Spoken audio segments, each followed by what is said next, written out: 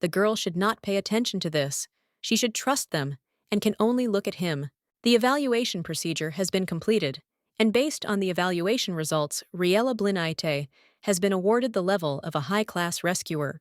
And she also confirms the title of the descendant of the Antu clan. They wanted to take her for 100 million Berks. So the deity did not leave them. They offered 20,000, believing that it could be exchanged for royal currency.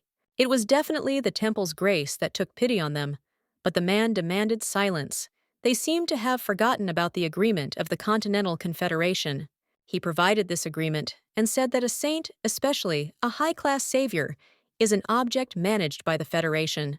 As a member of the Federation, they all have common property rights, so there is no point in fighting over it. So His Majesty must provide the ladies to them. There is no need to worry. According to the agreement, they will take care and cherish Lady Rieuse. The Emperor killed him and said that he was having a lot of fun there. So the once defeated criminal group introduced itself as a federation, and now treat the Emperor's wife like a thing, and think that she can be simply bought. There might be another funny joke they can pull right now. The High Priest asked His Highness to calm down, because this was the main temple. The saints are messengers of the Lord, but the Emperor did not care at all. He simply said that there is nothing on this earth that does not belong to him. The man immediately apologized and said that he behaved this way in the main temple because he thought that it was a den of thieves. He can't stand it when she encroaches on his treasure. And he wants to make an official statement that Herrn Linhart von Wilsbach is the owner of a woman named Riella Blinite. This statement is his, and it is a warning to those who are too greedy. Therefore, if anyone dares to become a victim of his greed, then let him be ready to fight with it. She turned to Riella and told her that she shouldn't worry and that she should hold on to him. She must not let the dirty blood touch her feet. After that, he hugged her. The touch, which made her feel slightly dizzy, reminded her of the first time she hugged her Hans. The girl asked Uncle Carl if it would be better to do it another way. The man said that he personally didn't care at all, but she still continued to ask him. It's just a couple of pieces of fabric, so he doesn't understand what all the fuss is about. But she kept asking him questions, so he yelled back that he didn't even know. She knew it. When Carl started to leave, it was another man who asked him why he was leaving. He thought that Carl would get angry and something irreparable would happen. The girl turned to Uncle Hank, and you noticed that Uncle Carl really looked nervous. Hank asked her what she was doing because she had to please the client. Riella asked who was trying to please the client. She was trying to please Fabian. The forest landscape that had become so familiar, the smell of earth and small caviar escaping from a small castration, trying to be pitched next to the tents. After Hank picked her up as a child, she didn't like such places, because she was there to run errands. She was something that caused her a bright melancholy, and she thinks that today will be the last time, because he promised to make her happy. The guy said that when he saves up money and gets out of here, she will become his bride. The day of Fabian's promise had arrived. The client's carriage was already arriving, so she had to step into her place and not do anything stupid. The man ordered that there should be no frivolity and stupidity. She should not control herself and maintain composure in any situation. Rila wondered how important this client was. If everything was so serious, he must have paid a lot of money. She couldn't believe that Fabian had done such great things. And when they asked for attention, she still saw Fabian getting out of the carriage. But then she also saw some woman next to him, who was also grateful for such a reception. The woman said she was very happy to meet Hank, and she also thanked him for his efforts. Hank noted that there was no effort, because if you think about the suffering the princess went through to get here, it was nothing. The client was a princess who seemed to have stepped out of the pages of a fairy tale, so she greeted hers. Her name is Princess Greta Fabian, had told her a lot about her, so she was really looking forward to meeting hers. They are close Fabian's friends and her friends, so there is no need for formalities. She also gave a ride, so that they could see each other in the evening, and Riella was a little more uncomfortable because they seemed close. This seemed to mean that the princess and Fabian were so close, she couldn't believe that she would meet the princess herself like this. She just can't believe that they could be compared, like that maybe even Fabian compared her to her. But then she saw that he came into her tent, and was a little surprised. Riella first asked why he came back, because she thought he went after the princess. The gentleman noted that he had simply forgotten about something, so Riella began to say that this was too much. The man didn't quite understand what she was talking about. Riella actually meant later that he would receive an order from the royal family and not tell her. Fabian smiled and asked for forgiveness. As an apology, he prepared a flower for her and hoped that she would like it. This is a Fabian rose, it seems he really was able to find it. Fabian noted that he had promised to turn all the flower shops in the village, like hers, upside down. Riella said he was already exaggerating. Well, even so, it's good that he's still so worried about the princess. After that, the guy said that he should go now, because it was almost dinner time. Of course he can go, he is her dearest lover. So it looks like all the plans for the future were already determined in advance. Hank noted that he was still in thought. This was the first time he had received such a large reward from Her Highness. The men were already drunk and started telling some strange jokes. Jokes are jokes after all, but they were sure that he would defeat this dirty mercenary. It's all for the princess, so the woman would say she was wondering how about taking advantage of this opportunity and moving everyone to the capital. If she doesn't want to, she can even provide them with military guard duty instead, since they tried to help the royal family. Fabienne, he still doesn't seem to be going to reveal that they're getting married. The woman asked the girl again if she really didn't like her proposal. Riella, well, that's not true, and her offer is very nice. The capital would be nice, but in fact she has some other plans. The princess was surprised and asked what it was about. The girl realized that she didn't know what she could tell. Her colleagues didn't yet know about her and Fabian's plans. They must continue to keep it all a secret, it seems, because it looks like her Fabian is a little nervous. When the princess noticed that the girl was not saying anything, she immediately asked for forgiveness. She didn't want to inconvenience her, so I should think about other compensation then. In general, this is not true. This is too much. But the princess wants this. She is grateful to her for a lot. Riella was shocked and said that she had done nothing again, so the princess asked her to forgive her. She wished everyone a bon appetit, and Fabian left with her. They were all worried to death drunk and starting to fall asleep. Riella did not understand at all why Fabian and the princess did not return. She thought that they had left him a long time ago, but she still had hope that they would return soon. And she was also very interested in what the princess was grateful for and why they were on such good terms. Maybe there is something fishy here, but she doesn't want to believe it. So she decided that she had to find them, which was very strange because the carriage was still there. And further on there is a shopping street. Here is a Rose Vavian, but it is not clear why it is here. In the darkness of the night, she saw the princess kissing her lover. She didn't want to believe what she saw. It was really her Fabian. The guy heard her quiet squeal and turned around abruptly. He saw his girlfriend, but the princess hugged him and pressed him to herself. After that, she said that for this she was deviating. Rayella recalled how Fabian told her as a child that she had a very beautiful name, and she liked the name Fabian. They were 6 years old, then a little love born from a name. He told her that she was more precious to him than anything in the world, and she should know it. The princess said that she loved him. He reciprocated her feelings, and they would go to the palace together. Riella asked him not to joke like that, and asked again if he was really going to the palace with the princess. She didn't understand how could it be, and kept asking what her daughter was doing about her. He did say that when this was all over, they would always be together. He promised her, but he did this to her. Meanwhile, men came up to them and asked what was going on. Riella told the horseradish that the princess liked Fabian. He was going to the palace, and she didn't understand at all what to do. The man said it was better to just let him go. Nothing would change because of her tears. The family said that they would establish good relations and achieve success. And although she cannot support him for some reason, she constantly cries. It seems like he wants to say that now she is the one who is doing wrong. Hank said that no one else had ever done that. The princess liked him. She was acting arrogant. They are not married, they have no child together, and they don't earn money to live on. Such is the relationship between a man and a woman. They got together, and then separated. Anything can happen. Riella realized that they already knew everything. That's why they suddenly stopped making fun of Fabian, as usual, as soon as she arrived.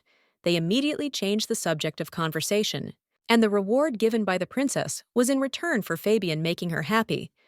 That is why she spoke of reparation. Fabian asked her not to leave, and to listen to him. He does not understand what he should do if she leaves. Riella said that he was the one who dumped her, period. She didn't understand why he looked like he had been dumped, so she took her hand back and started to leave. The man started asking where she was going. She had nowhere to go. She was told that she had to return immediately, but she did not stop. You can't drink alcohol. You don't have to go to classes. It's funny to watch the king's strange behavior. And for the girl he met too. He thought that she must have jumped off the cliff herself because they started shouting at him that a man had fallen into the water. He saw that she was crying. It was none of his business, so he felt he shouldn't have interfered. However, in reality, no one wants death so much that they end their own life in tears. This is something he knows too well.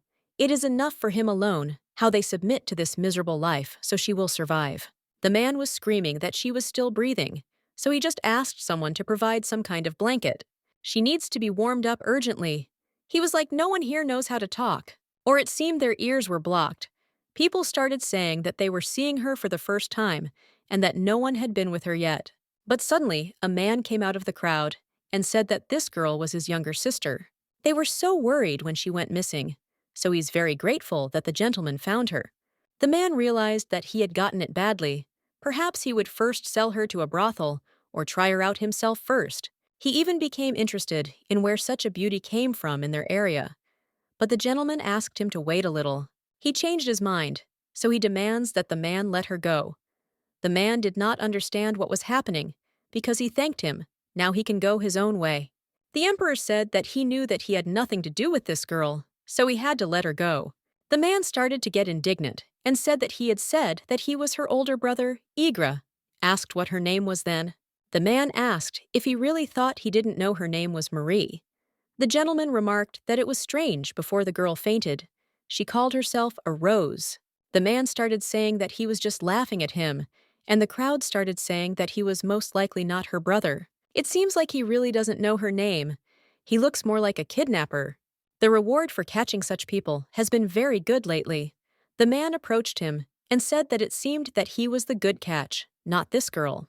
Perhaps we should hand him over guts and all as dog food. This man got angry about it. If Asian found out about this, he would go crazy. Something completely incomprehensible is happening here. You need to quickly prepare spare clothes. Other guests should not be allowed into that room. The man first began to ask what kind of orders the master was throwing at him here. But when he saw how much money was here, he immediately stopped being indignant.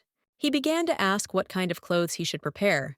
The gentleman said that he should prepare hope as usual and put it at the door. The man said that this would be done.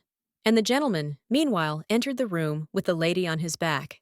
He was very interested in why she behaved so impulsively. Asian won't leave him alone if I find out that he ended up in a hotel with some stranger. Yes, the most influential men in the world would fight to possess such a girl. But he still doesn't understand why she had to jump into the water. Actually, it's important to me because it's none of his business. But when he started walking, this girl asked him to stay. She finally came to her senses. The man said that, I can't get up. I need to lie down. The girl asked him not to leave her and to stay. She is very scared alone. She doesn't understand at all what this is. Something strange happens to him, and the girl asks him to stay and lies there in tears. She called him Fabian and asked him not to leave. She lost that name many times. This year, there is no need to worry about supplies maps. The rain is starting. Well, what is this? No matter how strong the headache was, he had never had such vivid introductions. He started asking who she was and began to believe that she was some kind of witch. He demanded an answer, but the girl just cried silently. He didn't quite understand why she was so cold. He covered his mouth and stopped talking. He covered her and wondered how he had become so soft. He certainly didn't sense any danger, so he was still curious as to who it could be. Such a warm scent, it's completely unclear who this is and who Fabian is. It's hard and cozy for her. She fell into the water, so she doesn't understand why it's so warm. When she opened her eyes, she saw that there was a blonde man next to her. She took her hand back and didn't quite understand what was happening. Giving in to the feeling of sadness and betrayal, she behaved stupidly. But this guy saved her from this choice. She jumped herself and dragged him along with her. Riella stood up and began to think about how much of a nightmare it had been. She needs to leave quickly before he wakes up. She doesn't know whether to thank him or apologize, or blame him for bringing her back to this terrible life. Honestly, the only thing she wants to do is run away, so she will try to do it. Somewhere in the forest thicket of the southern expanses of the kingdom of Liotta, the bar at Fernie's, the man asked Rella to let him pay for their drinks, but the girl informed him that the bill had already been paid. But now he started saying that it was not true, and he didn't pay anything, so he started demanding the bill. The difficult autumn of enzymes passed. The spring of the next year arrived. The scars, which it turned out would never heal, began to hurt less. To tell the truth, it wasn't particularly good or bad. The main thing is that it was to this village that I managed to escape. But then knights came into their bar, who were completely covered in armor. They wondered what brought the knights here to such a corner. Finally, they found Riella Blinite, and she was arrested according to international laws. The girl did not understand at all what it was and what it meant. He said that until she was handed over to the Empire, she would be under the command of the Royal Knight of the Kingdom of Leota. The woman began to ask what kind of arrest this was and why they were taking her employee away. They don't even know why they're taking her. The man said she's accused of planning to assassinate His Majesty the Emperor of the Elschweg Empire. He also noted that this woman does not want to be taken away as an accomplice. The girl did not understand why she suddenly saw Fabian's face. Uncle Hank, Uncle Carl. She did not know what would happen now. She will have to return again to the day when they were looking for her, and said that she would return soon. If this were so, then she could have been protected, and there would not have been such trouble. She thought the nightmare was over, but it only continued. It's very cold there, but it's okay. She'll endure it, and it will get easier later. Perhaps Fabian has already gone looking for her. She is not sure that she will ever feel better. She imagined him saying that he would save her soon, so there was no need to worry. She really wanted him to save her, and they would be together again. But soon, when she had already lost consciousness in the cold and darkness of confinement, many lies testified against her. I hope to receive a reward. The miracle didn't happen in the end. There was nothing left but regret. Everyone greeted the emperor. The princess told her father that there was no need to worry because they had nothing to lose. The man agreed with his daughter and said that everything was indeed fine. That's right, because today everything will go according to plan. Everyone greeted the new son of the continent, the young Emperor Elschweg. The king said that they welcomed the emperor with all their hearts, but he interrupted him and said that he was simply grateful that the king had met him. The man began to say that the emperor must have been very lonely and that it was hard to get here. The gentleman noticed that this was indeed the case, and his ears began to hurt, so he immediately asked the orchestra to stop playing. The princess turned to His Highness and asked if he would like to take a walk around the palace. After this, a welcoming celebration will be held in his honor. But the emperor said that first, he would like to make sure that the transfer of the kingdom to his control would be successful. The man realized that he wanted to decide about that sinner right now, and the emperor confirmed it. He was surprised that the emperor wanted to do this right now. But the emperor's word is law. So the princess bowed to him and agreed. But her father began to ask Greta if she was really sure about this. The scaffold is far enough from here, and besides, the emperor will surely draw his sword. But in general, everything is even for the best. There are many observers here, so in the eyes of the village, the law will look only stronger and more durable after this. And yet he must come to his senses. The sooner they get rid of her, the better. The gentleman hoped that this would be the emperor's decision. This sinner who had attempted to shed the blood of a noble family was now in his power. He can do with her whatever he sees fit. Finally, this nightmare will end. But still, the girl had tears in her eyes. The emperor ordered her to raise her head, and when she did not do so, he repeated it again. Everyone did not understand at all how she dared not listen to him. It was not for nothing that she was captured. The emperor, to suddenly disappear and then return 10 years later, Hermann Linhart von Wilsbach. Many said that he ascended the throne of the Elschweg Empire very peacefully, but few knew how much blood was shed for the sake of this peace. The sinner who stood before the emperor like a victim would soon also turn scarlet. But the emperor asked her to raise her head and look at him. Normally, it was even affectionate. He noticed that she was very thin, even though she was a prisoner. She couldn't be starved to such an extent. Could it be that the man who had bent his opponent in the struggle for the throne in distant lands showed sympathy to a sinner? Everyone was perplexed. Perhaps he was offended by the sinner's impudence. It is not at all clear what is happening. The situation is heating up. It is urgent to sort it out. The man approached His Majesty and said that he would read out a report of the crime. In the conspiracy to assassinate His Majesty that took place last autumn in the eastern region of the empire, Riella Blinite is accused as the leader of the conspiracy. But the emperor tore his papers with his sword while he was reading them. The man did not understand at all what was happening. The emperor only said that he had forgiven the sinner, or he should tell Riella Blinite. The man immediately hesitated and said that he would make changes. The princess did not understand at all what the emperor was doing. After all, she was his goddaughter, so she could be killed, that's all. She doesn't like all this at all. Perhaps the emperor noticed something. People started talking about her falling, but many thought she wasn't even worth picking up. She's a prisoner, so she's worthless. The princess watched this. She noticed that the emperor was not doing anything, so she began to think that he might kill her if he realized something, then things were bad. But it is very interesting what choice he has left. However, feeling anxious and not always being wrong. Something happened that no one could have predicted. The emperor took her in his arms. The health of the prisoners who were supposed to be delivered to him in the empire had clearly deteriorated. In this regard, they expressed their deep remorse before His Majesty for failing to respect international law and causing a disruption in the investigation. He pretended to be angry. She just deceived them. It's not at all clear what kind of things this is. They understand everything. You have to know your limits and not behave so recklessly. The man did not understand at all why the gentleman did not warn him in advance. The emperor turned to Asian, and he began to say that this was all after he decided to use the carrot strategy rather than the stick, before he became the captain of the royal guard. He was his close friend. He started to say that all his hair would fall out because of stress, but the emperor said that if he uttered one more word, he would pull it out himself. Besides, it is not them who should deal with this situation, but the royal family. If he wanted to hurt them, then they succeeded.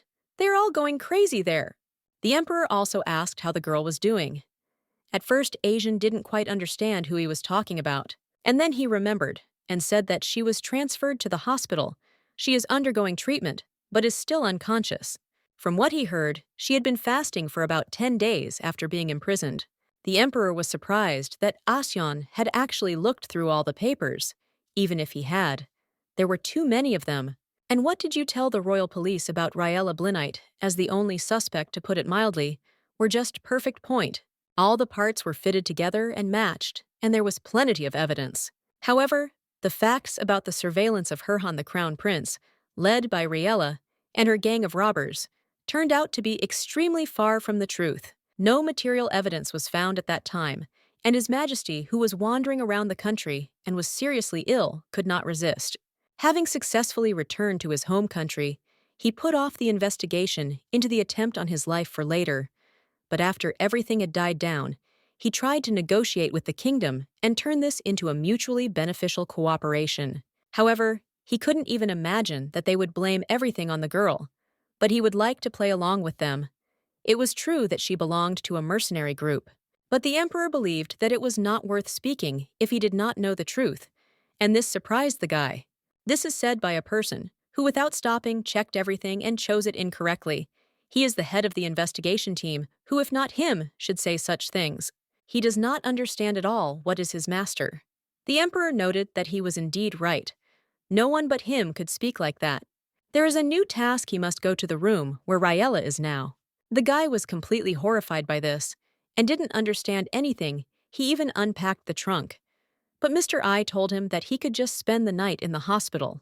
He also had not had lunch, so the emperor said that he could go there again. Now they had finished everything, and he could go. One of the emperor's messengers is lying in a hospital bed.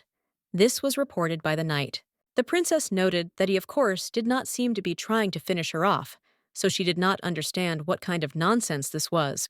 If he talks like that, everyone around will think that Anna staged the assassination attempt. After that, she kicked him out and thought about what was going on, why the emperor's assistant had to protect this girl. It's possible they found out that she ordered the knights to kill her, but that can't be true. They agreed with the witnesses and not to find fault, so she doesn't understand at all what's going on. Then she remembered Fabian, who had told the princess to be careful because she did not want to hurt such beautiful hands. Even if he were there, she doesn't know what to do. Before she wakes up, no matter what it takes, she needs to figure this out. He didn't say anything at all, and frankly, he's unlikely to say anything anytime soon. He does not understand what he should do, the man said. That strictly speaking, they are on the side of the accused, so it is natural for them to be afraid. and remain silent if they spent a little more time and try to convince her. But still, it will not work. 3 days had passed since she had come to her senses. He was sure that she would answer him soon, because so much time had passed, and she had to react somehow to what was happening. There were many different topics they could discuss, but despite this, she continued to avoid communicating with him. It was difficult to understand, especially given the circumstances of their meeting. This suggests that neither threats nor promises matter to her. She still pays no attention to his words, and this seemed very strange, even for his experience. Usually, silence is always a harbinger of the end, the approaching moment of punishment. But it was hard to believe that after she saw him, she remained silent for so long without saying a word. He could not understand how she could remain in such a state without saying anything when she first saw him. But then the young man began to reflect on his words and began to ask what the emperor really meant. He also noticed that the emperor looked very noble and handsome, and she probably would have immediately said so if not for the intervention of his assistant, who began to read a long monologue. Apparently, the assistant had nothing more to say, because people usually do not behave like that. He was so attached to the emperor that he practically never left his side, being next to him around the clock. He asked if he could find out why the gentleman was going to the hospital, not because it was his business, but out of interest and understanding of the situation. The emperor replied that it was obvious. He wanted to speak to her personally. Only then could he convey his words to her, and he had no other way to do it. The man realized that there would be no other way to find out how she felt. Only a personal meeting could bring results, otherwise he would not be able to get the information he needed. He noted that no one was watching him, unless they wanted others to notice that the emperor was leaving the palace, especially at such an important moment. He may be able to avoid unpleasant consequences if he ignores those around him, but sometimes he still fears the possible consequences if he watches too closely. It's true, because she looks like a madwoman. She's been staring at the wall all day, not reacting to anything around her. No greeting, no answer, just complete silence. They said she had gone mad. The news that she was about to be executed only confirmed it. But now that she had come to her senses, they decided that they would have to discuss her future. This place undoubtedly belongs to the royal family, but it is ruled only by gossip and intrigue, which are so prized for power and influence in this royal circle. In any case, everyone was determined to get rid of her as soon as possible. They didn't want her to stay here any longer and were waiting for her to be taken away. The gentleman approached her and remarked that he had heard rumors that she had become mute. This made him wonder how hard her silence had been and how she had been tortured all this time. He understood what she had been through, but he was sure that she could not continue to remain silent in front of the whole world. This silent protest could be her last. The lady remained silent. Then he came up to her, looked into her eyes, and said that it was time to speak, to somehow get out of this state. The emperor noted that her silence was an extremely offensive act, which clearly indicated her resistance and inability to communicate in such a situation. He had to remind him that it was time to think about the future of the kingdom, to plan important steps. But at that moment, his thoughts were completely occupied by this silence that was bothering him so much. He didn't know how to properly tell the emperor about this, especially in such a delicate situation. This was more than just a political event. He felt that something important had happened, possibly connected to their last meeting with the convict. It had clearly left its mark on their relationship and changed the atmosphere around them. Asyan said that he did not know how he returned, since he had been in this state all the time. When the emperor asked the master of ceremonies to arrange a meeting with the head of the kingdom tonight, and that they must be present, the man said that he would inform him immediately. The king would certainly be very happy they had already made all the preparations, so all he had to do was arrive on time.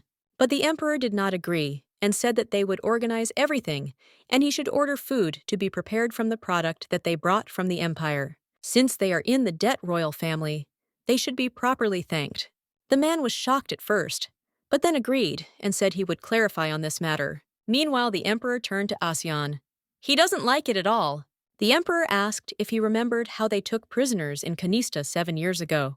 Asyan confirmed this, and also asked again whether he was talking about those who took the poison of the treasure and died, so as not to reveal secrets. but he also wondered why he was asking about this.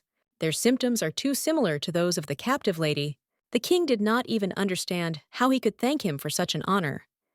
The emperor personally arranged this reception for him. He would be the first king whom the emperor honored with his reception. Since he was staying here, he decided to have a small celebration, and the emperor was also very glad that they liked it. The king began to say that they were simply delighted, but the princess did not at all 15. What did this all mean? They were humiliated on the very first day. All the banquets and receptions that they had prepared were cancelled, and now they're even treating her to their own dinner. It's completely incomprehensible how her father can pretend that he likes everything. The king, meanwhile, asked if the emperor was satisfied with everything in his chambers. The emperor offered that their castle was simply wonderful, thanks to them, forget me. His rest was very comfortable. The king began to say that he was very pleased to hear this, so his daughter began to think about why he was pretending that he was not interested in anything, although he himself was conducting an investigation right in the hospital room. They've been chatting for a while about nothing. Maybe he gave up. Riela is sitting there taking a mouthful of water, so he could have given up. Besides, it was the most logical of all possible outcomes. But she noticed that he was looking at her strangely. The emperor turned to her and noted that Greta looked too tense. So he asked Bill to bring the princess a cup of tea, but the girl began to say that this was not worth doing. The emperor suggested that she drink it because tea is very calming. This tea looks a little suspicious. But still the girl was grateful to him, and when she tried it, she was in complete shock. This is some kind of miraculous effect. The king also began to praise this wonderful tea. The emperor thought that the king also wanted to try it, and the lord confirmed this. He was happy to try it because it was the emperor's own tea. They collect it from plantations in the southern islands, so technically it's not his. Surely he had heard of a poisonous plant called clady. Then the princess was very scared. The father asked in horror what Greta was doing. Well, the girl was trying to tell him something. It seems that not only the photos of the poisonous plant scared the princess. If you control the dose, the plant extract has a calming and relaxing effect. Poison actually takes effect when there is too much of it. I noticed that this is an interesting explanation, but what if there really is poison there? But the emperor told them that this tea does not cause any harm, only heals, while the poison paralyzes the tongue and throat, causing a person to lose the ability to speak and think clearly. The king began to say that His Highness was very smart, but the Lord said that he only understood everything about these plants. After this, he turned to his servants and asked if the condemned point had woken up. In fact, he knows everything, so she shouldn't even think about deceiving him again. They understand the responsibility they bear for the mistakes they have made, and whether there is a way they can atone for their guilt before His Majesty, which means the conversation will not drag on for long. The emperor wants to end all this as quickly as possible, since the enemies of two states are here. There is no point in additional conditions. The king said that it seemed to mean that he wanted to execute that girl now. Well, that's not true. He wanted to take full responsibility for Raela's life. From now on, she will be under the protection of their empire. So he asks not to pay too much attention to her. They started to return, so the emperor immediately turned to the princess and asked if she really had any weighty objections. Greta didn't understand at all what this girl was doing. Not only that the kingdom was humiliated by a simpleton who should have died long ago. She remembered Fabian asking her on his knees if Raela would be okay, and she said that she would be fine. She repeated this many times. Fabian knows that everything is well prepared, but he is worried. But the princess said that he has nothing to worry about at all. She swears she won't kill her, but she's now wondering what this woman is doing. It's just annoying, of course. Well, the game was lost the moment the emperor exposed it. However, she reported that she had no objection, but the day of her revenge would come. He suggested that I had 2 of her bodies in prison. She was taking a huge risk point. With the help of their medicines, they barely managed to remove the poison from her system. The maids did not understand at all why this sinner was still in the castle where the emperor lived. Aishan noted that it was his fault no outsider could get into the palace, but nevertheless, he still somehow got to the girl. In any case, ID penetrates the human body unnoticed. Perhaps the attacker could not even imagine that they would notice it, so he used the poison of the lad instead of any other to hide everything. Despite long-term use, a person can die from the effects of the laying, while all his sins will go with him, as well as the victim buried in the grave. This may be the final outcome of evil.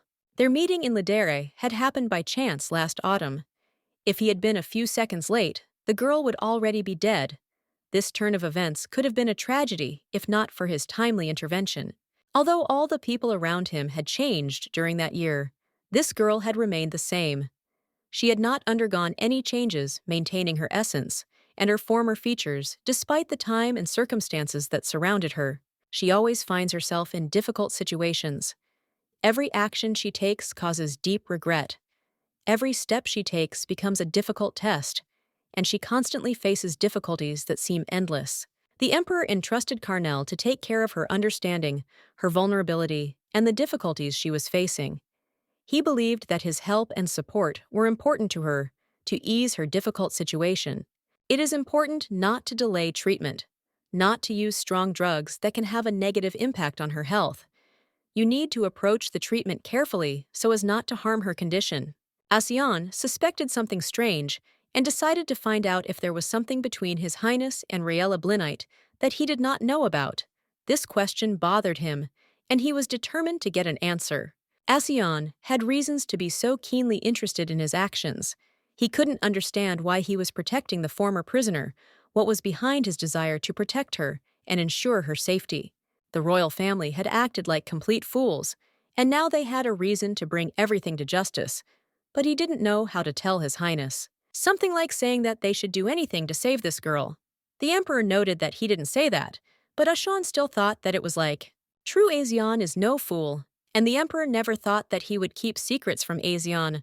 The gentleman wanted to say something else, but the guy asked him not to change the subject. He wouldn't fall for that. That's why the Emperor began to say that he had a severe headache lately, and he was also experiencing hallucinations.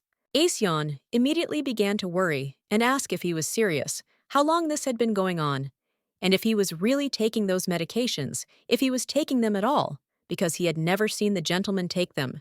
The Emperor decided that this was the best way out, and having made his decision, he decided to leave. He was sure that it would be the right thing to do, and therefore he did not delay his departure any longer. Asian, noticing his intentions, addressed the Majesty with a question. He was surprised by this turn of events and wanted to know why, exactly, after such a conversation, he decides to leave. Riella remembered the moment when she and her lover were walking in the garden.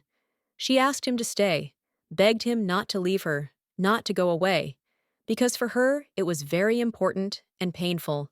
This man was Fabian, and she was desperate, begging him not to go. He was her closest person, and she couldn't bear the thought that he would decide to leave and leave her alone. At that moment, she remembered Fabian's words, when he said that she was more precious to him than anything in the world. He assured her that she occupied a special place in his life, and her loss would be irreparable for him. Riella desperately didn't want to think about it. These thoughts oppressed her, and she tried to throw them out of her head, trying to get rid of these heavy memories, but they continued to haunt her. Riella sincerely hoped that the Emperor could help her. She believed that he had the power to intervene and change her fate, especially at a time when she felt that her life was hanging by a thread. She couldn't accept the fact that he was going to leave. She begged him to stay, assuring him that she had done nothing wrong and that she deserved his protection and help in such a difficult moment. Soon, Riella woke up in a cold sweat, shaking all over, from the nightmare she had experienced. Her breathing was intermittent and heavy, and this did not escape the attention of the doctor, who immediately noticed her condition. The doctor noted that Riella needed more rest. Her body had not yet recovered from the effects of the poison, and the recovery process was not complete, which explained her weakness and malaise. When Riella began to make some sounds, the doctor did not immediately understand what she was trying to tell him. She tried to express her desires, but her condition did not allow her to clearly formulate her requests. The doctor then suggested tying her to the bed, as he predicted that she would be violent when she woke up. He knew that her physical and mental state at that moment could be extremely unstable, but they soon decided to stop when she suddenly crawled to the table with papers. Despite her weakness, she tried to perform some actions, which testified to her determination and resilience. The man grabbed her arm, trying to stop her, and began asking her anxiously what she was doing. He was concerned about her behavior, not understanding what she was trying to do in such a state. Then the Emperor entered the room and asked what was going on. The girl immediately understood who had entered, but the gentleman noticed that it seemed the sinner had written something. It looks like she's asking for salvation, but it's not entirely clear why he's asking. He knows she was set up, but that doesn't mean she's completely innocent. It doesn't matter to me whether I did something illegal or not. She is an accomplice, and that fact remains unchanged. But why should he help her? She has no other choice. If she doesn't cling to this man who was supposed to execute her, she might not get another chance. Still, he will try to change the question so that it will be easier for her to understand him. If he helps her, she will probably run away this time too. She can't believe the proud look that pierced her, as if he was scolding her for recognizing him too late. The gentleman noted that it seemed that she recognized him now. It seemed that he had already helped her several times, so he was interested in how she would repay him. And then he said that he would wait until the answer came from her lips. He ordered that they do everything possible to get her back on her feet within a day. As emperor, he will not tolerate any shortcomings in the care of Riella Blinite. And after a couple of days, the palace was filled with rumors that no one could believe. Everyone began to say that the emperor had fallen in love with him while treating him. There is no other reason why the emperor ignores all royal events and lives in another palace. All for the sake of this sinner. But you need to speak more quietly, because someone might hear. It's really a secret, as Bree from the Western Castle said the other day. The imperial retinue came. He asked to pick out women's clothes and left the finest silk as fabrics. They themselves do not believe it. And also the fact that all these new clothes are needed by this girl. Then the maid said that she and the princess had better go back. But the princess didn't want this. She doesn't understand how she dares to end up in the holy royal palace, even when her intestines are almost covered with moss from the inside. Rumors are spreading at a terrifying speed. They are talking about the greatest love of the century. Perhaps it was all the charms of the femme fatale that captured the emperor's attention. They say that this has become much more popular lately. Aishan was shocked that the emperor was laughing at this. He couldn't win that. He was actually amused by this situation. The emperor said that this was funny, he was having fun. Political dramas were not his thing. True love was just child's play. This situation was completely impossible to take seriously. Aishan was sure that something clearly happened to him with Riella Blinite, and that is why he was protecting her. The emperor began to say that he didn't even know the guy was very angry, and said that he would strangle the emperor someday if he couldn't get an answer from this side. Then he decided that he would ask her personally, that he would come to her personally and talk to her. The girl noted that she had heard that the emperor had ascended the throne last winter, and what exactly had happened when he ascended the throne. Aishan realized that he was in trouble. He couldn't explain all this. What he was interested in was what happened between her and the emperor. She began to ask if His Majesty really knew that the royal family was to blame for everything. The gentleman did not understand at all where she got so many questions from. She also asked what would happen between the empress and the kingdom. She believed that there would be a war. If His Majesty was originally the crown prince, then it is unclear why he was not present at the imperial palace. After that, the gentleman stopped, and I asked her to be silent for a while. He doesn't even have time to answer, and it's unclear how she even brought him to this conversation. He also asks for forgiveness for what he burned. Everything is very complicated, that he himself doesn't understand anything. On one side, there was a massive stone wall, and on the other, there was an unusual softness. The space between them was strange and contrasting, creating a feeling of some duality. Riel was visited by a doctor who said it was time for a little rest. He asked her to make a sound to test her voice, and noticed that her recovery was almost complete. She could now move a little. Although Riella was not yet under strict supervision, she was advised to walk down the hall to her room. Now she could rest while the doctor prepared to leave her. Suddenly, the girl turned to the doctor, surprised that she was not given a dungeon, but a normal bedroom similar to those found in royal palaces, instead of being left in prison. Not only were there comfortable clothes around her, but there was also care for her health, delicious food, and she didn't have to go out to understand how people would look at her. She wasn't the only one who felt fear and confusion. The people around her also didn't understand what was going on, and what strange actions this young man was taking. Riella couldn't understand what exactly was going on, or what motivated his actions, much less figure out his feelings or true intentions. She wished she could just ask where he was now, and why she was being kept here, but she didn't know how to ask that question.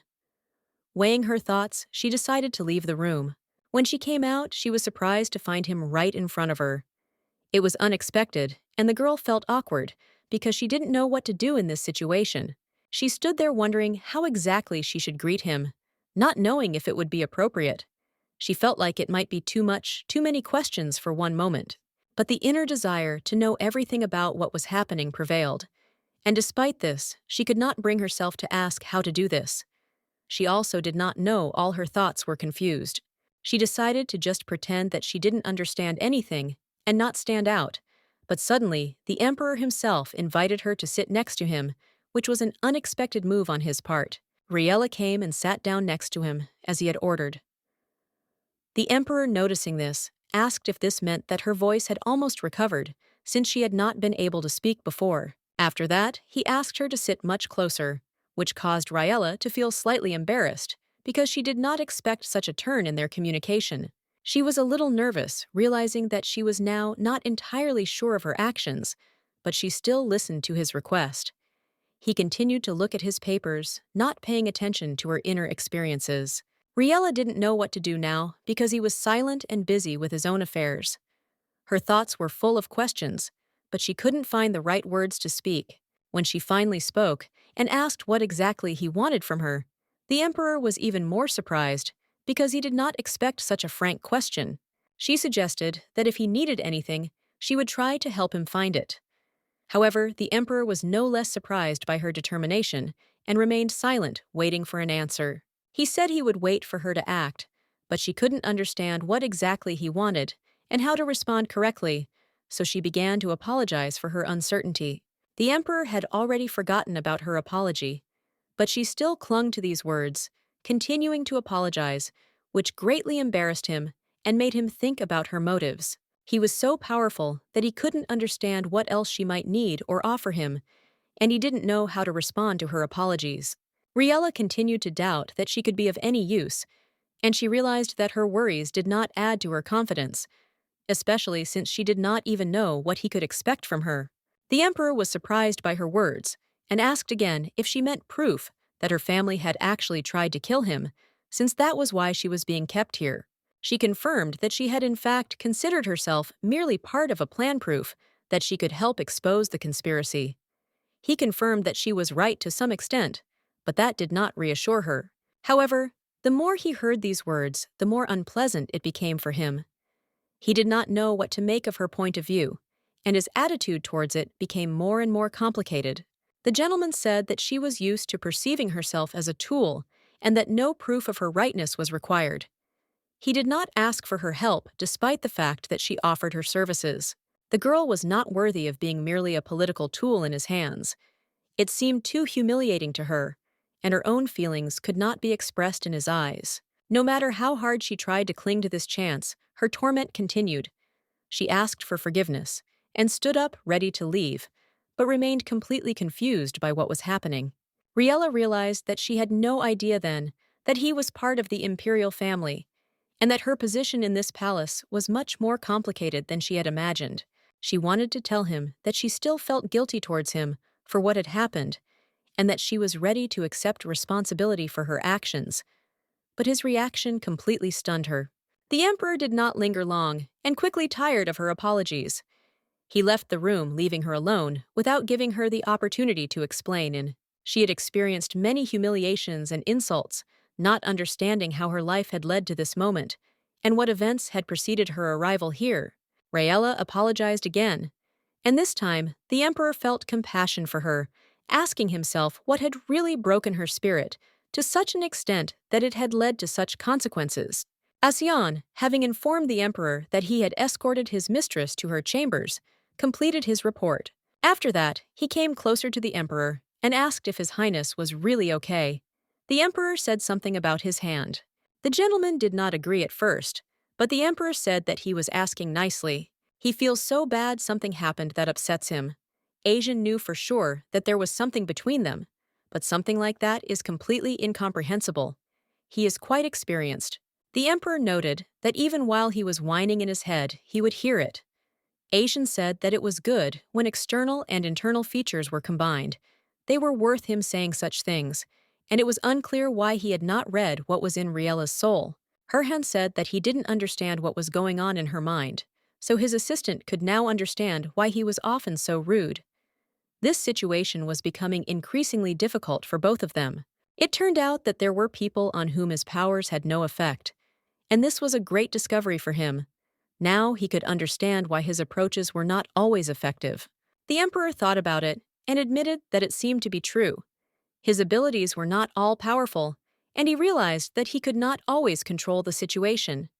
This discovery surprised him a little. Although he was born with a unique gift, he knew that he couldn't always count on being able to see into everyone's soul. Perhaps her soul was too dark and complicated for him to understand. He couldn't understand what she expected from this situation because her actions seemed illogical to him. All her actions baffled him, and this complicated further interaction with her. Fabian and the others who valued her had abandoned her, and now she was alone. This only added to the sense of rejection and despair she was currently experiencing. She began to think that this guy was no different from all the others, and now her hopes for him began to fade. He seemed as heartless and cold as everyone who betrayed her. He asked her if she thought he would ask her for help. She didn't understand, which should have surprised her. He was firm and determined, and he wasn't going to ask her for anything. Emperor Elschweg, with his cold heart, would not ask for help from a simple sinner. He was too proud and independent to rely on someone who could not offer him anything of value. She couldn't understand why he hadn't sent her away yet, since she had expected him to do just that. His silence only increased her sense of anxiety and confusion. Despite his harshness, there was some mercy on his part. This gave her hope, however faint, that her situation was not as hopeless as she thought. She owed him for not sending her away when she started to leave. She couldn't just ignore him. This was His Majesty's territory, and she couldn't ignore it. Riella tried to explain that she needed to speak to His Majesty urgently. She knew that the situation required immediate intervention, but her request was not taken seriously. Then Isian appeared and asked the guards to step aside, allowing Riella to pass. This was unexpected for everyone, and no one knew what caused the general's decision. He turned to the girl and said that she could enter the office, but it was so unexpected that everyone was shocked by his action. This decision caused a stir among the guards. The guards couldn't understand why the general did this. They didn't know what motivated him, but the girl simply thanked him for the opportunity to enter and continued moving forward. Aishan ordered the guards not to interfere and hoped that Riella would soon forget about all this. He was sure that everything would be resolved and that this incident would leave no traces behind. Riella came closer and said that she urgently needed to speak with His Majesty. She did not know that her request would meet with such difficulties, but she was ready to do everything to make her heard. She came closer and began to think that he would surely say that she could not come in. All her expectations were not met, and her anxiety grew, although she continued to hope for help. She lowered her head and did not raise it when she realized that something was wrong in the room. She saw that His Majesty was sitting on the floor, and her anxiety increased as the situation was very serious. She rushed to him immediately, asking if he was really okay. Her heart sank with fear because she didn't know what had happened, but she intuitively felt that something terrible had happened. She started screaming for everyone to come here and help because His Majesty was unconscious, but to her surprise, no one listened to her. The whole situation was becoming more and more chaotic and difficult. She noticed that the room was too far away and realized that no one would be able to hear her screams. She realized that she had to act on her own if she wanted to help. Her throat was very sore, but that was not important now. What was important was to get out and call for help despite her own weakness, because his condition required immediate attention. The emperor suddenly moved and the girl turned, beginning to ask if he could really hear her. She couldn't believe he could answer, but her hope was revived. Riella reassured him, saying that she would immediately call someone for help. She tried to remain calm despite her confusion and was ready to do everything for his safety. She wondered if he knew what it was like to feel the pain of loneliness. She wondered if he could understand her suffering, since they were both deprived of care and attention. Did he know even a little bit of this pain? Did he feel lonely like she did? She tried to understand what he felt in this moment, and if she could help him understand her feelings. She knew she couldn't stop him, but she kept talking, asking if he could hear her right now, hoping that her words would have some effect on his condition. She was ready to do everything to help him. She would call everyone who could help, because his safety was the most important thing to her, and she could not allow him to remain in danger. The emperor spoke to her, and the girl realized that he finally heard her. It was the moment when she realized that her words had reached him, and it gave her the strength to continue to act. He turned to her again, and the girl replied that she was with him, not leaving him alone. It was a moment of relief, although it was still unclear what would happen next. At that moment, the guards burst into the room, shouting to know what that scream was. They did not ask about the emperor's condition, but immediately began calling for Sir Carnell and tried to take the girl away. The guards were not interested in the state of His Majesty. They immediately began calling for Sir Carnell and trying to take Riella away, believing that she was a threat despite her actions. They said that she had to let him go immediately and leave the room. Riella didn't understand what was happening, but she was forced to obey despite her feelings. The emperor asked her to leave the room immediately. His assistant helped him up, and the situation began to return to normal, although it remained tense. The aides said they would take her out, but the emperor said it couldn't be done that way. He demanded that the guards take their hands off Riella and let her go. The guard was shocked by such an order, but Riella obeyed the emperor and agreed to leave the place. Everything points to the fact that he is having convulsions. Apparently, he forgot to carefully monitor his condition, which led to such consequences. His body is clearly not coping with the overload. Aishan noticed that the emperor was admitting his mistake. He realized that he should have stayed by his side. The girl thought about this diagnosis and the possible reasons for his condition. She looked at the emperor and realized that she now knew his secret. He was probably waiting to see what she would do with this information.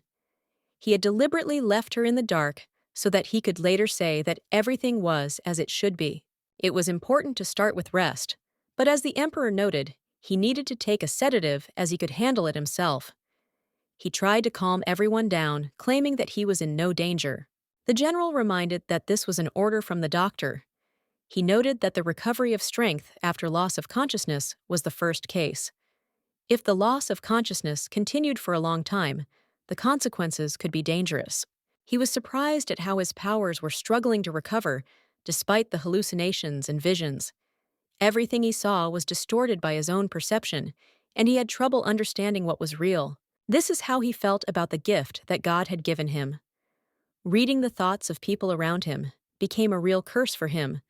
This gift, instead of helping, caused only suffering and uncertainty. Asyan decided not to pursue the matter further and asked if Miss Rella had touched the emperor. He was wary and wanted to understand if her touch had somehow affected his condition. If it was a burst of energy, then an accidental touch could have serious consequences. Such things could be dangerous, especially if you don't take into account all the factors affecting his health. The girl understood this and expressed her concern, saying that she could not leave him without help. She took his hand, hoping that it would not harm him despite the possible risks. The young man was horrified and asked again if she really took his hand. His reaction was full of confusion and fear because it was unexpected and contrary to his expectations. Asyan began to shout, condemning her actions. He couldn't understand why she did this and reminded her that it could cause even more problems if she didn't realize the full extent of it. He was sure that she did not understand what she had done, and this worried him greatly. The girl was simply at a loss, not knowing how to properly respond to such reproaches and accusations. The emperor asked him to calm down, but the boy did not agree. He believed that this was not the case when he could simply say, "Enough." He was full of emotions and determination to express his opinion. To make an accurate diagnosis, you need to take everything into account: how it was before and after the attack. The emperor noted that he clearly understood that the person who approached him was the key to solving this issue. He had to calm down because the emperor, as he claimed, was not dying. It was an important point, emphasizing that although the situation was difficult, there was no need to panic. After that, the gentleman asked for forgiveness. He realized that he had gone a bit overboard with his emotions. The girl replied that there was nothing to worry about. She understood that his reaction was caused by his emotions. Riella felt relieved, but she still wondered if her actions had affected the emperor's health. She was worried that she might have accidentally harmed him with her actions. Asyan began to wonder what these fits were, and whether he might never fully recover. He knew that information about today's incident should not be released outside the room. She understood that she had no right to interfere in this matter. Therefore, the girl remained silent, but she was still asked if she knew that this secret should not be revealed to anyone. The girl didn't understand why she couldn't just stop paying attention to the emperor. He noticed that she had come to discuss something important, but it seemed the conversation would have to be postponed. Although she wanted most to be helpful, her main desire was to comfort him and ease his suffering, which no one knew about and which he hid from others. When they departed, they asked His Majesty to rest.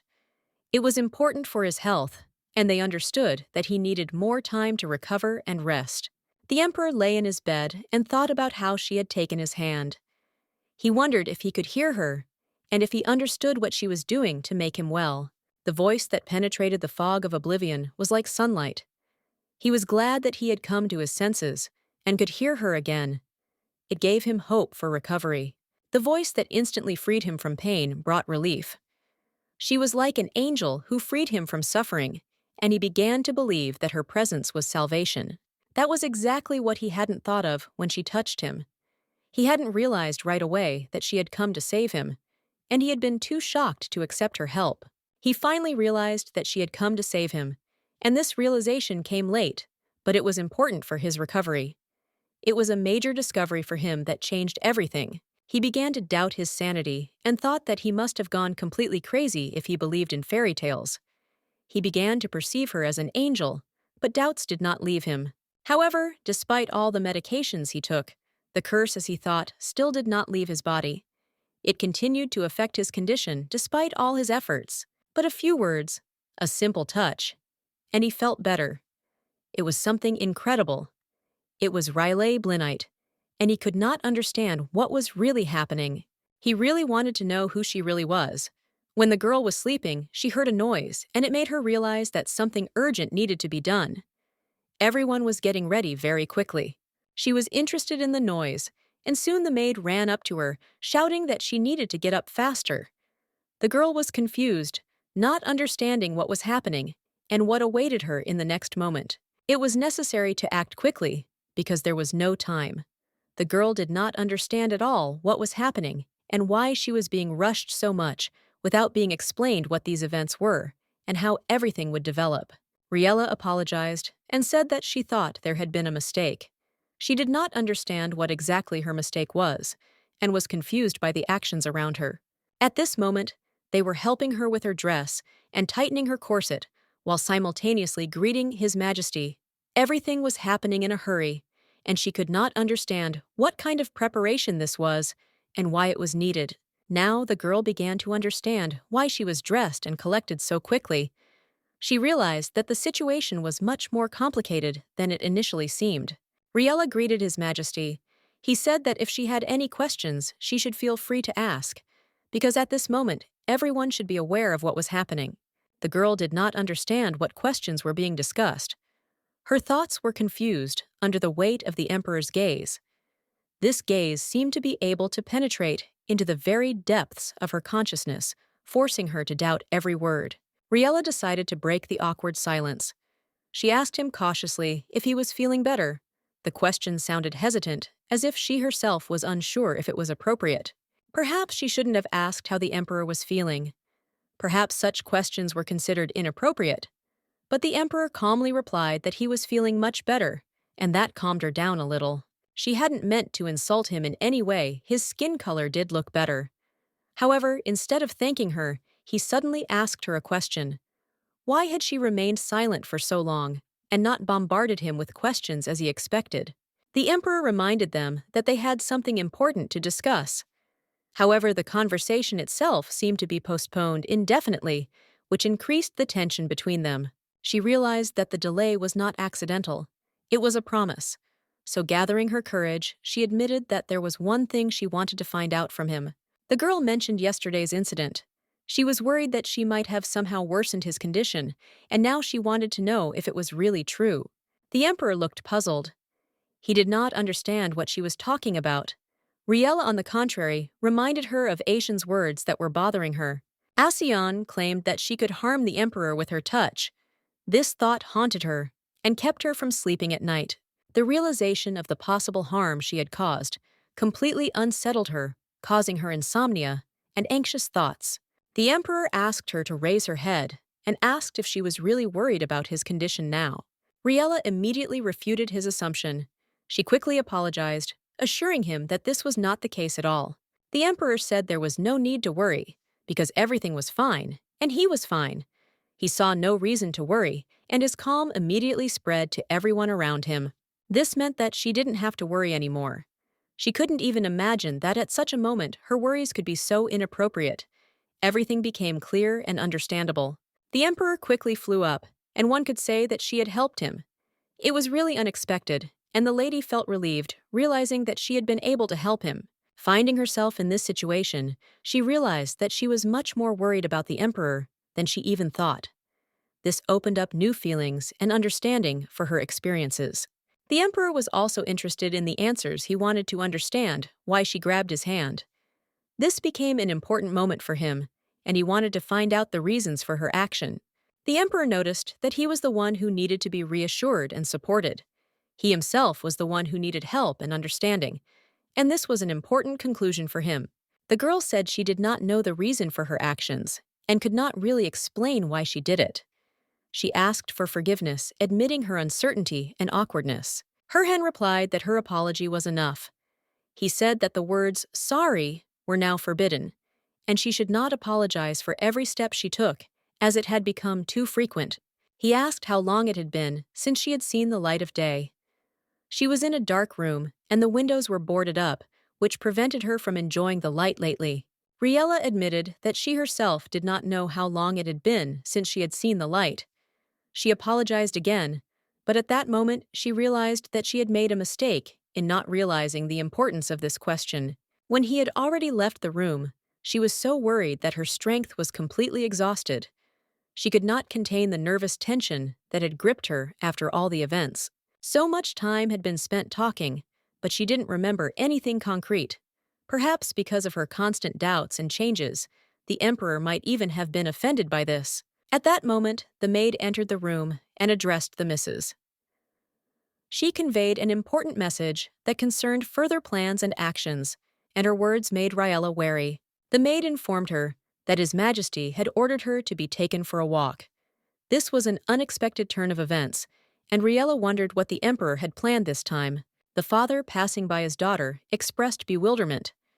He did not understand what was happening, especially after the emperor had refused to receive her for the third time, and all this seemed strange. He even sent people to talk to the emperor, but Greta started to claim that she didn't know what the problem was. Father had to go and sort it out himself. It was sheer madness. For the third day in a row, the emperor had not been received, and it was unclear when the meeting would take place. All these events seemed completely illogical.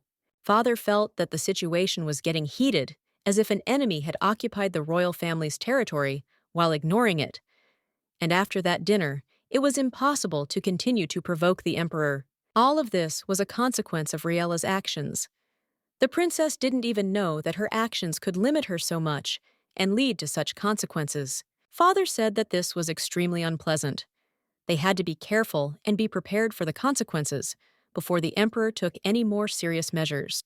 Greta asked again what compensation he was talking about and how he was going to apologize for the assassination attempt on the emperor. He would probably say that he would become his vassal, and that was it. But the king started saying that he wasn't the emperor at the time, so it was easier. But the girl started saying that the crown prince on the run was still part of the royal family, and he was the emperor now. And he wouldn't just forget about what happened. The king interrupted her and said that she must say what she wanted him to do. He had read that the matter was that she had drawn those foolish mercenaries into the matter. He said that his abilities could not be relied upon, and that his skills were clearly insufficient. However, despite this, she insisted that he be called. It turned out to be a mistake, but the princess insisted on her own. The princess had ordered that such words should not even be spoken. She did not want to hear anyone doubt his abilities, despite his lack of experience. She believed in him. He understood that every person has his own path, but he still could not understand why she was so eager to follow this unknown boy. The girl exclaimed again, demanding that he not dare to talk about Fabian like that. This boy absolutely does not deserve such treatment. She must not forget that both she and he were involved in the events when the order was given to get rid of the crown prince, which left them in a difficult situation. But overall, there would have been no mistake if it hadn't been for that mercenary who decided to retreat at the last moment. If it hadn't been for his doubts, everything could have turned out differently, and the situation would have been resolved. It was then that they discovered where the crown prince's weakness was. However, this was essentially their mistake, which prevented everything from being completed as planned, revealing new vulnerabilities to them. The issue remains unresolved. This is far from the end of their struggle, and they understand that they must continue to seek solutions despite all the difficulties and uncertainties. The girl, unable to contain her emotions, exclaimed, asking if he knew how many times she had to repeat that Fabian was now hiding from the whole world. He did not see the light of day and was constantly hiding from threats. He is not someone who should hide and be afraid he is different from others. He should be strong and persistent despite the circumstances and should not be perceived as someone who hides from everyone. Even if she had to bend the knee to the emperor, she would not let their royal family collapse, so he could not insult her people under any circumstances.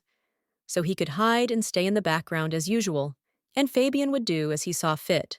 Riella was informed that His Majesty was waiting for her at the beginning of the garden, and she must hurry so as not to be delayed. She quickly realized that time was of the essence, and that she must move without delay. The girl, for the first time in a long time, felt the warmth of the sun's rays. It brought her an unusual feeling of joy and relief. She almost forgot how pleasant it was to be in the open air. All the time since her arrival in this palace, she felt only pain and fear. These painful feelings became her constant companions, and she could not get rid of them. She wondered what spring must feel like in a royal palace. The air was fresh and cool, the flowers were blooming, and the atmosphere of the palace itself seemed alive and full of life. The gentleman called her to him again, and looking at her, he looked again with such a piercing gaze that made her heart beat faster. She could not understand what exactly he felt. She couldn't figure out how to treat this guy who was standing next to her now. There were a lot of doubts in her soul, and she didn't know how to react to his presence. He was the man who had taken her hostage, the emperor of the Elshwick Empire, a man with great power, but she could not fully understand his motives and true intentions. Or maybe it was the guy she spent the night with in Ladare, the one with whom she had experienced unusual moments. The emperor had asked her to go for a walk, but she didn't know how to take it. Or maybe it was the same guy who loved watching cherry blossoms. His attention to the beauty of nature always made her feel strange. She couldn't decide which was more important. She couldn't figure out what to call him in the complicated relationship they had. These thoughts were swirling restlessly in her head, but she couldn't find an answer. After this, the emperor came and asked what was going on. He was unhappy with the situation and demanded an explanation. Everything seemed more and more confusing. The guards said they had chained her up to ensure his safety, a decision made to play it safe, as no one knew what she might do in such a situation. The guards didn't realize that she could do anything, so they tied her up to make sure she couldn't do any harm. The emperor was surprised and disappointed by this decision because it clearly went against his ideas about security. He did not expect that there could be such mistrust in his palace. The emperor, despite his power, asked himself, did he really look like an emperor who should be threatened by this unarmed girl? He could not believe that his safety was at risk. The guards, noticing his words, immediately began to ask what he was talking about, expressing concern and bewilderment. But the emperor gave them a stern look that made them freeze in their tracks. Then, briefly but commandingly, he ordered the captives' shackles to be removed. Realizing their mistake, the guards began to ask for forgiveness, expressing sincere remorse. They rushed to carry out the order, and in a few moments the girl was already freed from the shackles that had fettered her freedom. The emperor had wanted to do this for a long time, but circumstances held him back. He could hardly contain his impatience. Riella, understanding his impulse, gently assured him that everything was fine, trying to smooth out the tension hanging in the air. After this, the girl, looking at the emperor, addressed him with gratitude. She noted that due to the circumstances that had arisen, she had the opportunity to look at the world in a new way, for which she was sincerely grateful. However, before she continued, she paused, wondering if she should say it outright. Thoughts filled her head, and she began to question the appropriateness of her words, wondering if they truly reflected her feelings. She remembered how, in Ledere, he had saved her from death when she was on the verge. The emperor had given her a chance to justify herself, to explain her actions, and she felt that it was thanks to him that her life had changed. He removed the cold shackles from her wrists that had reminded her of pain for so long, and showed her the beauty of the world, the cherry blossoms that became a symbol of new hope and freedom. These memories made her decide. She thanked him sincerely, and from the heart, which caused surprise on the emperor's face. She did not expect his reaction, but still felt that she had done the right thing. The emperor smiled and remarked that he probably looked stupid, because he should have been the first to thank. His words sounded unexpected, but sincere. Riella realized that her gratitude should be sincere, but not obligatory. She decided that words of gratitude should sound without expecting anything in return. She couldn't look up at him, embarrassed by her words. Riella suddenly realized how beautiful the world could be. These moments seemed almost unreal to her, but they filled her with new meaning. She had never thought that she should be grateful just to be alive, but now she realized how important it was, and wondered how she had ever failed to appreciate it.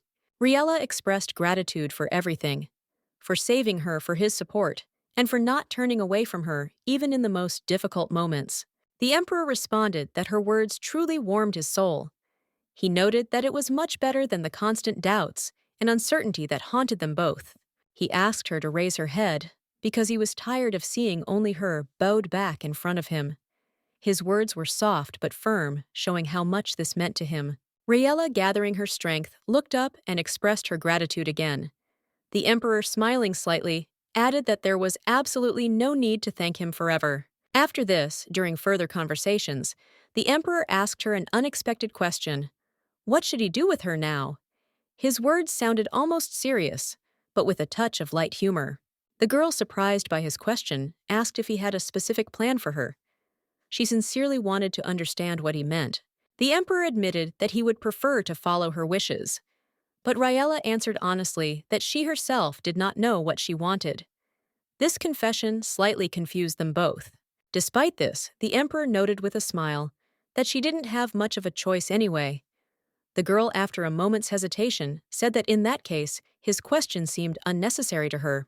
However, he explained that he simply wanted to know what was on her mind. The emperor rarely cared about other people's thoughts, preferring to act in his own way, but with her he was different. He admitted that he usually doesn't ask many questions, but follows his own desires, which sometimes seem selfish. However, in her case, he felt differently. The emperor emphasized that it was precisely because of her silence that he so often asked her about her thoughts and feelings. Her secrets and mysteries did not give him peace. He worried about what her ruby eyes were hiding, how the scars on her wrists hurt, and what might be hidden behind her words. Poison or something else, but no less attractive. The emperor felt he needed to get to know her better, and so he decided to approach her. Before she could say a word, the princess suddenly appeared from behind her, which surprised her. The girl was completely unprepared to meet the emperor here, and this was an unexpected, but at the same time surprisingly pleasant moment for her, because she did not expect such a turn of events. Who would have thought that the emperor would be strolling through the garden where she had been looking for so long without noticing his presence? It was truly unexpected, because the emperor rarely leaves the palace halls. She looked for him everywhere, but she couldn't find him, which worried her a lot. And besides, she wanted to understand why the emperor was still not in good health. Maybe he needed help. The princess noticed that they had not seen each other for a long time, despite the fact that they both lived in the same palace. And it was strange that they crossed paths so rarely that they did not even have time to exchange a few words. The emperor thought that her visit to the garden was clearly not accidental, and that she probably wanted to discuss something important. If necessary, he was ready to go anywhere, even to the most remote corners, just to resolve this issue. She was determined to continue her work, and if necessary to go further, no obstacles could stop her, because she was determined to achieve her goal despite the circumstances. The emperor said that they could talk later, when it was convenient for both of them. He could not give her enough attention now, but he was ready to meet her at another time when all the issues were resolved. He promised to send a notice to the palace about the appointment so that they could continue their conversation. The princess was surprised that Riella had remained here all this time without any apparent reason. The princess also noticed that Riella had not greeted her, which she found strange. It was not quite usual, and she felt a little awkward, but decided not to focus on it. Or maybe Riella hoped that her unexpected appearance did not disturb the tranquility of their walk, and the princess did not intend to interfere in their private moments unless it was something important for everyone. The emperor, hearing this, thought that the rumors circulating in the palace were most likely not lies. He understood that the conversation with him was not so urgent, and he should not rush things, giving time to sort out the situation. However, the princess did not agree with his opinion and decided to tell him that this was not her goal. She wanted to meet Raela Blinite and discuss the important issue that was troubling her the most. After that, she turned to the girl, asking her directly if she really had nothing she could say or discuss. She hoped that Raela was not hiding anything important from her or the emperor. She doesn't realize that her hand, so much larger and warmer than her own, seems to be giving her everything that life has to offer. In this gesture, there is all the support and care that she could not even dream of. The girl calmly said that everything was fine. It was very important that this hand was nearby. Without it, she might have choked with fear and tried to hide from everything around her. One look at this girl gives her goosebumps. Riella confidently stated that she definitely has something to talk about with the princess. It will be an important conversation that is worth having. She asked what time they could meet to discuss everything. Riella was in the mood for a serious conversation and wanted the time to be convenient for both parties. The maids could not understand how this girl dared to contradict the princess and answer her so impudently. They thought that she was too close to the emperor and thought that she was trying to flirt with the throne. The princess, with cold determination, told her not to leave her alone. She expressed pity for the girl, confident that soon she would be crawling at her feet, obeying her. All that remained was time. If you look closely, you can see that she looks like she's about to fall. You can read fatigue and despair in her eyes. It was impossible not to notice it.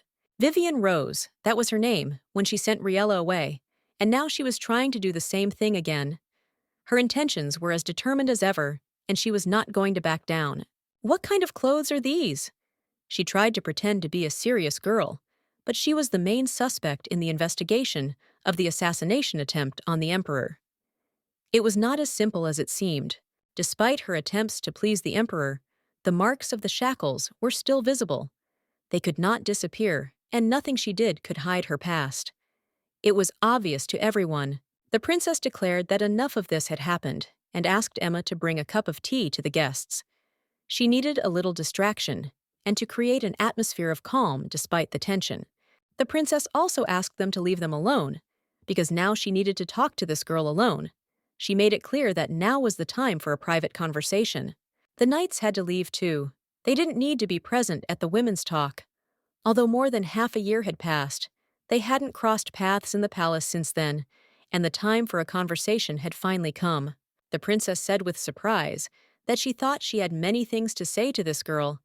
She was ready to open up, but she didn't know how to start properly.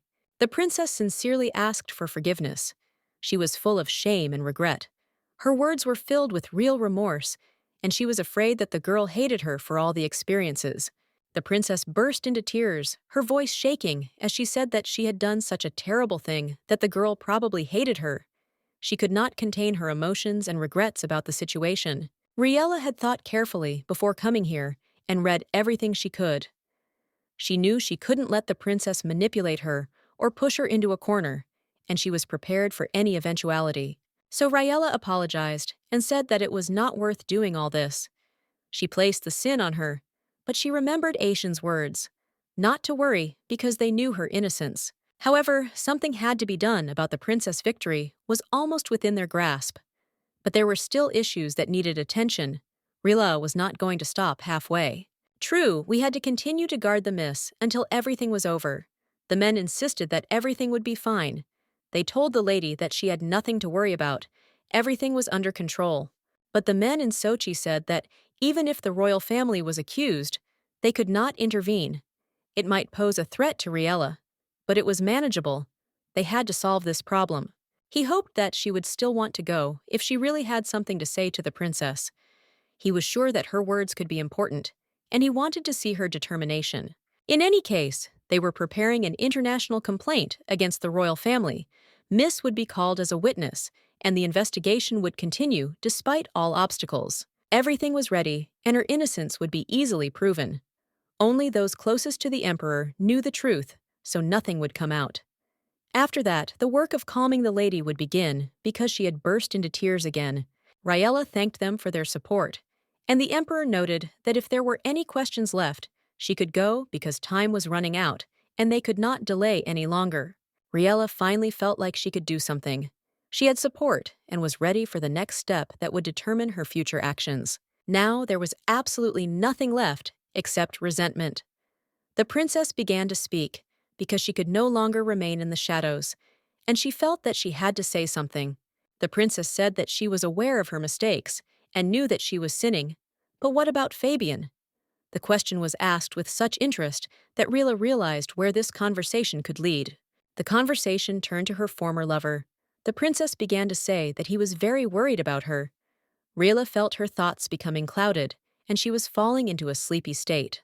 She didn't know how much Fabian valued her and how much he cherished her.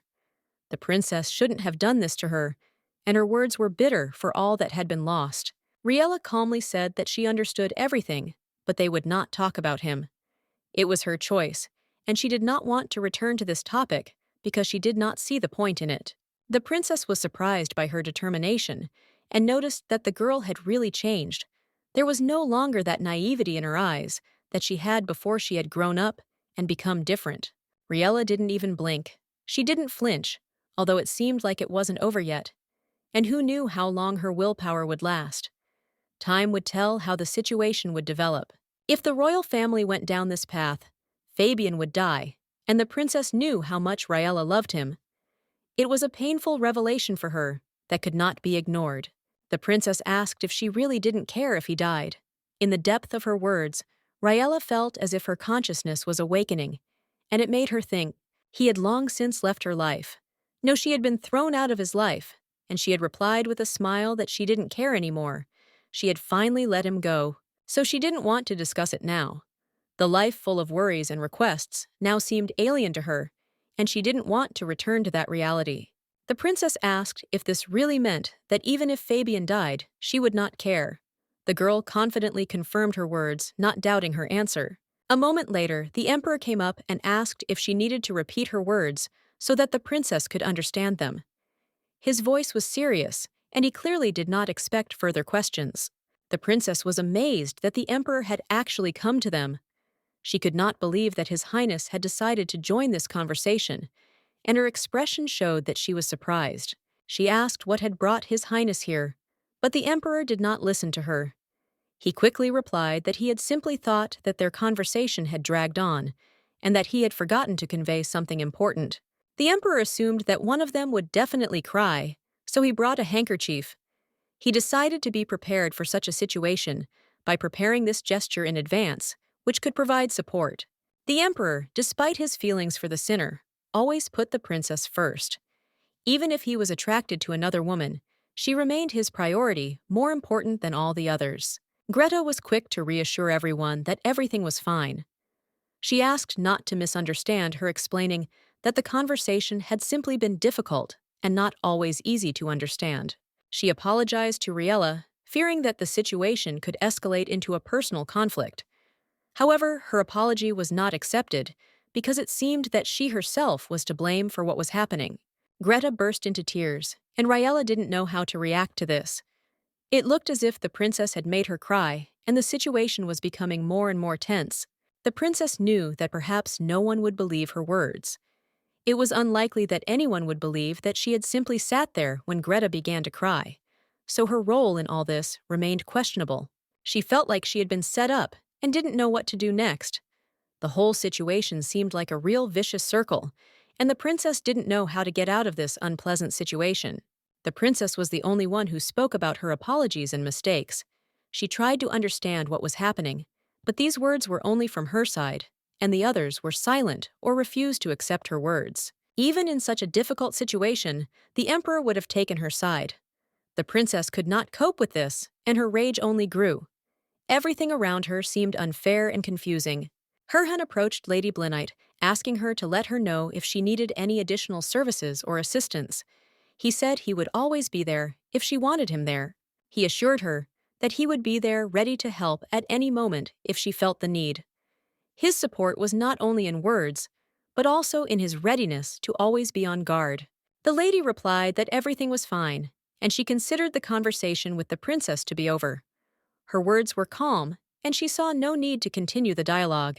However, the emperor, noticing her confidence, asked again if she had really said everything he wanted to make sure that there were no omissions left, since his assumptions differed from her words. After this, the lady informed the princess that she accepted her apology. However, she added that she did not consider it possible to continue further conversation with her on this matter. As she had said before, it was none of her business, and she did not wish to continue the discussion. When the princess tried to intervene and stop her, her words were filled with emotion. But then, Raella, not wanting to let the situation go unnoticed, expressed her desire to also ask for forgiveness. She felt it was important for her to say those words. She remembered that she had previously promised to reward Raella and Fabian for their actions, but now she doubted that she could fulfill that promise.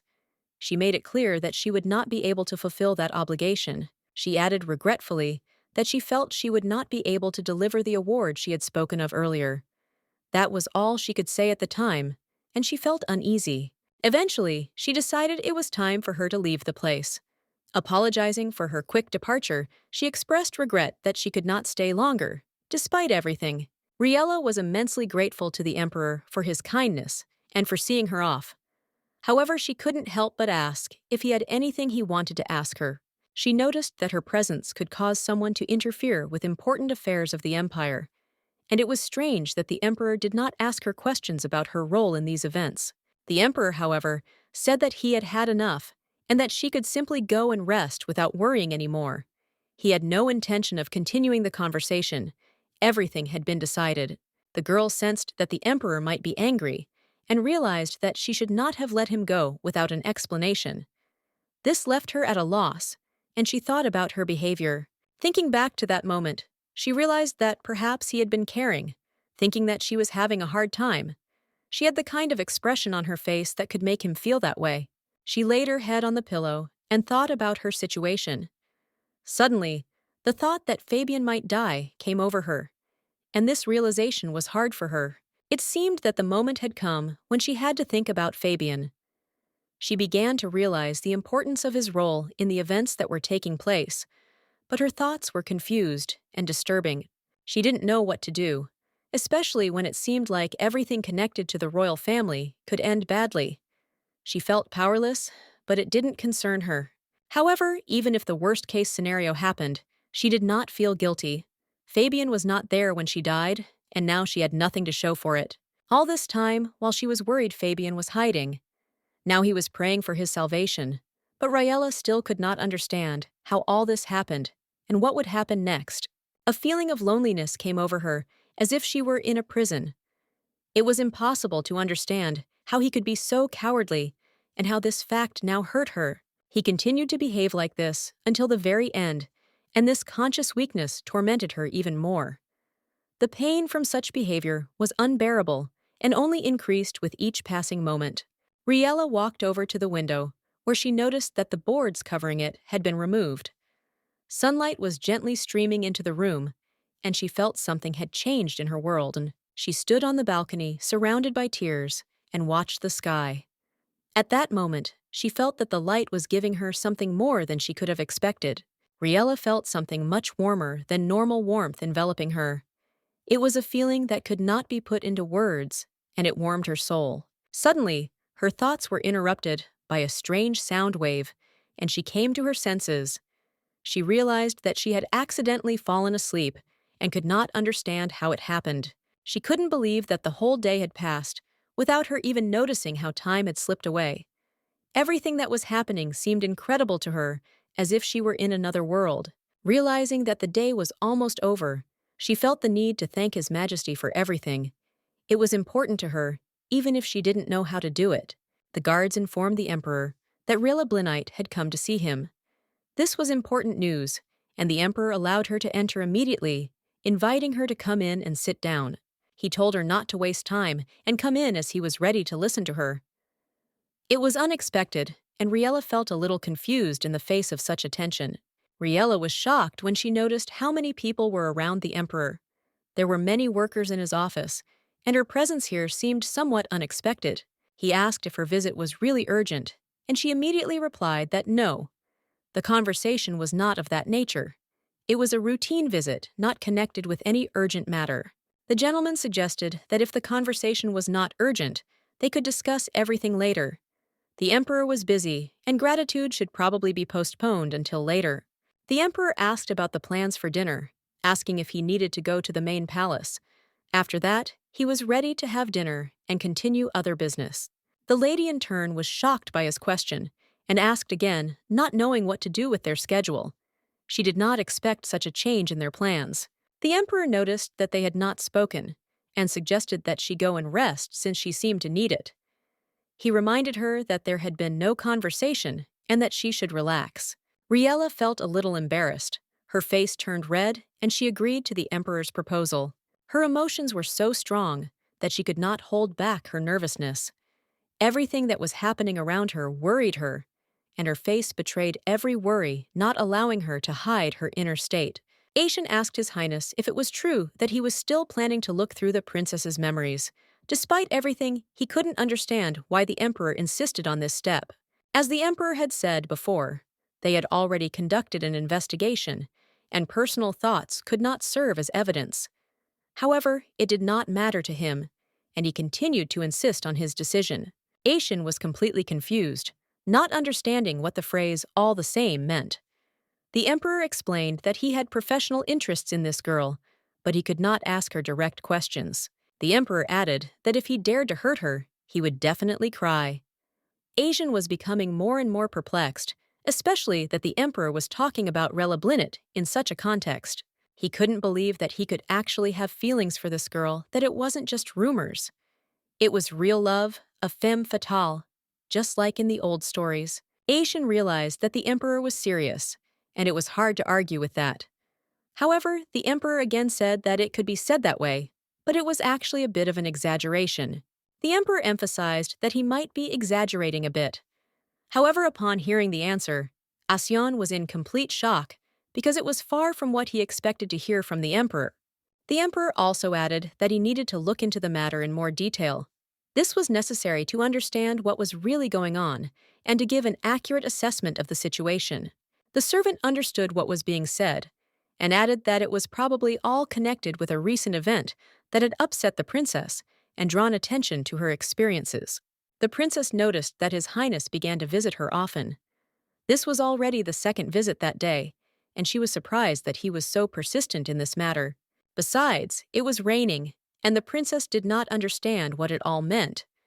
The emperor asked her to at least allow him to greet her, which was strange for her. Previously, she could not even count on the slightest attention from him, and now it was absolutely incomprehensible to her what caused such a change in the emperor's behavior. The emperor kissed her hand, and there was something deeply respectful in his actions, but the princess could not understand what was hidden behind such gestures. He promised that he would know all the secrets, no matter what happened, and the princess began to wonder what was going on.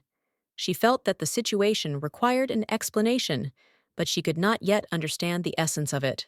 The girl was shocked because there were gifts in front of her, and she didn't understand what it meant. In her eyes, it looked like something strange and unexpected. The princess, stunned, began to ask why the emperor had given her these things. He replied that it was a gesture of apology, although she still could not understand the reasons for this. Greta asked again what exactly was being discussed, since this apology was not enough for her to agree to give up the kingdom and forgive everyone who had upset her. Moreover, the emperor himself asked for forgiveness. He admitted that his man had recently brought the princess to tears, but her bewilderment only increased. The princess asked again what exactly had happened, as she could not understand how it related to the gifts. The emperor added that he had originally planned to give these things to the royal family. The princess felt that she was not under pressure and hoped that all these gifts did not mean anything more than just a gesture of apology that she could not accept without questions. The emperor had called Riella his own, which was a sign of how much he valued and respected her. It was a powerful affirmation of his feelings for her, and the princess felt a strange tension. The princess, unwilling to give in to his manipulations, replied that she was not so stupid as to simply accept the gift. She could not unconditionally agree to his conditions. The emperor noted that he understood how difficult the situation was, but she needed proof that the emperor and her family had a good relationship. Greta noted that His Highness was well aware of this, and the gentleman said that all this would come later, that he was lazy. That was why she needed it. The relationships between the characters clearly require more careful portrayal, as the jewelry they are examining is extremely expensive. This element plays a significant role in the context of what is happening. The princess offered to try on the jewelry if it would not be too difficult. The emperor approved of her decision and offered his help, assuring that everything would go smoothly and without unnecessary difficulties. She was obviously surprised by the proposal. He knew that she knew Riella Blinite, but he had not expected their relationship to be so close that one of them could cry. He didn't know that there was such a deep connection between them that one of them could react so emotionally. He always thought of them as acquaintances, nothing more, and was surprised by this turn of events. The princess noticed that nothing unusual had actually happened. They had simply had a communication that allowed them to express their feelings openly, and the temperature had again made its actions softer. The girl asked the Highness how many carats the jewels weighed. Her interest was genuine, and her question was more casual than intended to make him hesitate or shut up. The emperor did not know how to answer her question, since he himself was not sure of the exact number of carats. At that moment, his thoughts were racing, and his memories began to clear up a little, which put him in an awkward position. He remembered the boy who saved her from being hit by a flower cart. The boy was really attractive, but she never thought that her heart would beat for him despite his attractiveness. She couldn't even imagine how much her life would change because of this love. She told her friend Fabian that she had received her father's permission, and now it was Fabian who had to make important decisions. The process was not complicated at all. He just had to follow the instructions, and all the information and financial matters were already prepared. If everything was done correctly, he would receive not only the money, but also the title. Besides, Fabian had a chance to marry her. However, he had no plans to return to Riella. This was clear because she told him that there was no love between them, only sympathy. Riella was an important person to him, but she claimed that sympathy was not what connected them. Fabian responded by saying that Riella was more important to him than anyone else, but the princess did not share his point of view. The princess did not agree with his words. In a fit of emotion, she simply kissed him, showing that she considered herself the most important woman in his life, and that his love belonged only to her. She confidently declared that for him, she was the only and most important woman, and that her love was the only one he could experience. She would be the only mistress of his heart, and no one else mattered. But this young man suddenly fell on his knees in front of a woman who was much weaker than him. He burst into tears and began to beg her for forgiveness, which showed his inner struggle. Apparently, he considered this girl more important to him than the princess. He knew that she would help him escape and was even ready to give up the mercenaries for her love, despite the consequences. If he can't forget her, she will force him to renounce Fabian. Otherwise, in her opinion, Riella will die because her love can destroy everything that was before and not allow him to move forward. She decided it was time to end it. He had to stop clinging to Riella and let her disappear from their lives so that she would no longer interfere in their relationship and create unnecessary problems. Greta believed that if words could hurt as much as arrows, she would definitely do it. She is sure that Riella, being so emotionally attached, could die from mental pain. Greta believed that Fabian had suffered all his life losing himself in his love for Riella. His disappointed face when he called her name only increased her anger and desire to get rid of her forever. If there is an end to sadness, Raella could find it if she closed herself off completely, not allowing anyone else to see her true feelings and experiences in order to avoid further suffering. Azian turned to the emperor, asking if he could hear him. He was concerned about his health and wanted to make sure that the emperor understood his situation correctly and was ready to help. The boy began to cry again as he began to have convulsions.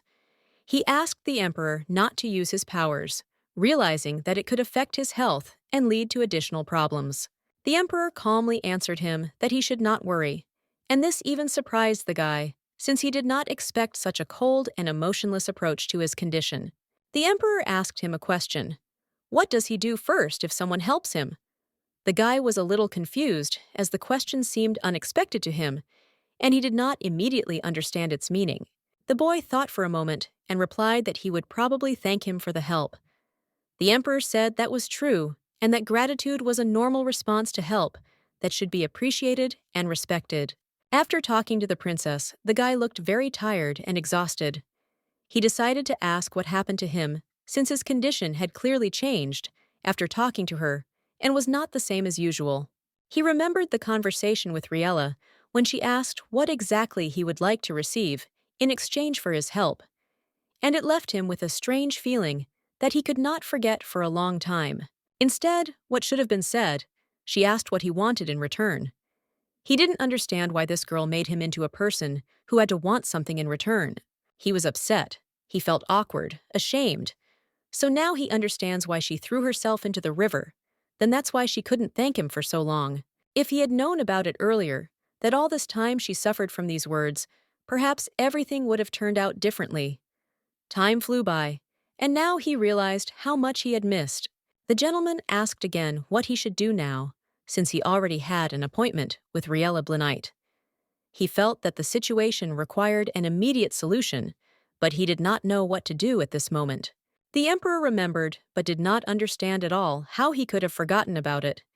He told him to go and make sure that the dining room was in order, and also he should tell him later how things were there, and let them serve food immediately so that they would not wait for it like fools. However, the girl came up and said confidently that she didn't think it was necessary. At that moment, it started to rain, and her anxiety increased as she didn't want him to get wet. She was glad that he had already arrived, but the emperor, seeing her, felt a slight uneasiness. He noticed that her appearance and behavior were hiding something, and this caused him to be somewhat wary. Raella informed His Highness that the rain had increased, and it was no longer advisable to remain where they were. She suggested that they quickly rise and move forward to avoid worsening conditions. However, she could not understand why he did not move despite the rain. He continued to stand in place, and it seemed that he did not notice that he would soon be soaked through. Time passed, and she began to worry about his health. He could get sick if this continued. She ran to him and tried to cover him with her hands from the rain. Riella tried to understand why he was acting like this since the rain was still pouring. She told him that now was not the best time to stand still. The emperor stood in the rain, not moving. He noticed that she had come out into the rain herself and was now shivering with cold. This worried him, and he did not know that she was doing this. He didn't understand why she always acted as if she was ready to sacrifice herself for others. It was a mystery to him, and he didn't know how to react to it. He saw in her a childish naivety, as if she rejoiced at every little gift, like a child happily accepting a sweet apple, even if it carries danger. The emperor told her to worry even more, but the girl did not immediately understand what exactly he meant. She was confused, not knowing how to react to his words. He noticed that she was talking about her worries, that she was worried about him, and it didn't go unnoticed. It hurt him, and he wanted her to show her true feelings. The emperor asked her not to hide her emotions and to show how much she really cared. He wanted to see how she would show her care and concern. Riella decided to ask him if he had eaten today. The emperor replied that he had not eaten yet and did not feel any particular need for food. She began to think that he was not hungry, but he remarked that he did not feel much of a desire to eat. She continued to ask if everything had been accomplished according to plan for the day, and he confirmed this. The girl reminded him of the rain again, but he only looked into her eyes without expressing any emotion. She felt how hard it was for her to be so close to him. The emperor did not look away and asked if this was really all she was worried about. Her worries became clear to him, but he wanted to clarify how seriously she took her feelings. Riella confirmed that this was exactly what was bothering her. Then the emperor said that it was his turn now, and he asked if she was in any pain. The girl asked again in surprise, why would she feel pain? She did not understand what he was asking about and why it suddenly became important to him. She thought that, perhaps, he thought she might have suffered in prison or had a bad night's sleep. Such thoughts filled her head, and she felt a little uneasy. He explained that he was simply wondering if she was feeling well in general. He didn't have a specific reason in mind, but rather wanted to understand how she was feeling at the moment. His words struck Riella as if they had touched her heart. It was a source of pain because she was used to hiding her feelings, and here his sincerity made her feel vulnerable. Remembering Princess Greta and her words about not worrying about Fabian, Riella felt pain. It was hard for her to look at that shining face, knowing that everything could change. She felt like her world was falling apart, and she couldn't understand how the emperor could understand all these hidden pains. She had a hard time accepting that everything she had been through was now visible to others. Riella felt pain, and although she tried to hide her feelings, she knew that he could not hide them. All these emotions seemed to be artificially created by his care. The emperor was pleased that she could bear all this. After these words, there was silence, and each of them was immersed in their own thoughts, experiences, and reflections on what was happening. The emperor chuckled as he noted that they had a strange habit of always getting wet when they met, but he was glad that they had not encountered much trouble this time. Riella immediately apologized, but the emperor said that everything was fine, and he was glad that at least this time she did not lose consciousness, as sometimes happens. After that, both laughed. The emperor asked Asyan to bring dinner for two to their room. He also said that before dinner, he needed to take a bath, and the water should be prepared in advance. The emperor confirmed that he would take a bath before dinner, and asked that hot water be prepared for this purpose. This was important for his comfortable rest after the day. Riella realized that, for two, meant that she would be the second person. While the emperor was taking a bath, she needed to change and get ready for dinner. The emperor, however, asked that a bath be prepared for Riella as well. This shocked the girl, and she could not understand why he was so concerned about her comfort. The girl felt that the emperor's bath was too much for her. Even the servants were surprised that she had to take a bath in such a place, but they did not dare to express their thoughts. The servants offered to help if she felt the need, but the girl confidently said that she could handle it herself. She did not want to draw attention to herself at such a private moment. She felt embarrassed, because this was the second time she had encountered such a situation. She could not understand how much more of this kind of ordeal they would have to go through. Then, to her surprise, the emperor approached her. She was very frightened, not expecting his appearance. It was difficult for her to understand what he was doing here and why he came now. She was in complete shock, not understanding what was happening. Seeing him so close was a shock to her, and she could not figure out what exactly the emperor wanted to say. The emperor noticed that there was enough hot water in the bathroom. This sounded like a small hint that she should not worry and could take a bath in peace. He said that she shouldn't be embarrassed or worried. She just needed to quickly wash up and go out so as not to waste time and wait for dinner. Riella took a quick bath, trying not to waste too much time, and then went straight to the emperor. She was grateful for the opportunity, but a little nervous. The girl sincerely thanked the emperor for the opportunity to take a bath. She was comfortable and felt that it allowed her to relax a little after everything she had experienced. The emperor remarked that he did not know how comfortable she was, because she looked quite disappointed, but the girl began to say that everything was fine. The emperor noted that even when she was accused of attempting to assassinate him, she was not as active. Riella noted that he should understand this himself, and that because of the poison, she could do nothing. The emperor suggested that she stay the night here in his chambers. This suggestion greatly surprised Riella, and she asked again if she had heard correctly. She thought she might have misunderstood his words, but the emperor confirmed that she had heard correctly. He had not meant anything unusual. He told her that she could stay overnight in his bedroom tonight. It was unexpected and strange for her, but she didn't know how to react to his words. The girl agreed to the proposal, although she felt a little nervous inside. However, she decided to clarify where exactly he would sleep, since the situation seemed a little unusual to her, and she wanted to clarify the details. The emperor, as always reserved and confident, calmly explained that he held meetings every night that lasted until the early hours of the morning. He was genuinely surprised that she was not aware of his busy schedule, and even slightly surprised by her ignorance. After a short silence, the emperor curiously asked her what was going on, and hinted that perhaps she was feeling embarrassed again. His tone was gentle, but at the same time, he was watching her reaction carefully, waiting for an explanation. The news that Raella Blinite had remained in His Majesty's chambers spread among the courtiers, causing quite a furor. No one could believe that such an unexpected event had actually happened, and everyone discussed it with undisguised amazement. It was now clear that all the rumors spread by the royal family's ladies-in-waiting were not empty speculations. The story turned out to be true, and now the talk about it was gaining new strength, drawing more and more participants along with it. Aishan noted that apparently not but false rumors are not very likely. This girl is a prostitute in an interesting story with the emperor. They were all shocked that there is something else that they do not know about. Aishan had already fallen into disfavor with Her Majesty more than once, and everyone knew that he was constantly walking on the edge of a knife. Now it seemed as if those around him were deliberately trying to push him into a new mistake, hoping that he would once again fall under the wrath of the monarch. Understanding the risk, Essian suggested changing the subject and discussing what might happen to the emperor's subordinate if he dared to divulge his master's personal secrets. His words sounded serious, with a hint of a threat, which made the listeners think. At that moment, Herhan approached them. He asked in a cold, mocking tone if Asyan was really so bored that he allowed himself to be drawn into such dubious discussions.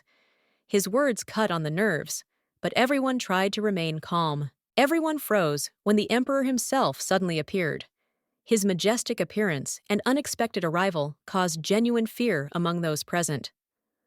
Alarmed, they began to frantically ask what exactly brought him here and how they could be of help. In a calm and reserved voice, the emperor asked a direct question. Did he really have no right to be here? Justifying themselves, those present began to hastily explain that this was not the case at all, trying to make amends for their behavior and avoid his anger.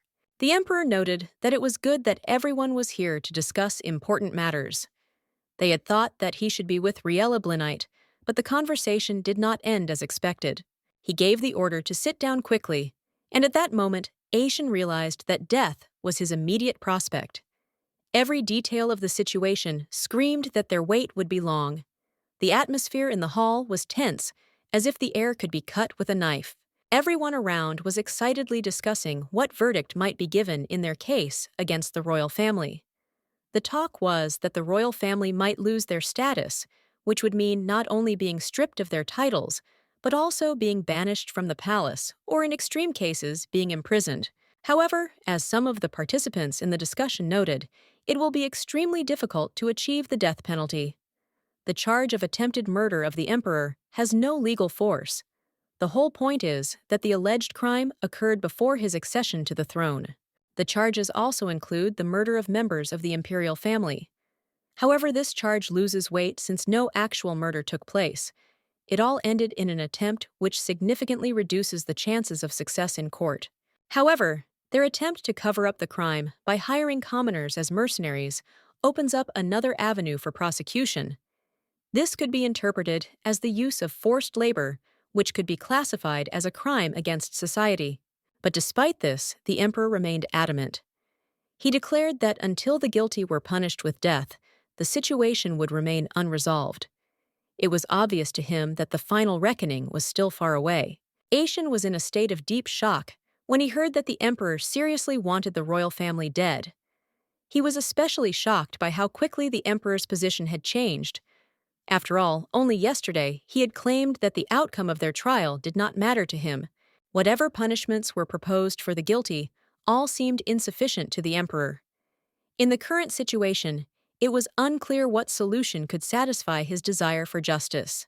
Asyan, gathering his thoughts, dared to ask His Highness about the existence of a backup plan. Perhaps the emperor had an alternative way to resolve this difficult situation? The emperor nodded, acknowledging the validity of the question, and assured that they would immediately begin preparing Plan B. Meanwhile, Raella, half asleep, heard someone calling her softly. She did not open her eyes, not immediately realizing where she was. Her consciousness was clouded by the remnants of sleep until her memory recalled the events of the previous day. She remembered how the Emperor had insistently suggested that she spend the night in his bedroom. She remembered that, although she had not immediately agreed, she had nevertheless gone to His Majesty's chambers to spend the night there. The maid, noticing that the girl had woken up, apologized for disturbing her. She gently inquired whether the mistress had rested well, trying not to show excessive curiosity in her gaze. The girl heard that breakfast was ready, and was so surprised by this news that she could not help asking questions. Such attention to her morning routine seemed strange to her. When Riella questioned why so many dishes were prepared for her alone, the maid explained that it was the Emperor's personal order. He wanted the girl to eat every last bite, and she, the maid, was to see to it. Riella realized that now this woman would literally control her breakfast. Such attention to her person seemed almost absurd, but the girl had already gotten used to the oddities of the palace order. She thought that there was hardly anyone in this palace who wasn't watching her every move. Everything here reminded her that she was an outsider, and no action would go unnoticed. Until recently, she was a sinner who attempted to kill the Emperor, and now her status has changed. Everything around her reminded her that her position is unstable and depends on one person. The current reality seemed especially absurd. The girl who had recently tried to kill the Emperor was now spending the night in his bed. It would be ridiculous and pointless to try to explain to anyone that nothing happened between her and the Emperor that night. No one would believe her, and she herself did not understand how it all happened. However, Raella desperately wanted to understand what all his gestures, attention, and interest directed at her meant, what exactly was hidden behind his actions. The maid reminded her that after breakfast, the girl had to prepare for the schedule. This was another surprise for Riella, and she naturally asked again. The maid explained that she would need to tidy herself up, including her hair and choice of clothes. She offered to help so that everything would go faster and without unnecessary questions. Meanwhile, the Emperor realized that his decisions would have enormous consequences. There were no objections left on the part of the king, and this was confirmed during their dialogue. The king expressed his gratitude for the Emperor's generosity towards his family, which was a salvation for him. However, Kerhin was stern in reminding them that this decision should not be seen as an acknowledgement of their virtues. It was simply a manifestation of strategy for the sake of the stability of the empire. The king and his family were made to understand that there would be no forgiveness for them. They must admit their mistakes and humbly ask for mercy without expecting any favor. The king hastened to assure that he understood everything perfectly. He promised that in the future, the royal family would be cautious and submissive, becoming a reliable support for the emperor. The emperor rejected the offer, saying that he would take care of his empire himself. The king should focus on taking care of his people, not seeking the emperor's favor. The entire dialogue served as a reminder that nothing is more frightening than the confusing emotions and feelings that can arise in such moments. This became especially clear when the king was summoned for a conversation at dawn. He was already prepared for the worst, because this conversation could be the beginning of the end. The situation required a detailed disclosure of all the sins of the royal family in order to finally put an end to their fate. However, they can do this without informing the outside world, but only by concluding a compensation agreement between the two countries and believing that this is an agreement. To be honest, it was almost impossible to believe he didn't think it was even real. The compensation that the empire had abandoned to the kingdom implied that it would keep silent about the truth of the matter, about all the inconveniences that the kingdom would suffer in the event of a violation of the terms and an apology. It is completely unclear who could believe in such conditions of an international agreement. They will unsubscribe before some trade deal. So that is what Riella will do. The princess didn't think that just poking her from afar would produce such a good result. And it's also interesting how she pulled it all off. It looks like she begged the emperor on her knees to save Fabian. There was one last condition that the princess had to fulfill. She was asked to read the document very carefully so that she would fully understand what she was dealing with and the seriousness of the situation. This was an important step in resolving the conflict. The girl was stunned by the unexpected turn of events.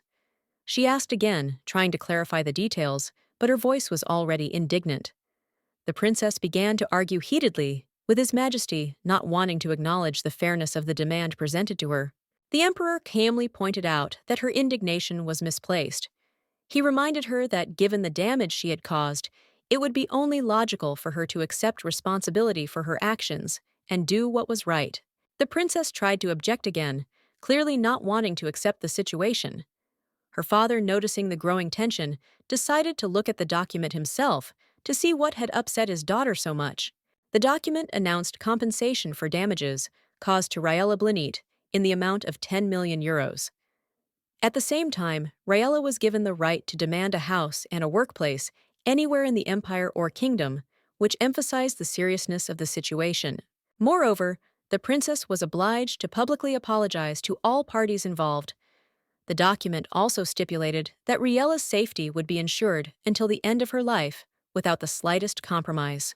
The princess, shocked by the contents of the agreement, began to scream, claiming that she was being accused as a sinner. At that moment, Raella entered the room, apologizing for her sudden appearance and interruption of such an important conversation.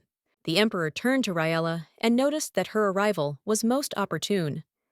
He asked how she had spent the night and whether she was comfortable in her new place, showing his politeness and concern. Riella replied that she felt great, which only emphasized her confidence and calm. At this point, the princess, unable to bear the tension, shouted out that she categorically refused to sign the agreement, causing a new round of conflict. The emperor raised an eyebrow slightly, asking if she really meant it. Her words could mean that she had made her decision, and he needed to be sure of her intentions. He noted that it was her right to refuse, but warned that he had no desire or strength to redraw the entire document. In the event of her refusal, the agreement would simply be annulled, and the consequences would fall solely on her shoulders. The father intervened, declaring that an annulment was impossible. He demanded that the emperor wait, as he believed that such a thing simply could not happen. However, the princess remained adamant, which put the family in a very dangerous position. The emperor could not stand it any longer, and sharply raised his voice at his daughter, calling her pathetic. He said that her behavior demonstrated her inability to submit and solve the problem. Couldn't he just pay the 10 million and close the matter? The princess responded by shouting that money was not the main issue. This prompted a new wave of questions from her father, who was trying to understand what exactly was stopping her from making this decision. She insisted that signing the document would give Raella power over their family for many years. Her father tried to convince her that such a stubborn refusal could lead to more serious consequences, including a death sentence. However, the princess seemed to be too proud.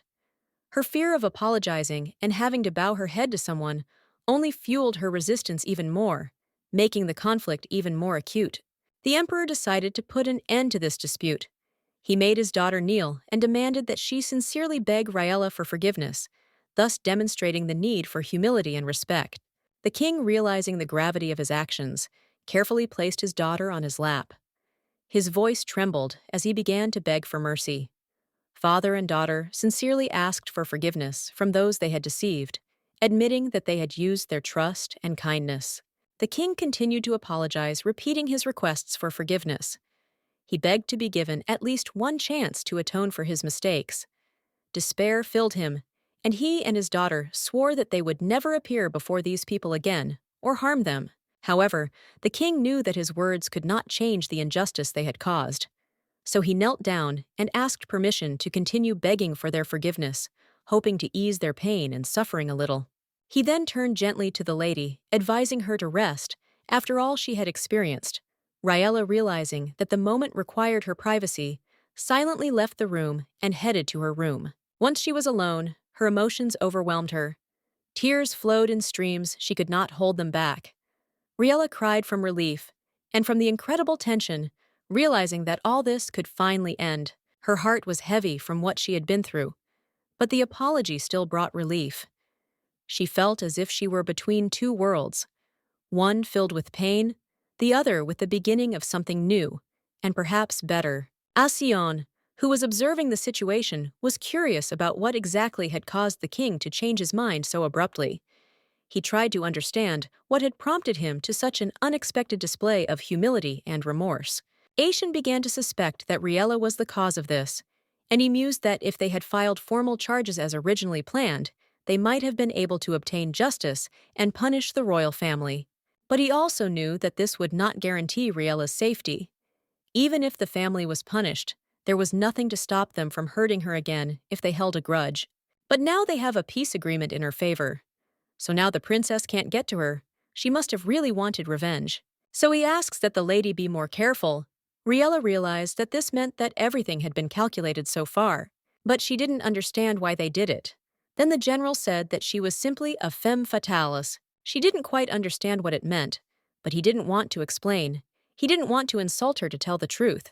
His face itself is accused later of becoming emperor because of a rebellion. This is just one of the theories. She noticed how depressed the princess looked when she left the room. There was none of the ease or grace in her movements that she had before. It seemed as if everything around her was weighing her down, as if something important and heavy was nesting in her soul. The princess hesitated a little and tried to say something, but her words were stuck in her throat. She passed by without making a sound, although her eyes showed the words she could not say. It was obvious that something was bothering her. Aishan said that he was going to leave because he had to prepare for his imminent departure. His voice was even as if he expected that this decision had long been clear to everyone.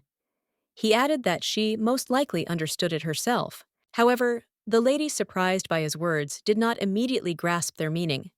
She looked up and asked again, not understanding what he was getting at. Her voice sounded uncertain, as if she hoped that she had misheard.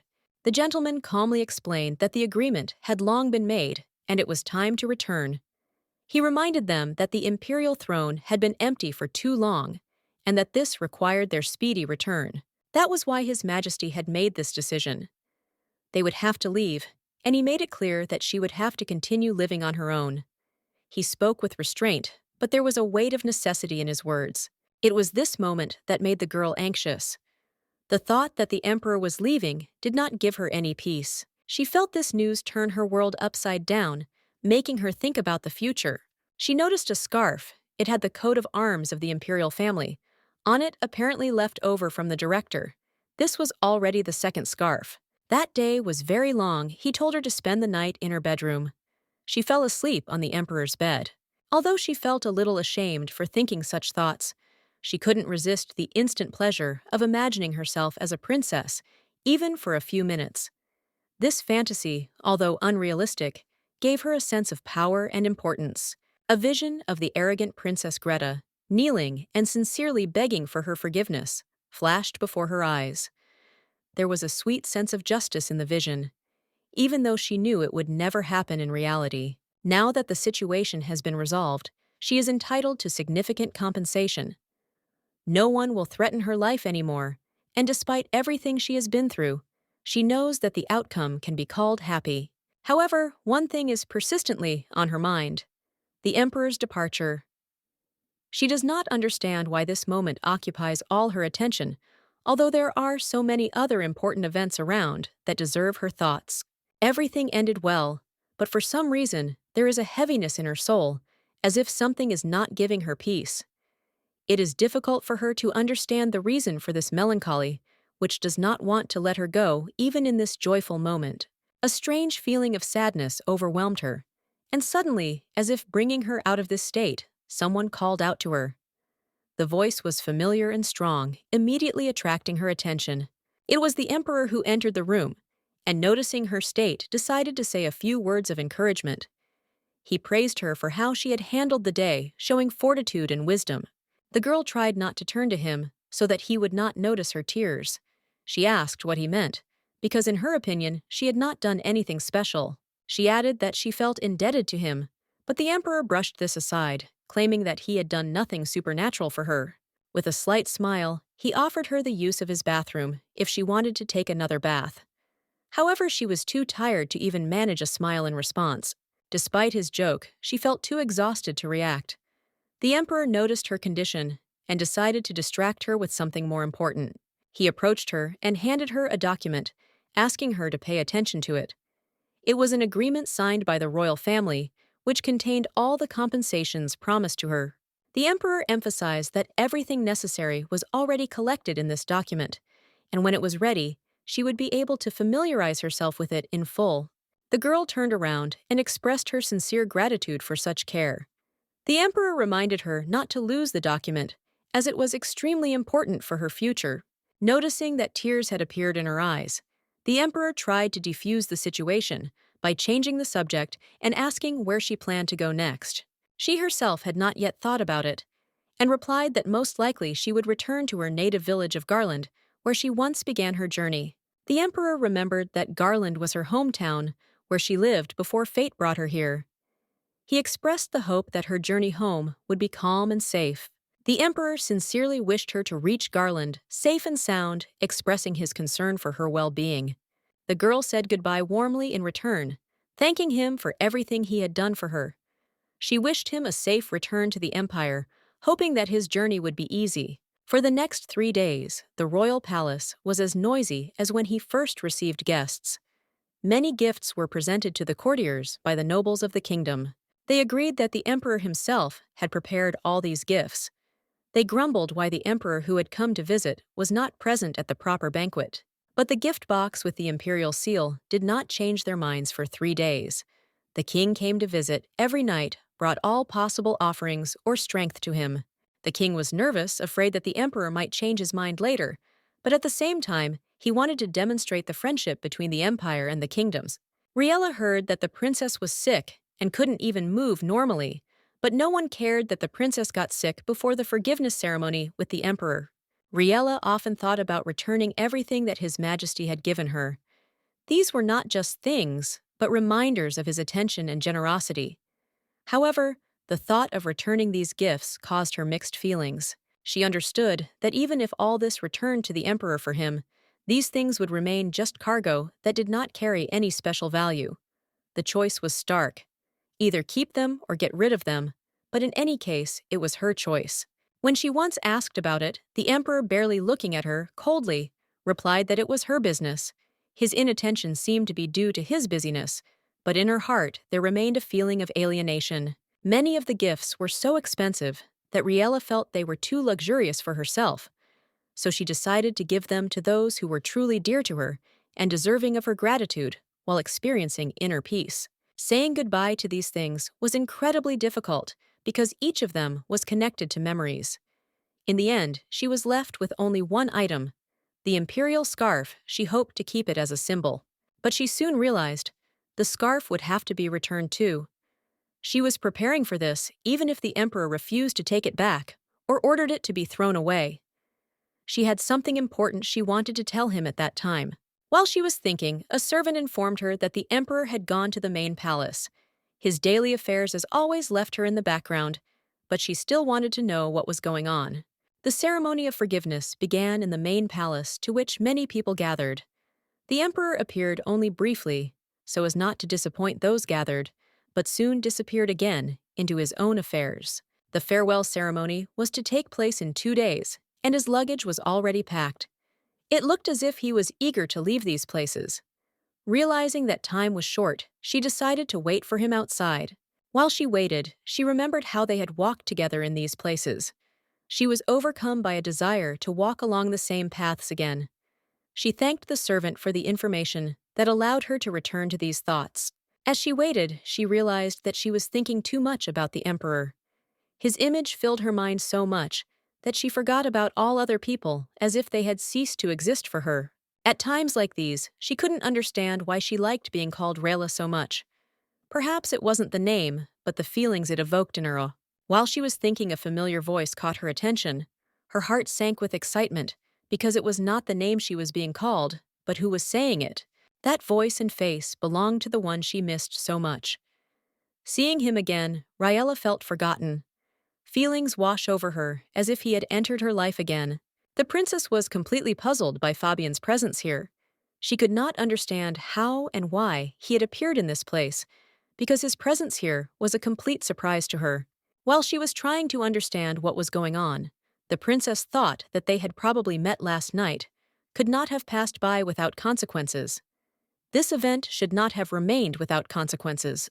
That night, after the princess came to Fabian, she made an important decision.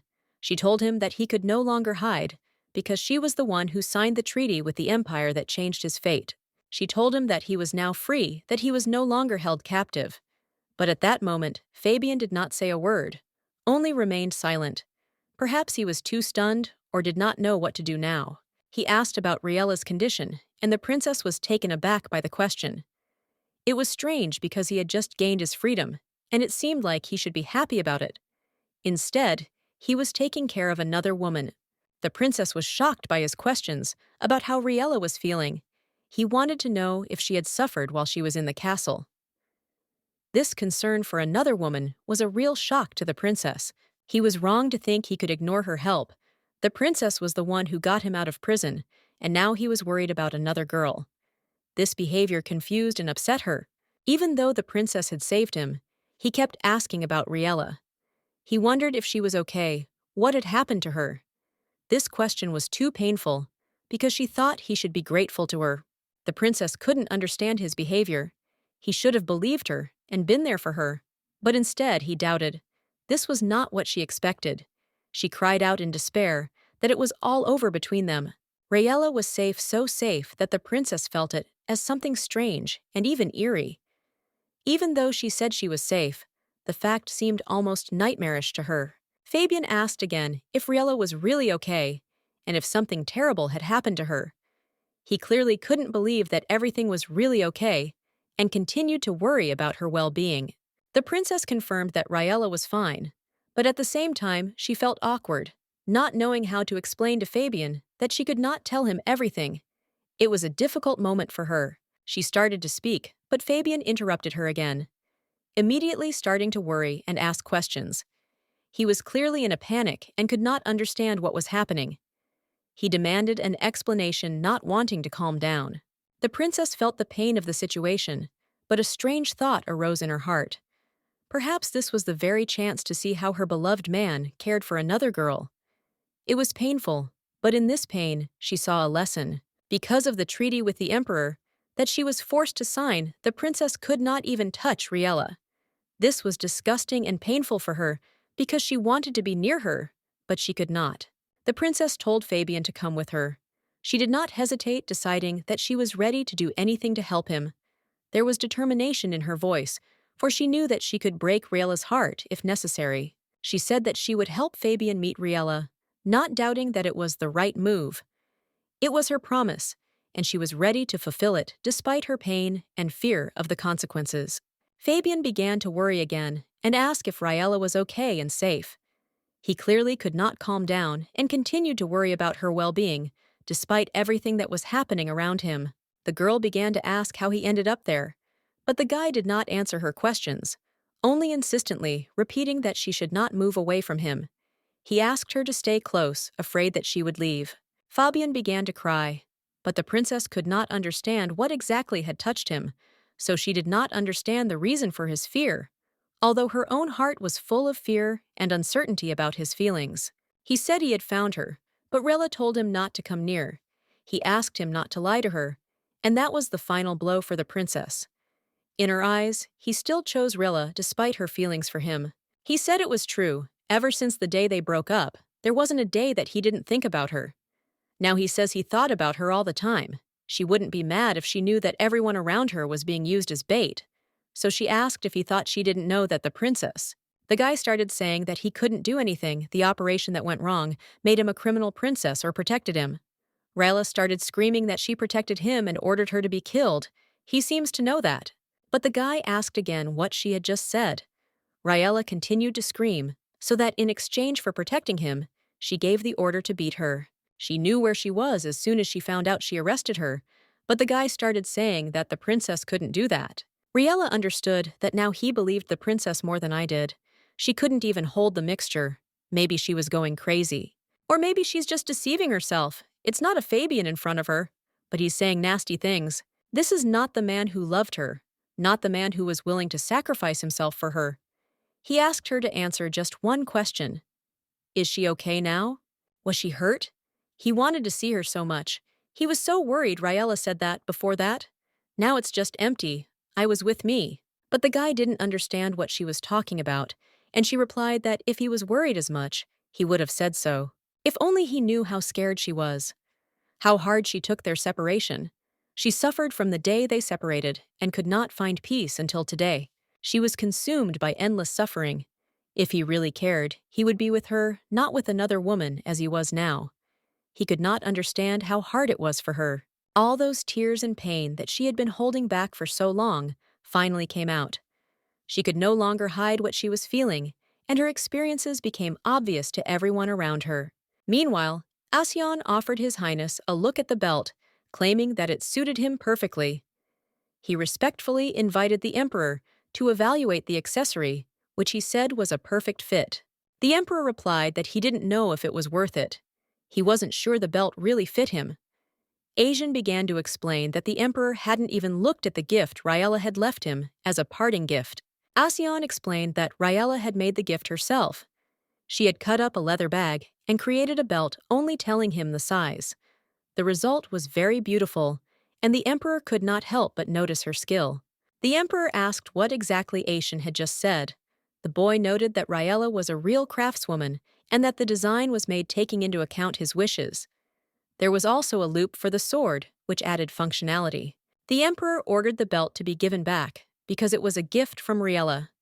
The bag also belonged to her, which meant that the belt could be considered her gift to the Emperor. All of this was connected to her. But Asian began to argue, claiming that the bag did not belong to the Emperor because it was given during the expedition. However, the Emperor still took the belt, believing that it was his right. Asian noticed that the belt was already in better condition, even if there were marks with leather on it. However, the Emperor said that he did not need all this, and that the leather had no value to him. Asian thought that no one knew what a rude and thick-headed person their Emperor really was.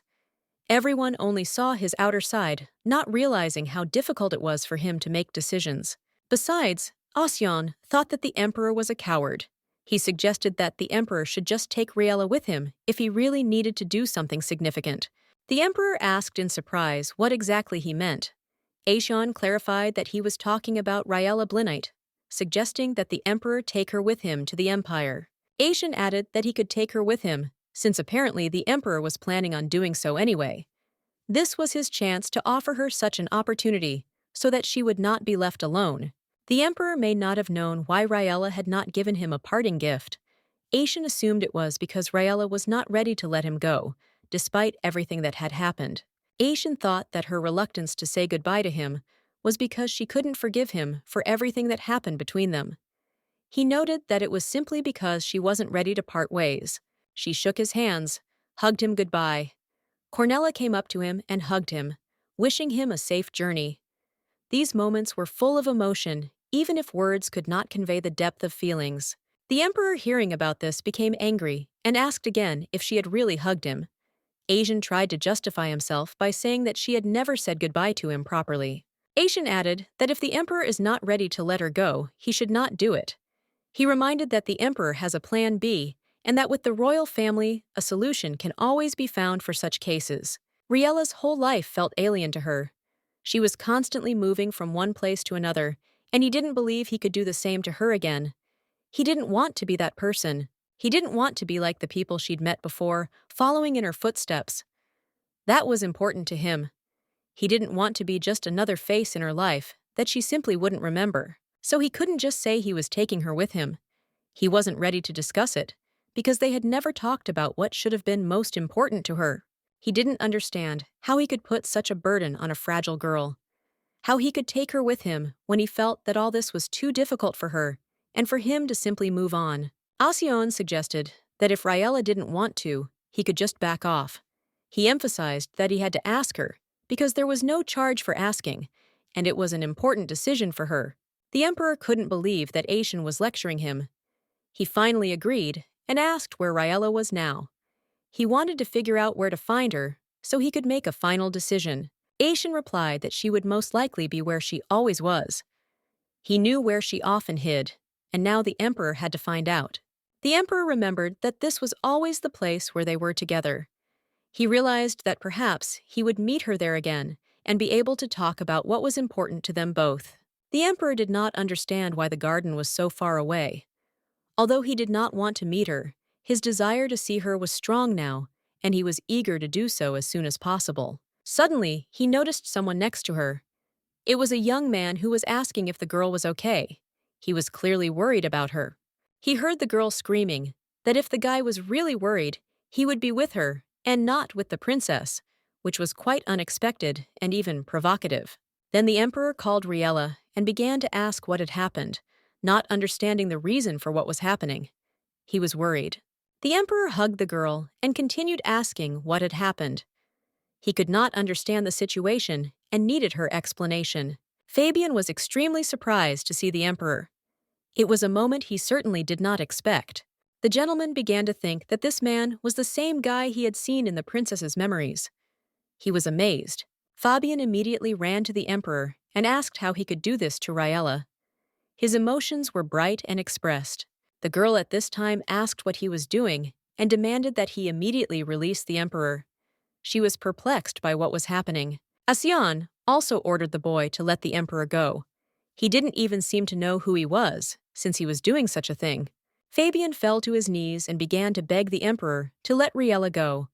For him, she could only be a short-term infatuation. However, this did not suit Fabian. He was convinced that he had heard strange and inappropriate things about the girl from someone. He begged the emperor not to do this to Riella, his pleas full of emotion and despair. The emperor was ready to laugh, but he did not understand what was happening. Riella came up and began to convince him not to listen to Fabian. She said that she would explain everything and that the emperor should not pay attention to Fabian's words. The emperor firmly said that she would go with him to the empire. It was not just a question, but a strict order. She had no choice, and she had to agree. The emperor himself was surprised by his tone, but soon realized that she understood everything perfectly well. She was recently released from prison, gained her freedom, but now her freedom is again under someone's control. However, it didn't matter anymore. Fabian continued to beg the emperor not to do this, hoping to change the situation. He asked that this not happen, while the emperor really wanted the girl not to look back. New Astrakhan had to think about itself, not about him. She had to be more important to herself than he was. That was the priority he wanted to convey to her. The emperor asked her to get ready quickly, because they had to set off on their journey soon. Then, he remembered that she had thrown away the gift he had given her, so she had nothing to collect, and he was a little disappointed. He didn't quite understand why it was so important to her, and asked what these tears were. Was she hurt or offended? In fact, it was not so. The emperor wanted to apologize, realizing that Fabian's words were dishonest. He said that, for her, she could only be a night's entertainment, but not for him. He felt ashamed of his actions, because she had given him more than anyone else. This made him feel guilty. Even though she might have hated Fabian, she still missed him. These feelings were complicated and contradictory. She once broke up with him, but still hoped for their meeting, believed that he also missed her, and was looking for her in every possible way. Many nights she fell asleep with such thoughts, full of base feelings and emotions. But now everything had changed, and she couldn't understand how Fabian could say such a thing.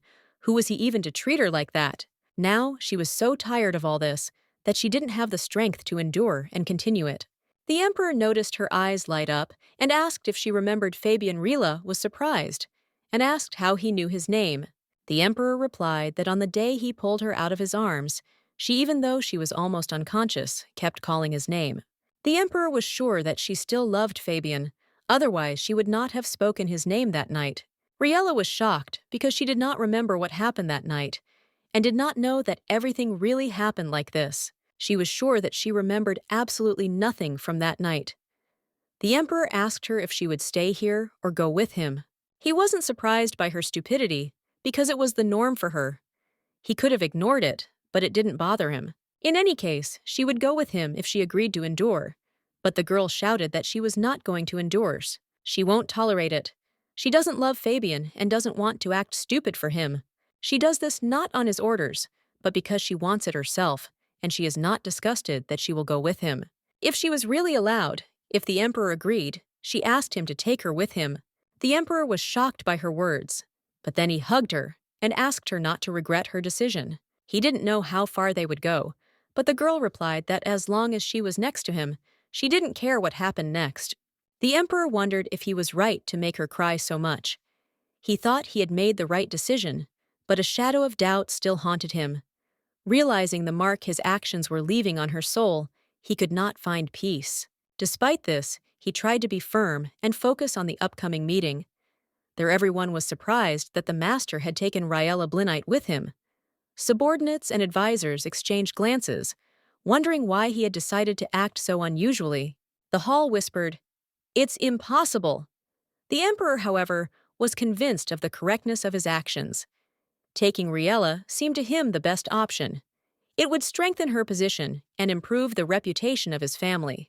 He also believed that it was necessary to keep the girl away from the princess. It seemed to him that her influence on Riella could be destructive, and it was unacceptable to take any risks. The emperor understood that there was another motive in his decision: to protect the man who was so important to the girl. Even if it requires sacrifices, he is ready to make them for the sake of their future. Meanwhile, the princess expressed her displeasure. Her words sounded sharp, but she had originally planned to hurt Rilla. However, everything turned out differently. Her attempt to hurt the girl hurt Fabian. After their return, Fabian felt worse. The princess's plan, carefully thought out, had failed. Not only had it failed to achieve its goal, but it had made the situation worse. The gentleman realized what the princess intended to do. It was obvious to him that her actions were desperate and unreasonable. This was further confirmation of her stupidity. The emperor considered the princess's behavior unworthy. Her actions seemed reckless, and the consequences were serious. But in the current situation, he managed to prevent a major disaster. Finally, when the princess made another attempt to act, her father stopped her. His voice was stern. He demanded an explanation for her behavior. However, she could not answer with dignity. The end result was not in her favor. The princess lost, and not only to the emperor, but also to the quiet girl who was always by his side. It was a defeat she did not expect. Meanwhile, the day seemed to be one of the best since the founding of the kingdom. The emperor spoke to the ministers and nobles, leaving an indelible impression on them. The second speech of the day was about the significance of Emperor Hurin's visit. Everyone agreed that this move would strengthen the ties between the kingdom and the empire, creating new perspectives. At this time, Riella was far away from the emperor and the king. She is sure that from their position, she could hardly be noticed, and this allowed her to remain in the shadows. The girl sat down in a new carriage with soft cushions, which was prepared for her at the last moment. The change in plans did not bother her. Everything was organized perfectly. She thanked the gentleman for the carriage he had provided her with, and hoped that her presence had not caused any unnecessary trouble. She felt obliged for the attention he had shown her. From the night's conversations, she understood that the last carriages were supposed to contain provisions and weapons. However, in the morning, the emperor ordered the green carriage to be put at the end. This carriage was just for her. Despite the reasons unknown to her, she could not complain. The emperor had given her an opportunity for which she would be grateful for the rest of her life. Finally, the moment of departure came. Her soul was filled with mixed feelings, sadness and gratitude. She realized that now she would have to say goodbye to this world to which she had become accustomed. As she said goodbye, she tried to convince herself that her decision was right. However, there was no certainty. She had to leave familiar places, not knowing what was waiting ahead. Riella asked to stop the carriage for a moment, but it was impossible. The wheels continued to roll, and she could only watch the landscape recede. Unable to cope with the overwhelming emotions, she cried. Her heart, despite logic, could not calm down, causing her only more confusion. She tried to suppress her sadness, accepting that her life would now change forever. This path became her farewell to the past. The road was difficult, and she thought she had been driving for about an hour. Everything around her looked alien, but it was too late to turn back. Suddenly, the coachman addressed her. His voice attracted her attention. She tried to understand why he started the conversation at such an unusual time. He reported a change en route due to an unexpected stop. The girl asked again to clarify the details, but she was overcome with anxiety.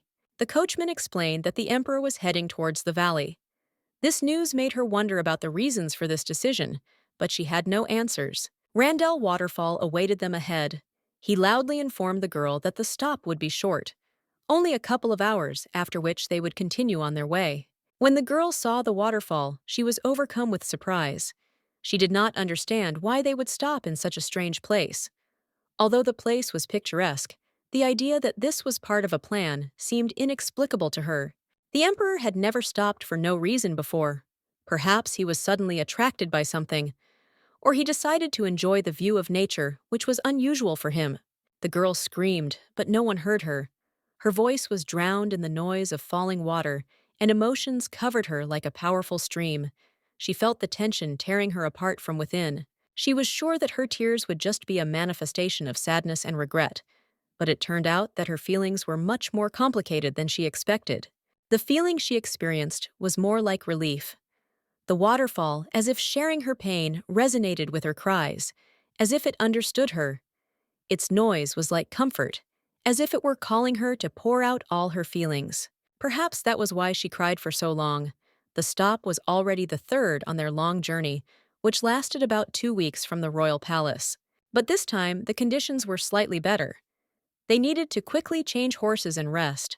The maid said that she would take the girl to the bedroom, but she refused, considering it unnecessary. However, it was the emperor's order, which meant the maid could not disobey. Her duty required her to carry out all orders, despite the girl's protests. It was interesting to know what was hidden behind this will, as bright and hot as the sun. The girl felt that she could not fully understand the emperor, who seemed unattainable to her. After that, she was informed that dinner was served. It was an opportunity to distract herself a little from the thoughts that were not leaving her. Riella apologized, noting that she should have picked up her own dinner. She didn't think it was worth burdening others with her requests, but the maid assured her that it was no problem. She was not busy, and on the contrary, was happy to carry out the task since she had been asked to take care of her mistress. Riella smiled and clarified that she should not be called Miss. She preferred to be addressed simply by her first name, which surprised the maid. The maid was a little embarrassed, but Riella calmly asked her name. She wanted to create a warmer, more relaxed atmosphere. The girl's name was Lu Rella, thought the name was beautiful, and assumed Lu was from the kingdom. Lu was surprised and asked Riella how she had guessed. The girl explained that the writing of the kingdom and the empire were similar, although their dialects were slightly different. Lu admitted that this was her first time in the empire, as she had previously worked in the royal warehouse. Her curiosity was genuine, and Riella wondered why she was here. Lu explained that she was sent by order of the king. Riella had heard about the tribute the king sent to the empire, but she hadn't expected that it included humans. Lu tried to explain that she had indeed been sent as a tribute, but the emperor promised to reward her generously for her service. Because of this, many people want to go to the empire. The competition is high, and the choice is usually made by lottery. Lu was lucky, and she was very grateful for this opportunity. The emperor really was generous and kind, which helped Lu cope with the changes. Now Riella understood a lot. Thanks to his kindness, Lu was able to feel like she was part of something bigger, despite being separated from her home kingdom. Lu was a little shy, but hoped that one day, having earned enough money, she could return to the empire in a different role. She was sincere and sweet, which made her look like a chick just beginning to spread its wings. Lu asked Riella what her plans were for the future. She wondered if the lady would stay in the palace with the emperor. Riella thought about it. She wasn't sure how things would go from here. Her thoughts turned to the emperor, and she wondered where he was and what he was doing. Riella thought about what she should do next. She felt her thoughts drifting to the subject and began to think out loud. In response, the maid, hearing this, became interested and asked what she meant. Riella was curious. She couldn't understand what exactly he wanted to tell her. She asked the maid to explain what she was going to do next, and expressed this question of her thoughts out loud, not hiding her interest. Her question was simple, but she felt it was an important point. She wanted to know how he was feeling, why he had been away for so long, and what he had been up to lately, asking about his condition. There was confusion in her eyes. She couldn't understand why he hadn't shown up for so long. She was worried about his secrecy and wanted to understand what was going on, wondering what he had been doing during that period. At this point, she began to cough violently, and the lady, seeing this, decided to carry her on her shoulders to the doctor to find out what was the cause of this violent cough and what could be done to alleviate her condition. Riella asked the doctor if he had any painkillers because she noticed that the pain was too strong. Her face showed concern for the maid's condition, and she was looking for help. However, the man said he had no painkillers and explained that her condition was simply indigestion, which often happens to those who have recently traveled and are in poor health. The doctor assured her that there was no point in taking medication in this situation, as all she needed to recover was rest and some food. Despite this, Riella noticed a first aid kit next to him, which raised questions. Riella thought that the lack of medicine might not be due to its absence, but rather to the fact that the maid was still too young to use any serious drugs. This explanation calmed her down a little. One night, while walking around the grounds, Riella found her maid lying on the ground. She was in such a state that she could not get up. She was vomiting from something she had eaten earlier, and she looked extremely sick. Riella did not lose her head, quickly carried her to the infirmary, and met with the displeasure of the doctor, who asked what she thought when she made the maid suffer so much. Riella said that she was going to put the girl to bed because the doctor advised her to rest. She believed that resting on the bed would be the best solution for restoring strength. The doctor, however, objected, saying that there was no free space in that place. He began to insist that this was an emergency and that space should be left for other needs. He explained that he could not provide a special place for the mistress to rest. The only option was to put the girl on the floor. However, despite this, the mistress agreed with this decision. The maid began to calm the mistress, assuring her that the girl was fine and there was no need to worry. She suggested not to get angry about this situation because everything could be resolved without unnecessary emotions. It was unpleasant, but Lou realized that if she started to conflict with a government official, it would have negative consequences for her future work in the imperial family. But she couldn't calm down just like that, so she decided to take the girl to her room. The maid couldn't understand how her mistress agreed to let the girl lie on her bed. Riella reassured her that everything would be fine. She promised to return with water and also to ask at the corner station if they had any medicine they needed. The maid immediately began to apologize, but the mistress only asked her to get a good night's sleep and not to worry. It was most important that the girl regain her strength and rest. Riella recalled a day when she was surrounded by care and a warm hand. She remembered how a person with good intentions was concerned about her, encouraging and supporting her in a difficult moment. The man informed her that the carriage's wheel had been replaced and that everything was now in order and that the horse had been examined. Riella felt confident thanks to his attention. The emperor also wondered if there were any problems in the guest room and decided to check on the situation there. He was always concerned about the comfort of his guests, even if the situation seemed insignificant. The coachman, surprised by such a question, asked what exactly the problems in the guest room were about. He did not know that the emperor was interested in such trifles. The emperor was confused, but quickly replied that he was talking about room 201. He wanted to know if everything was all right with its occupant, if there were any complications. The emperor asked if she had run away, if she had unpacked her things, if she had had dinner, and other details that might shed light on her condition. The man immediately understood what he was asking about. Asyan also guessed that they were talking about the girl in room 201. He knew that in each guest house, the emperor monitored how his guests were feeling through the owners of these houses. This was not surprising, because even when traveling, the emperor regularly ordered each coachman of her carriage to report to him on her condition every morning and evening. This was an important point in his care. If the emperor had wanted to know everything, he should have acted differently, being personally present and observing all events. He, however, trusted the coachman in this matter. The emperor overheard the coachman talking about the situation with room 201 and the red-haired girl staying there. Everything seemed normal, but the emperor was wary. The coachman reassured him, saying that there was no need to worry about the girl, since her condition had improved, thanks to medication, and everything was under control. The medical assistance had the desired effect. The emperor was surprised to hear about the medicine and began to clarify the details. He was interested in what kind of medicines were used and how they helped the girl to recover faster. The coachman explained that she herself had asked for a strong painkiller. The emperor was astonished, not understanding how a guest in room 201 could ask for such a strong remedy. The coachman said that the girl came to the master of the house, complaining of pain and indigestion. Having received medicine, she left. He was surprised that the emperor did not know about this incident. Aishan approached the emperor and said that there was no need to worry. Someone could be sent at any time to make sure that the girl was okay and that her condition had stabilized. He also suggested that the emperor could personally visit room 201 since it was very close. This would be the best option to ensure the safety of the guest. If the emperor was worried about being recognized, Aishan offered him a mask or a scarf to hide his face and remain incognito. That way, he could conduct the inspection without drawing too much attention. The coachman was already beginning to ask if he could go and continue his business. He was ready to continue his duties as soon as the emperor decided what to do next.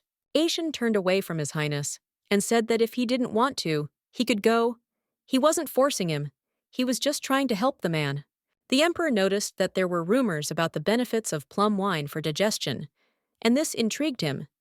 He thought that perhaps it was worth trying the drink to improve his health and well-being. The general, however, knew nothing of this, and then the emperor gave the order to bring something that could help restore strength and energy. His subordinate looked like a puppy, left without an owner, which did not go unnoticed. The emperor quickly put on his robe and headed to room 201, wanting to talk to someone who could help him. He was determined, but a little worried about what was to come. Approaching the door was not as easy as it seemed. The emperor realized that if everything were so easy, he would have come long ago and would not have wasted time worrying and thinking. All this time, the emperor was worried, not knowing what to do. He was very worried, but did not dare to approach, afraid that she might regret her decision and the fact that he was nearby. He was afraid that she missed her homeland, the people she had been with before.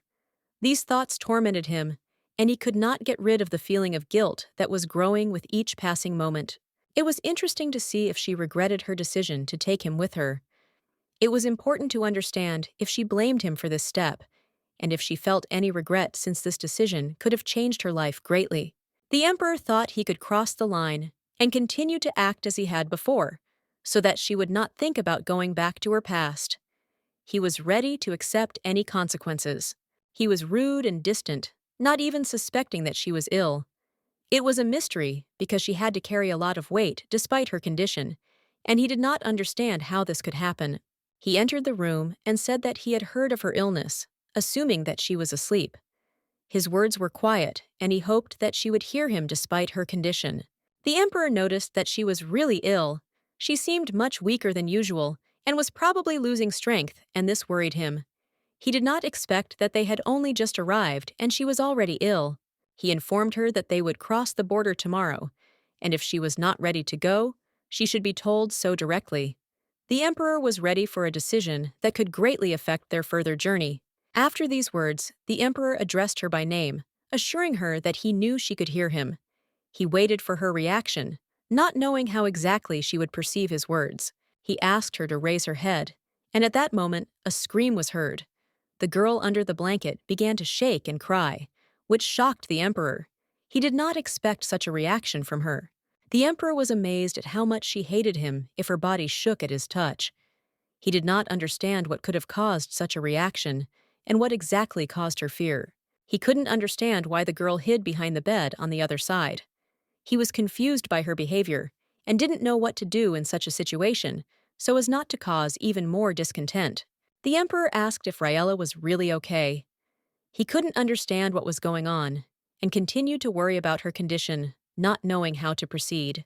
He asked her to stand up, but at that moment someone left the room, and the emperor became frightened. He immediately asked who it was, and there was a note of caution in his voice since the situation remained unclear. The girl thought it was a thief and was in a panic. However, the emperor realized that it was not just a stranger, and soon discovered that Raella was standing in front of him, which was a surprise to him. Raella was also shocked to realize that the emperor himself was standing in front of her. She couldn't believe that it was really him, and her reaction was full of surprise and bewilderment. The emperor did not understand what exactly was happening at that moment. Everything was so confused that he could not discern the reasons for the girl's strange behavior and reaction. The emperor noted that if it really was Ryella, then he would be interested to know who else was hiding under the blanket, because he was already ready to find out all the details of what was happening. A servant girl emerged from under the blanket in tears. The emperor was surprised by her condition, and this added even more questions to what was happening in this room at that moment. It turned out that this girl was the one who came to serve in the empire. She became a part of his life, and he never expected that she would end up in such a situation. Riella came out to the emperor and noticed that she seemed to have calmed down a little. She thought that a stranger had burst into the room, and her first reaction to this was quite alarming. She too had thought it was a thief, and that had confused her. Now that she realized it was the emperor, Rella was a little taken aback that she had misunderstood the situation. The emperor was embarrassed by the careless remark that led to the misunderstanding. He did not expect such a thing to happen, and it left him with an unpleasant impression. It was the first time he had been hit with a flask. When Ryella saw him, she actually thought he was a thief, and without thinking, she tried to defend herself.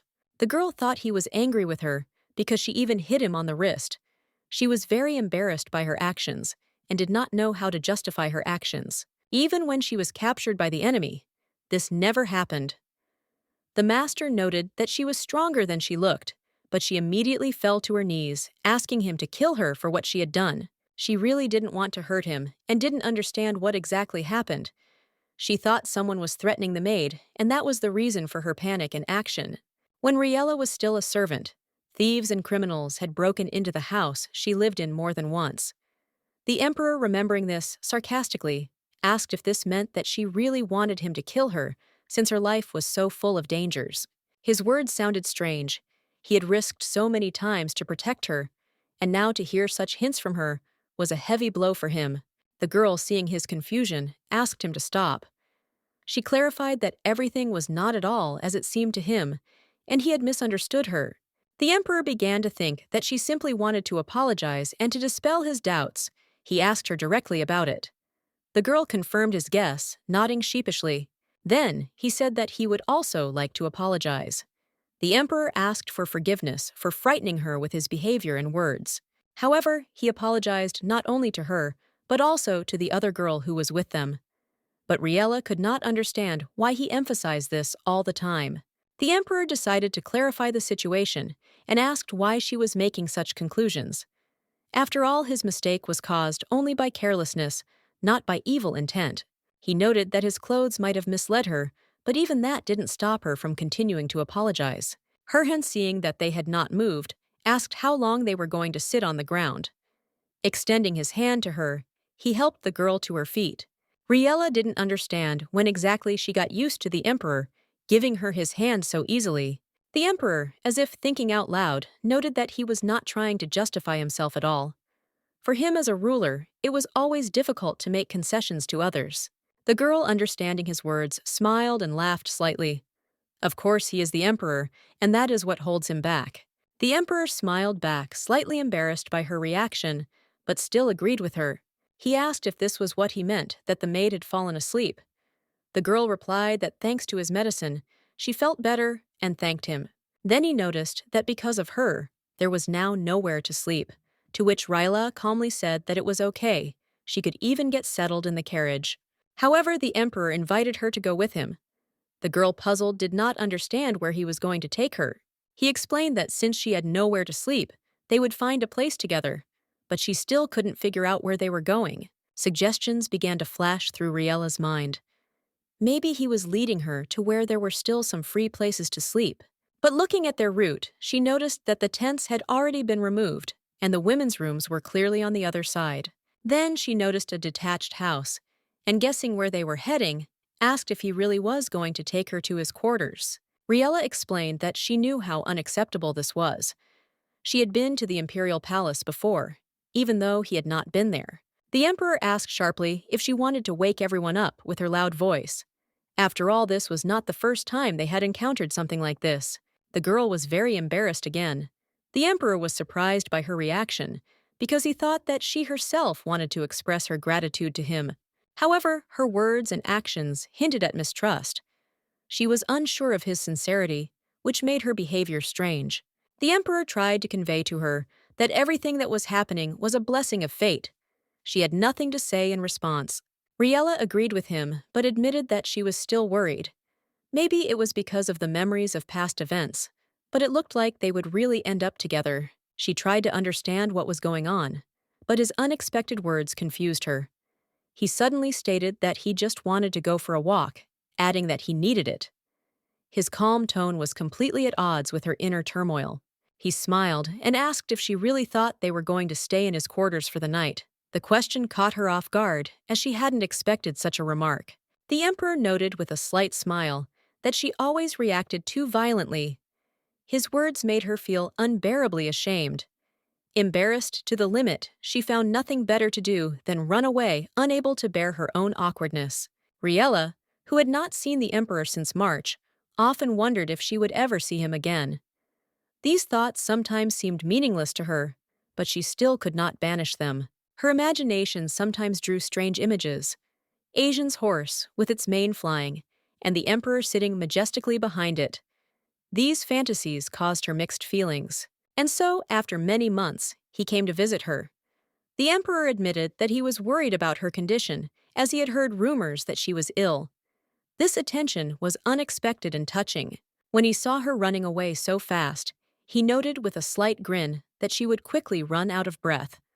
Riella, however, was surprised at her own ability to run so fast. The emperor suggested with slight irony that after sleeping in a soft bed, one could allow oneself to run a little. But Riella immediately began to object, outraged by his remark. Her indignation amused him, and he reminded her that not long ago she had almost suggested going into his chambers. His words stunned her, because she had not expected such a turn of events. Offended by his behavior, the girl asked why he was behaving so strangely, but he interrupted her with a counter-question that made her shut up. His intense gaze made her uneasy, but she still continued to complain that he was always playing with her feelings. Her voice trembled with suppressed emotions. The emperor, trying to calm her down, asked her to stop, but his anxiety increased when he noticed how she suddenly started to run, as if trying to hide from herself. Seeing her running towards the cliff, he shouted at her to stop. There was genuine alarm in his voice. One more step, and she could fall into the raging sea. The emperor, with slight irony, asked her what kind of strange relationship she had with water, since she was constantly eager to jump into any body of water. The lady noticed that it was all a coincidence and emphasized that it was not the same as before. The emperor, looking at the water, suddenly noticed, "This is the same river they had talked about in the past." His words caused her slight confusion. She looked at him in surprise, but he confidently confirmed that it was a tributary of the Leyder River. Riella was amazed. The familiar landscape stirred up memories. Her reaction betrayed how unexpected this encounter with the past was. As she watched the river, she realized that she had never imagined returning here before. The past had seemed distant and impossible, but now everything had changed, and this place had acquired new meaning for her. The emperor, noticing her thoughtfulness, asked how she was feeling. He suggested that the sight of the Leyder River might have awakened old emotions in her, making her think again about the day she almost jumped into the water. The emperor's voice sounded with a slight note of amusement, although in reality he was hiding deep concern.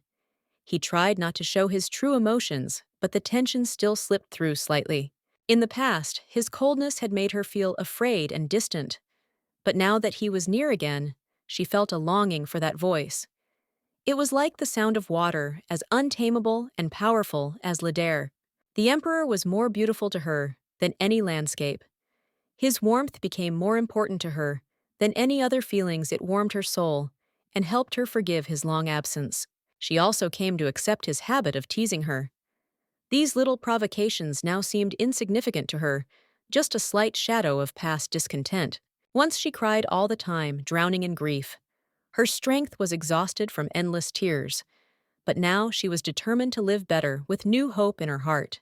This strength and confidence came to her thanks to the emperor. She believed that with his support, she could cope with any trials that life would bring her. The emperor, noticing her changes, was touched. He embraced her, and at that moment, their feelings came together in a single impulse. They kissed. This kiss continued again and again, until suddenly, The girl lost consciousness. The emperor did not expect this and was immediately scared to the depths of his soul. His voice rang out over her motionless body. He called desperately for her to wake up. Anxiety and fear filled his heart. Meanwhile, the general was thinking about how long it had been since he left them. Thoughts about whether to be happy or sad about this were mixed in his head, creating a contradictory mood. As the head of the royal guard, he found it strange that he was absent from the emperor for so long. Leaving him alone at night for so long seemed unacceptable to him. The general knew that both the emperor and the lady were tense. He suspected that their conversations were touching on important topics that they had previously avoided talking about. However, the idea of spending the night somewhere far away made him doubtful. Such behavior was contrary to his duties and could become a problem.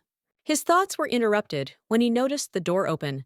The general immediately stood up to find out who had entered and what was going on. His thoughts took an alarming turn. He imagined the worst: an attack, a threat.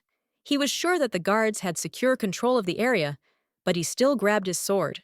The general was stunned when he saw the man who had entered. The emperor himself stood before him. His appearance made the general wonder what could have prompted him to burst into the room like that. The emperor did not explain anything, only briefly ordered to follow him. The general tried to clarify what was going on, but never received an answer. The general was still perplexed. The emperor's behavior seemed strange and disturbing. He began to suspect that the matter was connected with Raella, and perhaps her condition. When they reached the carriage, the general, realizing the place, asked questions again. He wanted to understand what had caused them to be there at that moment. He had previously expressed his guesses about the situation and suggested calling Carnel the emperor. After thinking about it, nevertheless agreed that he should be brought. The general felt that the emperor was becoming more and more withdrawn.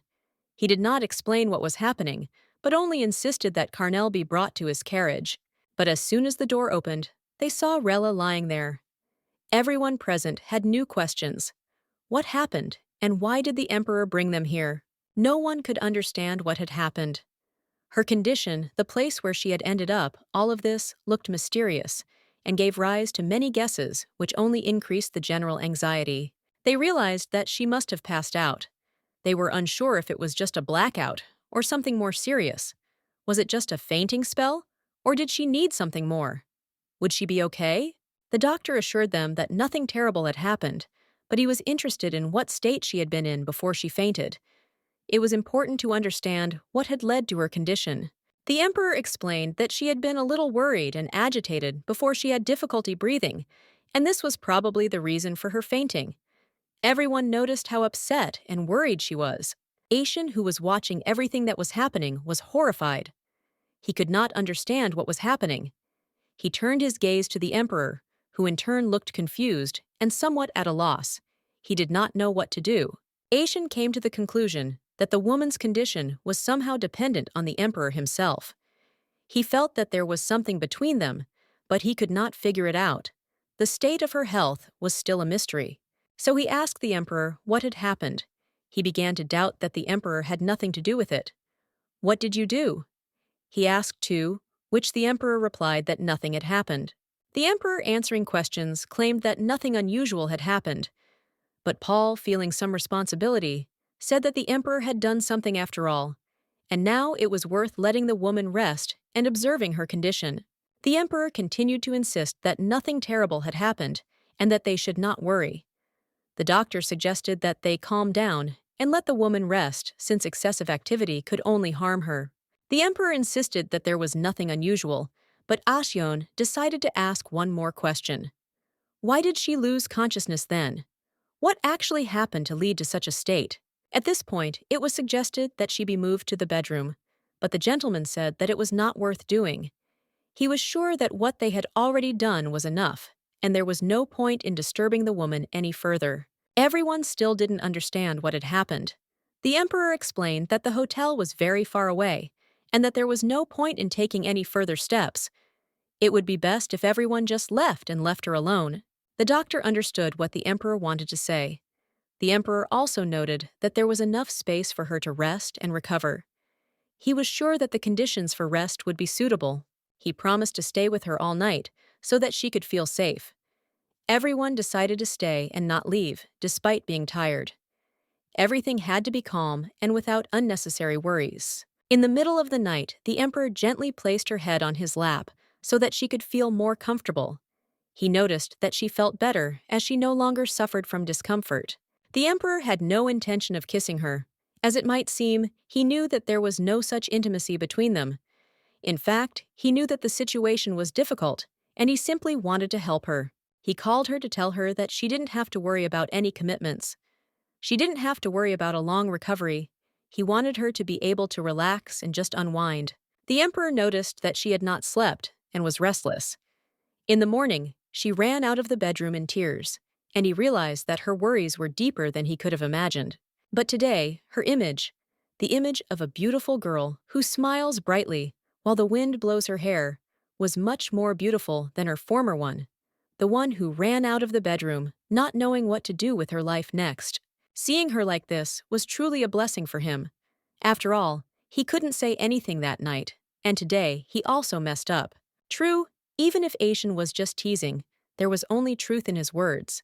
He is a perceptive fellow. After all, he said that he only had to turn away, and he would immediately get into something. Perhaps all this trouble is happening because he keeps cheating on her. What makes it worse is that he doesn't realize how much his actions are affecting her and their relationship. If this is really a punishment, then he is ready to bear it. But it is strange that he feels bad about it. It is such a strange feeling that he should be stronger in this situation. A man came up to the general, calling him, claiming that he had finally found him. He began asking why he was sleeping there and what had happened to His Highness. Asian was confused and could not understand what was happening. The man explained that he could not find the emperor, that His Highness had disappeared, and no one could explain where he was. When the man looked into the bedchamber, he found no trace that the emperor had been there. The room was empty, and there was no sign that he had left since early that morning. Aishan reassured the man by saying that the emperor had not left in the morning. He was no longer in the room at that time, and most likely he had left much earlier than expected. The general assured them that he knew where the emperor was, and that there was no need to worry.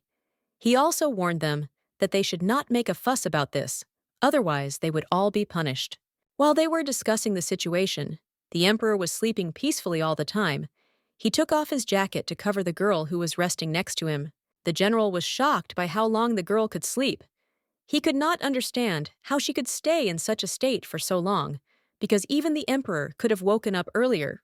At this point, Carnell was probably trying to check if the girl needed help, but she seemed fine, and his intervention was unnecessary. The general then turned to Phil and informed him that the emperor was planning to leave by carriage that day. Phil was to take care of the horses and watch the road during the journey.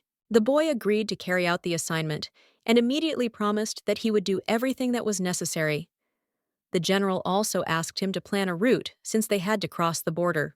The general was already expecting Aishan to open his eyes because the emperor should have woken up a long time ago. Aishan couldn't wait for him to finally show activity again. When this happens, the lands will probably change hands, which will be an important moment for everyone. It is unclear when exactly this will happen, but Aishan was prepared for this moment.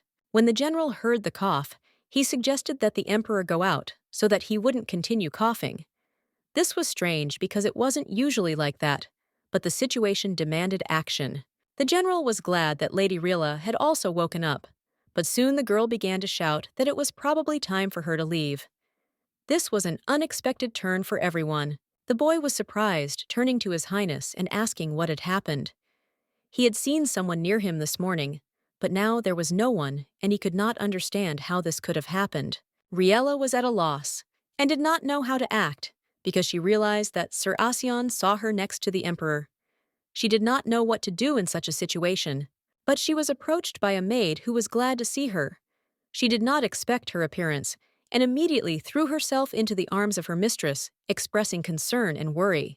Lu was worried about her mistress, and her worries were quite justified.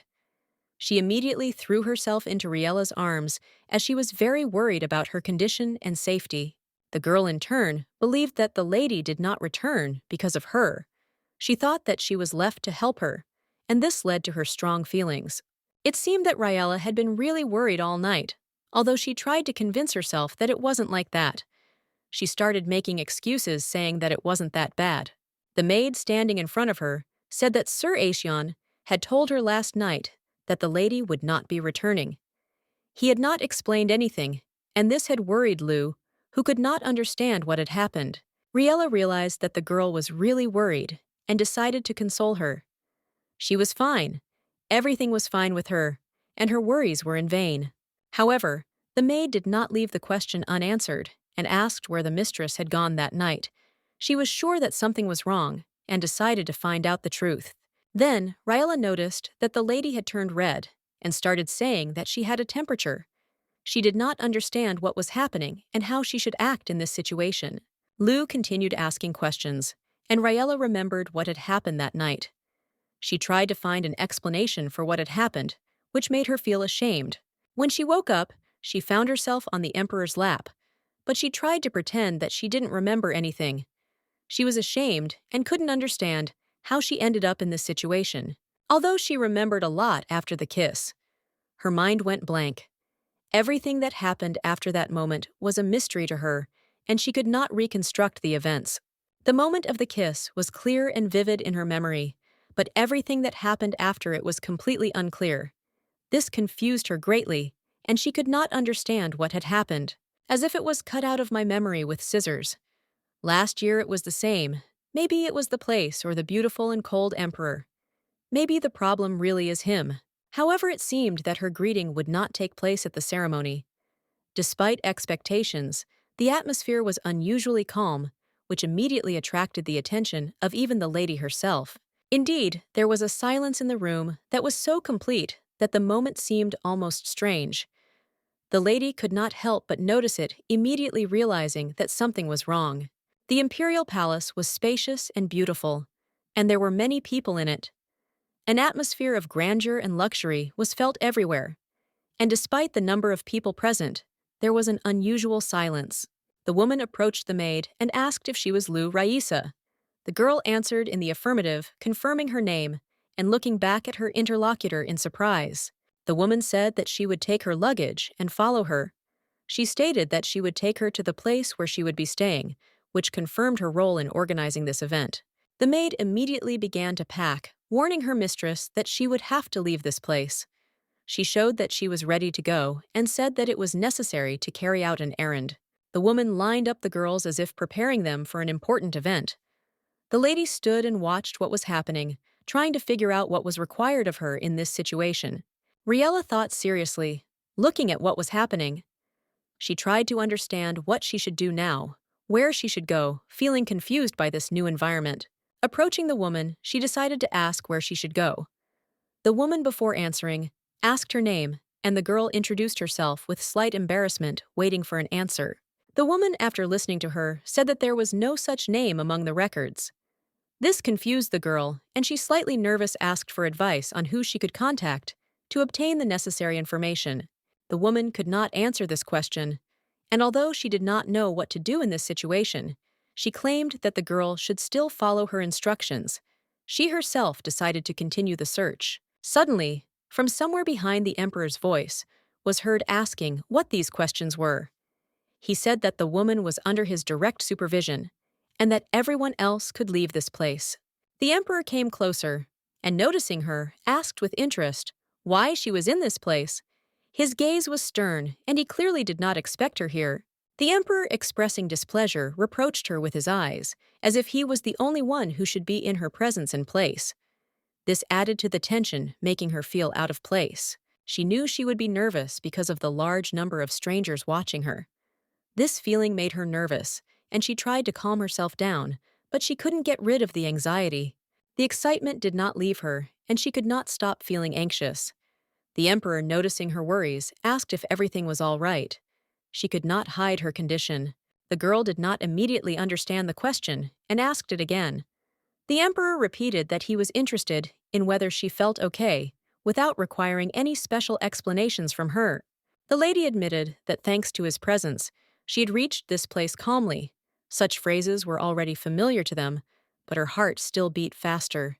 But now, being close to him and hearing his questions, her heart beat even faster, and she could not control her own feelings. The emperor was too close to remain calm. She wanted to answer and address His Highness, but suddenly someone started talking to him, interrupting their conversation. She fell silent, feeling uncomfortable at this moment. The man reported that the work on the report on the past journey had been completed. Everyone was already waiting for the emperor in the conference room, and he was supposed to join them as soon as possible. They also informed his community that immediately after the reporting meeting, they would provide him with an account of the affairs of state during his absence. And also, yesterday, a petition came from the Duke, so they started asking when he would be able to give an answer to it. The emperor was already tired of all this. They also said that he should inform in advance whether he would be paying extra allowances to those accompanying him on his trip, and this should be included in the agenda. The emperor said that he would certainly answer all the questions, but he would do it one by one. He emphasized that he could not solve all the questions at once, and that a certain sequence had to be followed. The meeting will be held immediately. It is important that when discussing the state report, only the most important points are highlighted so as not to be distracted by secondary details.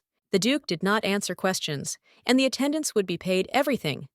He asked the lady to come to him. The man noted that the meeting would take place, the documents would be prepared, and the compensation would be paid. Hearing the name, he knew it was Riella Blinet. She was the kingdom's assassin, a criminal who was supposed to be executed. The events surrounding her case were notorious. However, the emperor showed mercy and forgave her. According to rumors, she would even become part of the imperial family, which seemed unlikely given her past. The forgiveness was shocking to many. Apparently, it was that girl Riella felt the gazes of those around her. Suddenly, the emperor called her to him, and this made her break away from her thoughts a little. He told her to follow him, and Riella, having come to her senses a little, followed him. Everything that was happening seemed strange, but she could not refuse his order. Despite her inner fear, her desire to run away, Riella understood that the emperor had ordered her to come closer.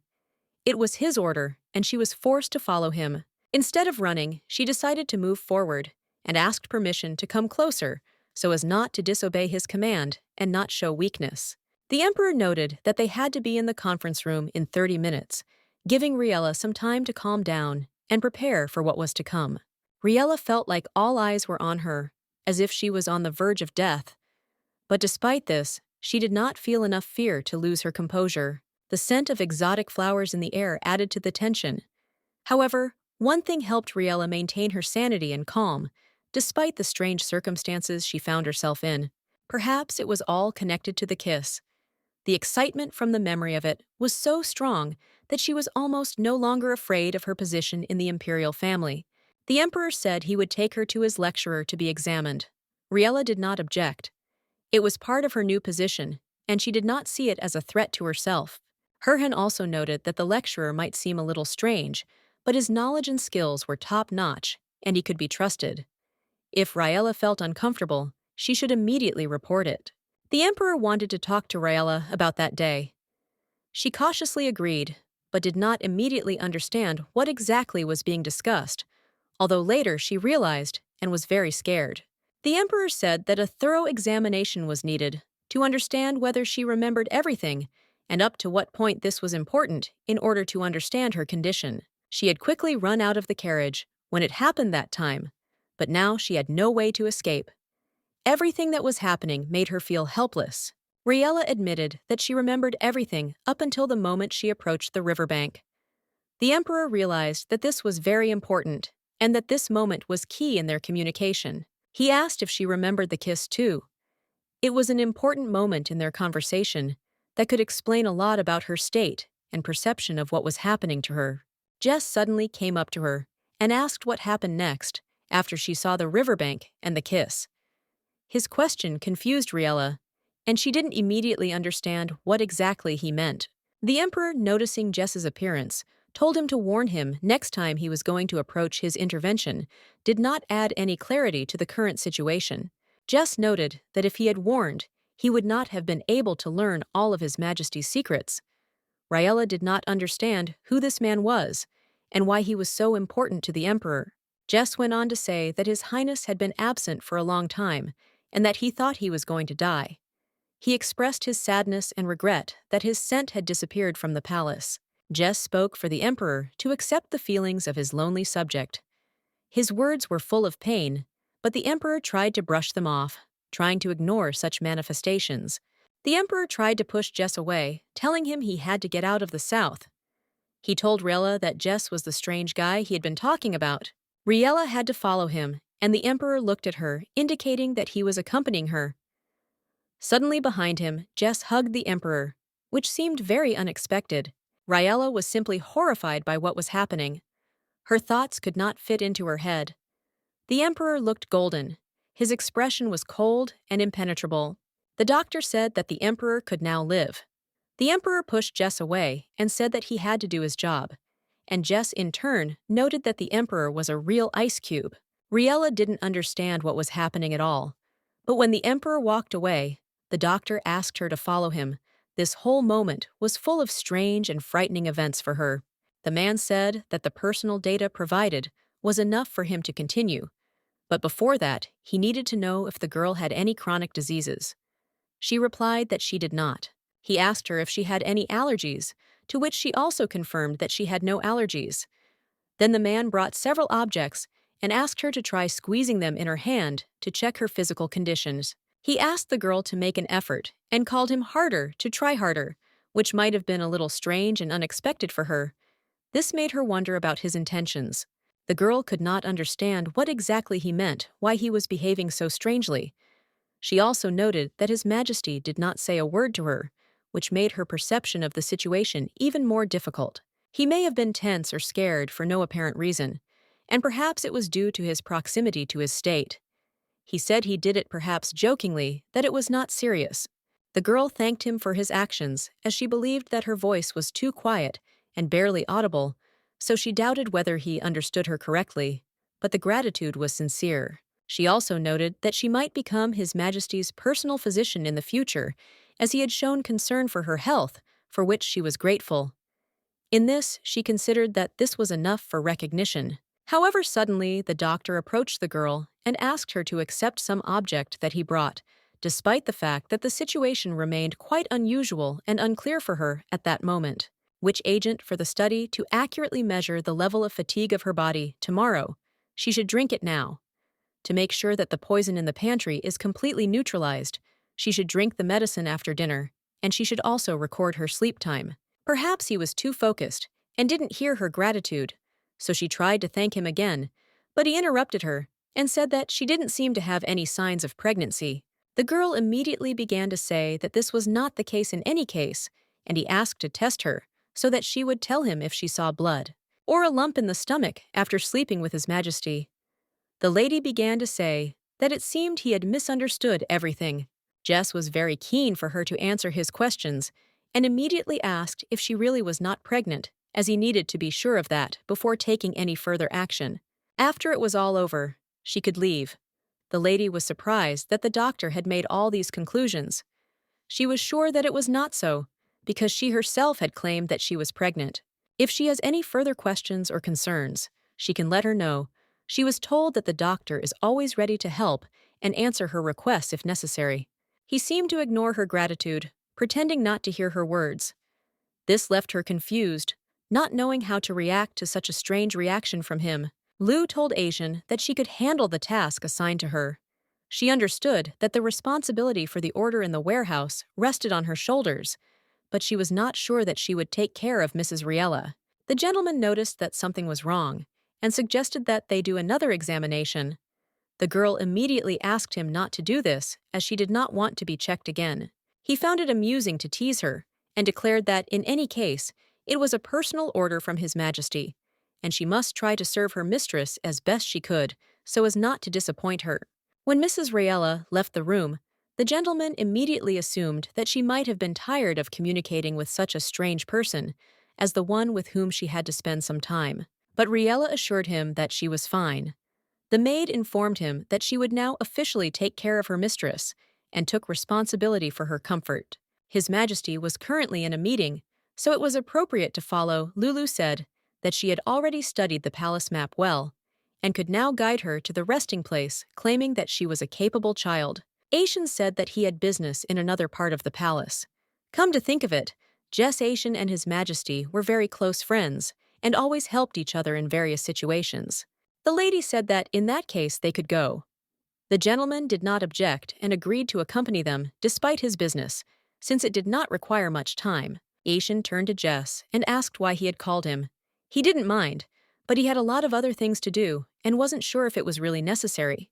The doctor replied that he was not yet completely sure of the diagnosis and probably needed to talk to her to get more information before making any conclusions about the situation. It was just a guess, and he thought it wouldn't hurt to make sure he wasn't sure of his conclusions, and that made him cautious in his decisions. Lou said that her words had not yet been confirmed, and she only said that it was a temporary place to live.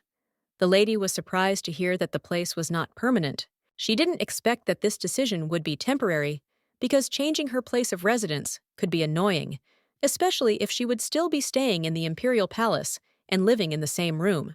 Riella explained that this was because in the future she might not be able to stay in the imperial palace. This prediction worried her, as she was unsure of what awaited her. She wondered if everyone would be able to continue to treat her kindly in the future, despite the current situation. She was worried about how it would affect her relationships with others. They all looked at her with apprehension, suspicion, and even contempt, including Lord Jesse, who was her confidant. This made her feel tense and uneasy. She wasn't afraid that they would hate her, but she was worried that she might make the Emperor dislike her. She didn't want to be the cause of hostility or tension. She was sure that the Emperor would not be pleased if he knew that she had caused such feelings in those around her.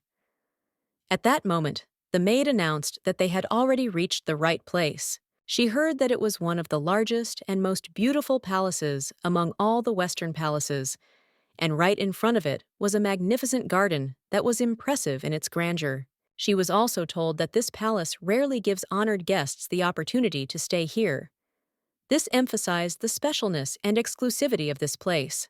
The maid told the lady to go quickly, as there were many things to do inside. They had to clean, take things, and fulfill other obligations. The girl realized that, if in the future she needed to find a place to live outside the palace, she would need to be sure to inform His Majesty about it, as this could affect her position. Tomorrow, she had to meet with Mr. Jess again, so she decided to rest here. It was necessary to restore her strength for further meetings and work. Lou began to doubt if she had understood correctly. Perhaps this was not the right place. The lady also agreed that perhaps they had come to the wrong place and needed to find the right direction. She apologized and explained that they had chosen the wrong place, so they quickly left it and went to another place so as not to waste time and not disturb others. But soon, several people ran up to them and asked if she was Miss Riella. They were sure it was her, because they had heard about her beautiful red hair, which looked like flower petals. The people greeted her because they had been waiting for her to appear for a long time. These were the maids who would now officially assist her in her affairs, providing the necessary service and attention. She was happy but felt ashamed that she lived at someone else's expense. People noticed her sense of humor and took care of her luggage. They chose the bed linen and curtains with care. They decorated the interior with salvia flowers, which suited her perfectly. But the lady asked them to stop and ask if everyone was there to serve her, because she did not quite understand what was happening.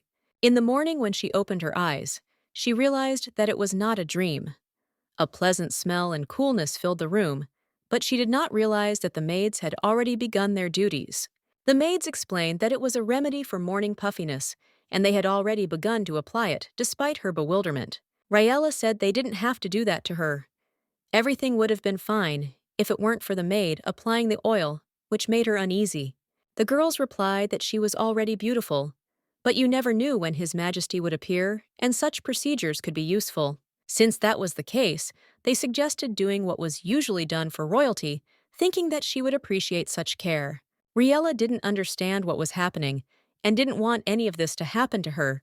The maids continued to surround her, but the room was full of dresses and shoes, which added to the uneasiness. When she chose something, she was given accessories and gloves. Perhaps someone considered it a luxury, but she never thought about it. She asked where Lou was. The girls were surprised and asked if they had such a girl, which confused Riella even more. The maid told the lady not to leave a child whose origin was unknown with her, and if she needed anything, she could contact them. Riella first asks how they knew that this child was of unknown origin, if they don't even know her personally. Lu is of unknown origin, or is it because she is from the kingdom? The girl is also on vacation, so they should not communicate in that case. The girls did not understand how Lady Riella could compare herself to such a pathetic child. She is the one who deserves the emperor's favor. Riella pointed out that she never asked for anything like that, Sudars. Lu is the child who protects her when she is alone and tells her that they will stay strong even if they go far away. They left their home country together, holding hands tightly.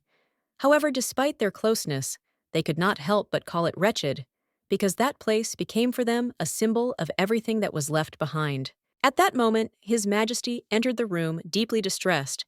He said it was sad because he had always thought he was showing her favor, and now he was at a loss. In fact, the girl had not intended to utter such words, and now not knowing what to do, she stood in confusion, unable to answer or justify her statements to him. The emperor came closer and expressed how heavy his heart was. He was even more upset that she did not appear before him. This added bitterness to his feelings because he expected more attention from her. The girl, feeling guilty, asked His Highness to forgive her for this reprimand, which she did not want to utter at all.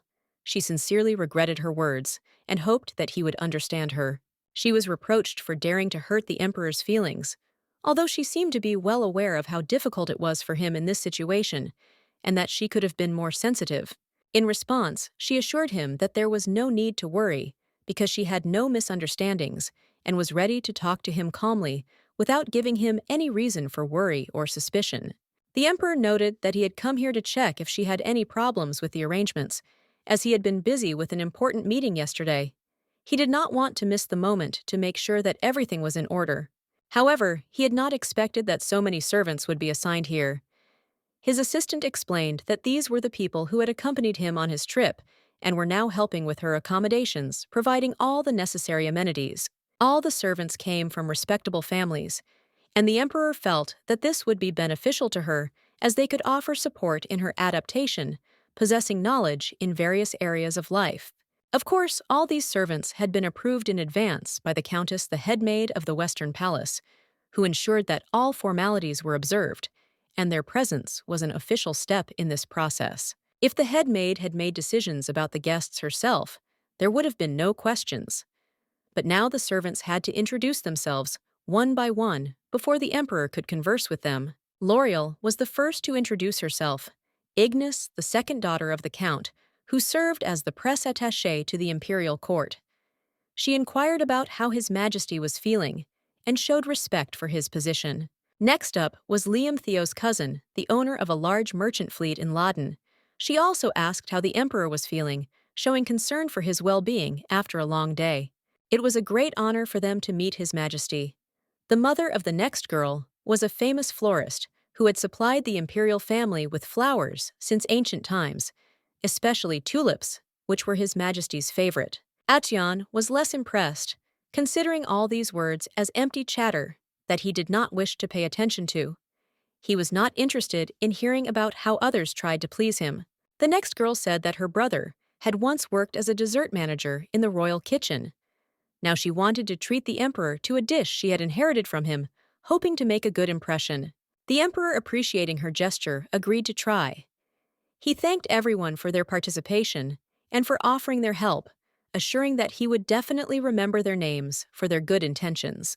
Riella, despite all her politeness, felt a little embarrassed. Her thoughts were full of how others were talking to her, trying to establish a relationship with her, because of the rumors that were circulating about her connection with the emperor. The girls were amazed that everything was going so smoothly and wondered why the emperor was so eager to establish a connection with this girl. She thought that all this was just the result of talk about her place in the imperial court. These thoughts were built up by the girl as she adapted to life at court, and when she first heard rumors that the emperor was interested in her, she couldn't believe how quickly things were developing. These rumors stirred her mind, and she wondered if perhaps these maids were the ones who were discussing her in this way in their conversations. But for now, she was not sure of the accuracy of these conversations, and tried not to attach any importance to it. Although her stay in the palace was not that long, she had already noticed a change in treatment, especially after rumors about her possible relationship with the emperor began to spread, creating a tense atmosphere around her. However, the emperor always remained attentive and respectful, which only fueled the prince's pride and also confirmed the rumors that the emperor really favored her more than others. It gave the impression that there was more going on between them than just a normal connection, which suggested that it could all be part of a well-orchestrated performance that many were watching. She asked His Majesty to wait a little, and he in turn said that he would definitely remember the names of all the maids who helped her adapt, and if anyone was inconvenienced, she could inform him. He assured her that if she had any problems with any of the servants, she could contact him at any time. He assured her that he would always be there if she needed support or protection. The girl didn't quite understand what he meant and thought that perhaps it wasn't said in the context she understood. However, she decided that it wasn't worth thinking about it too much for now.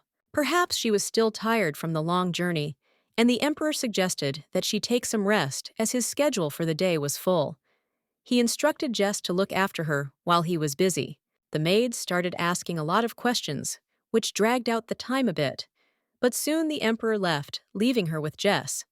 During this time, she could rest a little and gather strength for further meetings. Jess, noticing her tiredness, asked if she had had breakfast.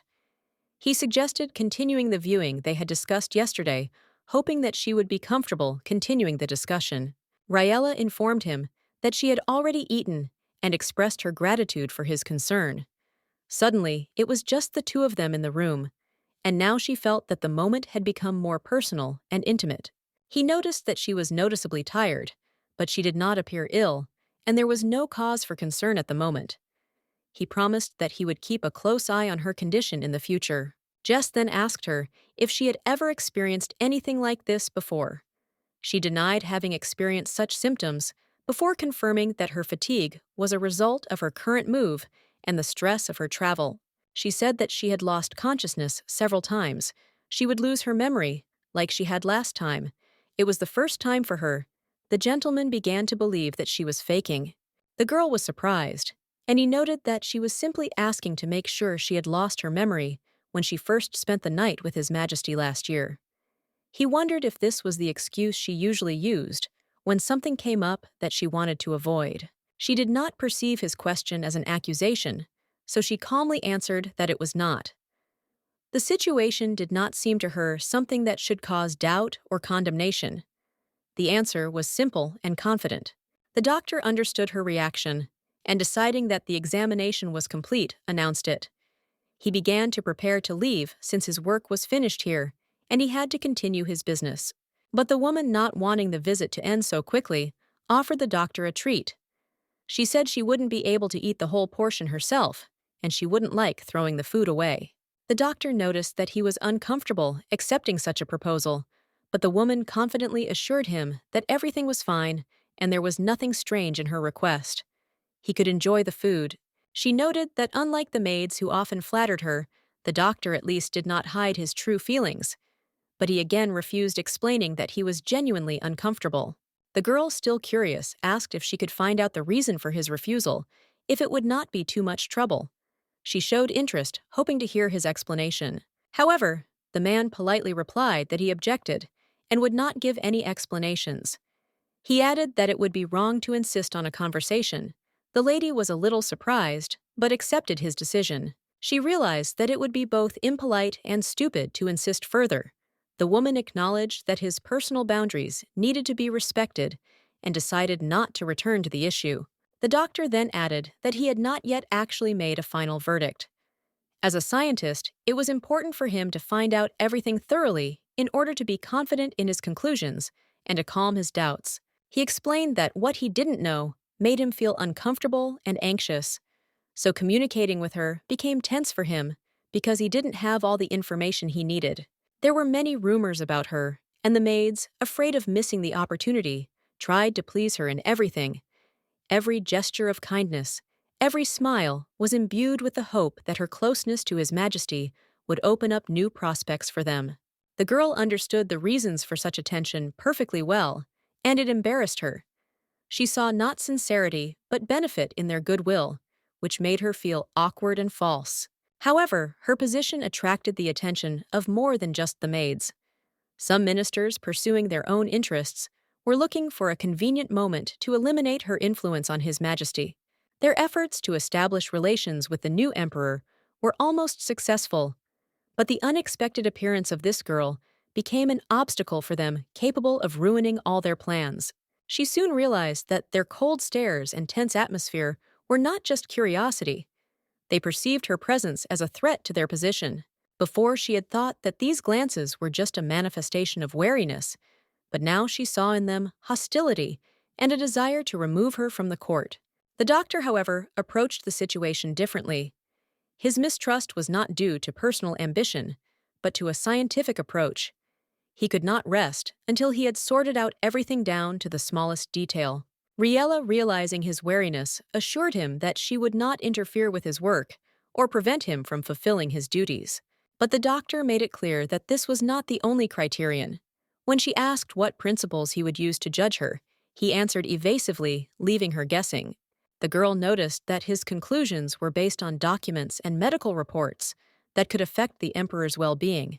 This was her only clue. These documents were intended to determine whether her presence would be beneficial or harmful to His Majesty, which he believed was the main criterion for assessing her role. This is the main criterion by which this person defines people, classifying them. It is important for him to understand what qualities a person has in order to draw a conclusion about his character and intentions. The gentleman noticed her gaze and asked what exactly she was studying so intently, since it was not something secret or confidential, but a completely ordinary thing that should not arouse such interest. The lady, smiling softly, assured him that she understood everything and would not do it again. Her smile confused the gentleman. He could not understand why she was behaving so calmly and restrainedly. The lady again apologized for her involuntary guilt, adding that literally, the day before she had noticed his stern and menacing appearance, which made it difficult for her to meet his gaze. However, today she no longer felt the same tension. She admitted that she was simply thinking, because probably only the most worthy and kind people always appear next to him. Jess, noticing her thoughtfulness, asked if she really thought she knew what she wanted. The lady confidently replied that she was ready to wait patiently, no matter how long it took. She expressed hope that he would eventually understand who she really was and what place she occupied in his life, as well as how he should treat her. She stressed that if he made a final decision, it would be important to her that he inform her of it immediately so that she would know what to do next. She was genuinely interested in whether she could be of use, or on the contrary, harm to His Majesty. This was the most important question for her, which occupied all her thoughts. After discussing all the urgent issues, the emperor, clearly tired, began to rise from the table. The remaining matters did not require immediate attention. Everyone present was already exhausted to the limit. The long discussions and tense atmosphere had drained the strength of each of them. In the old days, meetings were less frequent, but this young emperor was eager for change. His determination knew no bounds, which pushed everyone to active work. Despite his fatigue, he was irritated by the need to analyze the actions of the previous emperor. The political situation in the country was becoming increasingly unstable, causing him more and more anxiety. While eliminating the traces of the late emperor's connections, no one was safe. Some of those who served the new emperor also became victims. The surrounding environment required extreme caution, because betrayal could be waiting at every step. The gentleman asked again whether all the questions had really been exhausted. However, it was obvious that those present were most concerned about the mysterious woman about whom rumors were circulating. The intrigue surrounding her was captivating their minds. No one dared to pronounce her name unceremoniously. After a short pause, the man declared that if there were no more questions, the meeting could be considered closed. Suddenly, the emperor decided to break the silence, declaring that he would like to say a few words. He mentioned Riella Blanita, who resided in the Western Palace. His statement took everyone by surprise. The shock of his sudden words was obvious. No one expected the emperor to discuss such a sensitive topic, especially openly in front of everyone gathered. The emperor knew that the audience's curiosity was understandable. Rumors about Riella were rife, but there was little information about her exact origins. All they knew was that she was from the kingdom. He was wondering how he could explain his behavior and still keep Riella safe. He needed to figure out a way to keep her under his surveillance and out of harm's way. The emperor noted that rumors of his romantic involvement with Riella had already reached the assembled group. Their discussion was becoming increasingly insistent. If he admitted the rumors were true, Riella would be in even greater danger, but it would keep her close. On the other hand, a denial would give her freedom from the rumors, but would limit their meetings. Denying the rumors would give Riella a choice: stay in the palace or leave it. However, in that case, their interaction would become extremely difficult, which worried the emperor. His long thoughts made the others assume that the rumors were true. Everyone began to think that the emperor really had an affair with this woman. Some of his detractors recalled instances when he hid behind the poor. Their opinion of his tastes worsened. There were taunts about how quickly Riella could become empress. Everyone present was convinced that they had to establish contact with her. However, none of them had time to really look at her face. Among those who did notice her rumors circulated that she was not at all beautiful. Nevertheless, their interest in her was obvious. Many believed that if she had been beautiful, her situation might have improved. But at the moment, her fate seemed sealed. She was perceived as just a passing fancy of the emperor. No one even entertained the idea that it might lead to marriage. The emperor himself could not understand what was happening. An unfamiliar feeling of anxiety came over him, something that had not happened for a long time. It was difficult for him to concentrate, and this confused him even more. The gentleman standing nearby did not understand why His Majesty was immersed in silence. Usually, he was always decisive and clear in his actions, but now he seemed confused. Time passed painfully slowly, and the tension in the air grew. Everyone present wanted to know if the woman was beautiful. Curiosity reached its limit, and this only increased the general excitement. The emperor was slightly irritated by what was happening. He had the gift of reading thoughts when he touched a person, but this time, the stream of thoughts reaching him was chaotic and strangely varied. Among the thoughts that rushed into his consciousness, he caught Asian's thoughts. He understood that His Majesty's condition was unusual. Asian even suggested that the emperor might have had another attack. However, the distance between the emperor and Asia was considerable, and this surprised him. Why did he hear thoughts from so far away?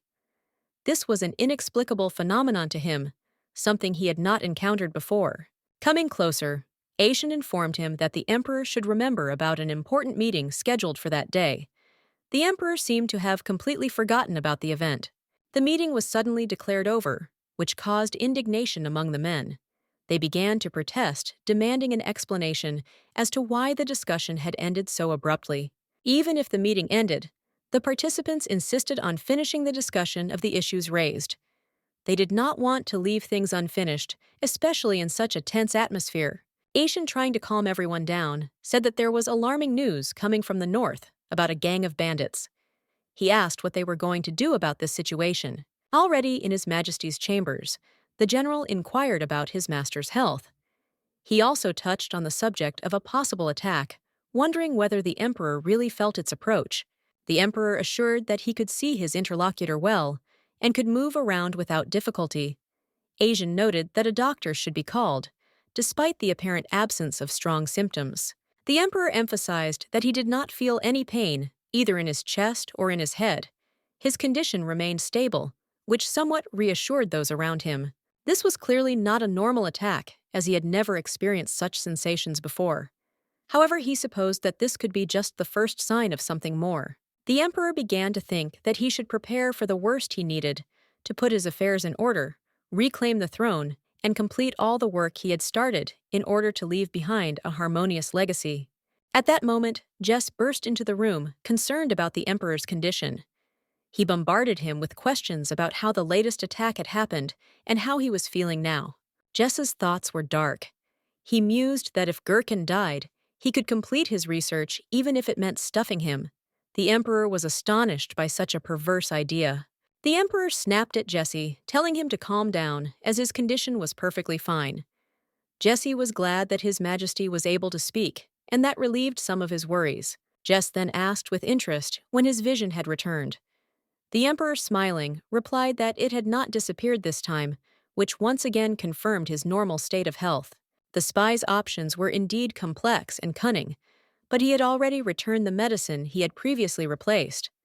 This action, like his previous steps, had its own goals. He probably failed to switch the object again because the emperor at that moment heard their thoughts regarding the spies. This made him think about the more serious consequences of what was happening. Asyan was alarmed, he was afraid, and asked again what it meant. He was completely sure that their hands did not touch, and he could not understand how this could happen if everything was under control. Jess was also confused because he, like everyone else, was wearing gloves. This fact strangely coincided with what was happening, which further increased the bewilderment and anxiety among those present.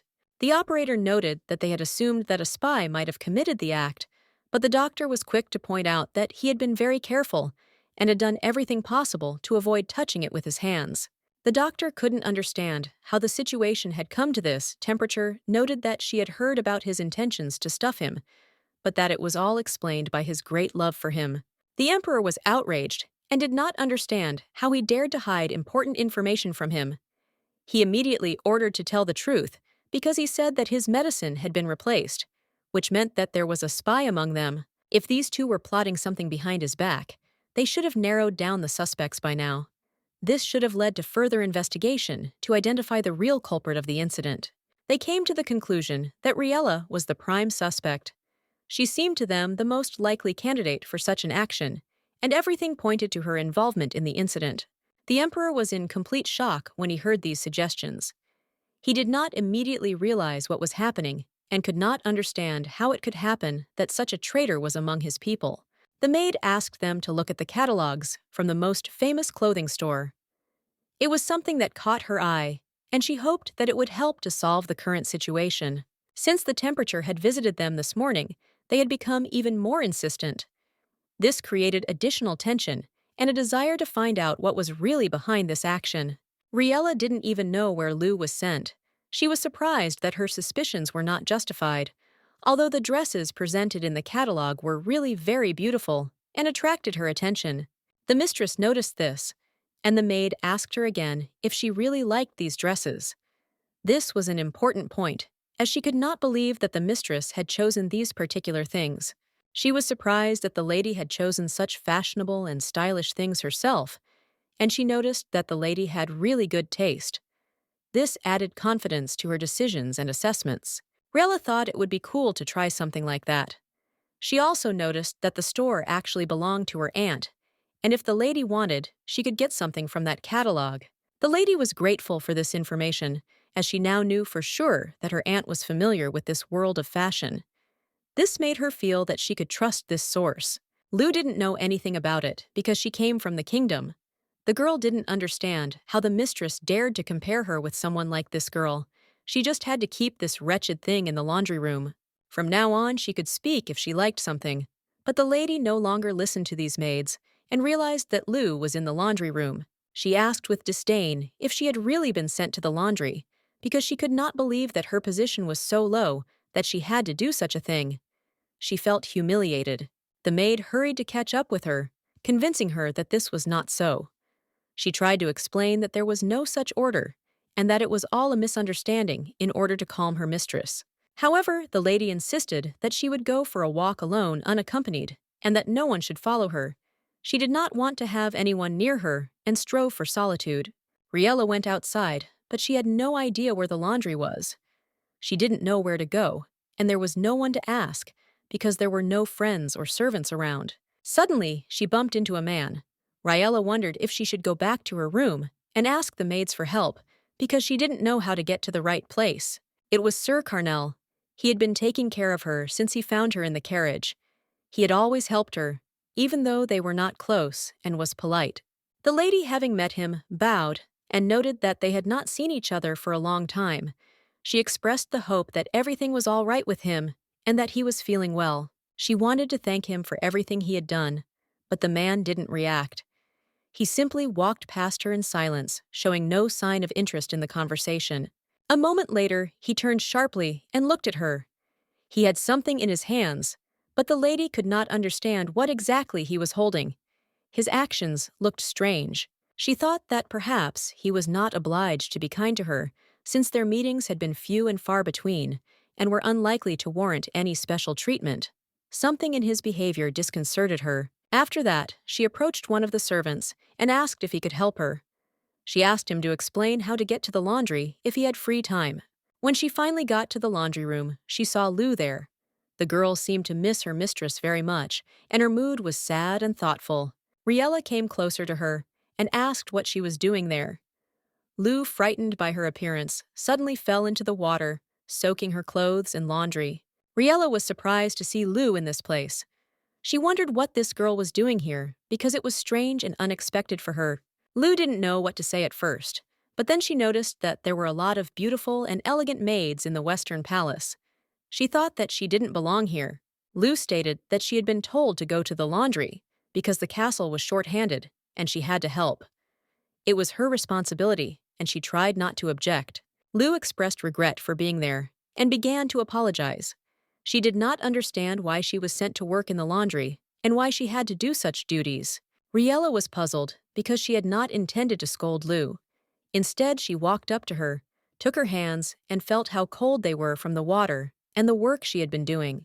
It became clear to her that Lou had probably followed the instructions she had been given and was now simply doing her job, as Hanka Yikarl had said that she should be doing the laundry. However, Riella tried to calm her down and assure her that there was no need to worry. She wasn't worried because she knew Lou was doing a great job with this kind of thing, and offered to take her along.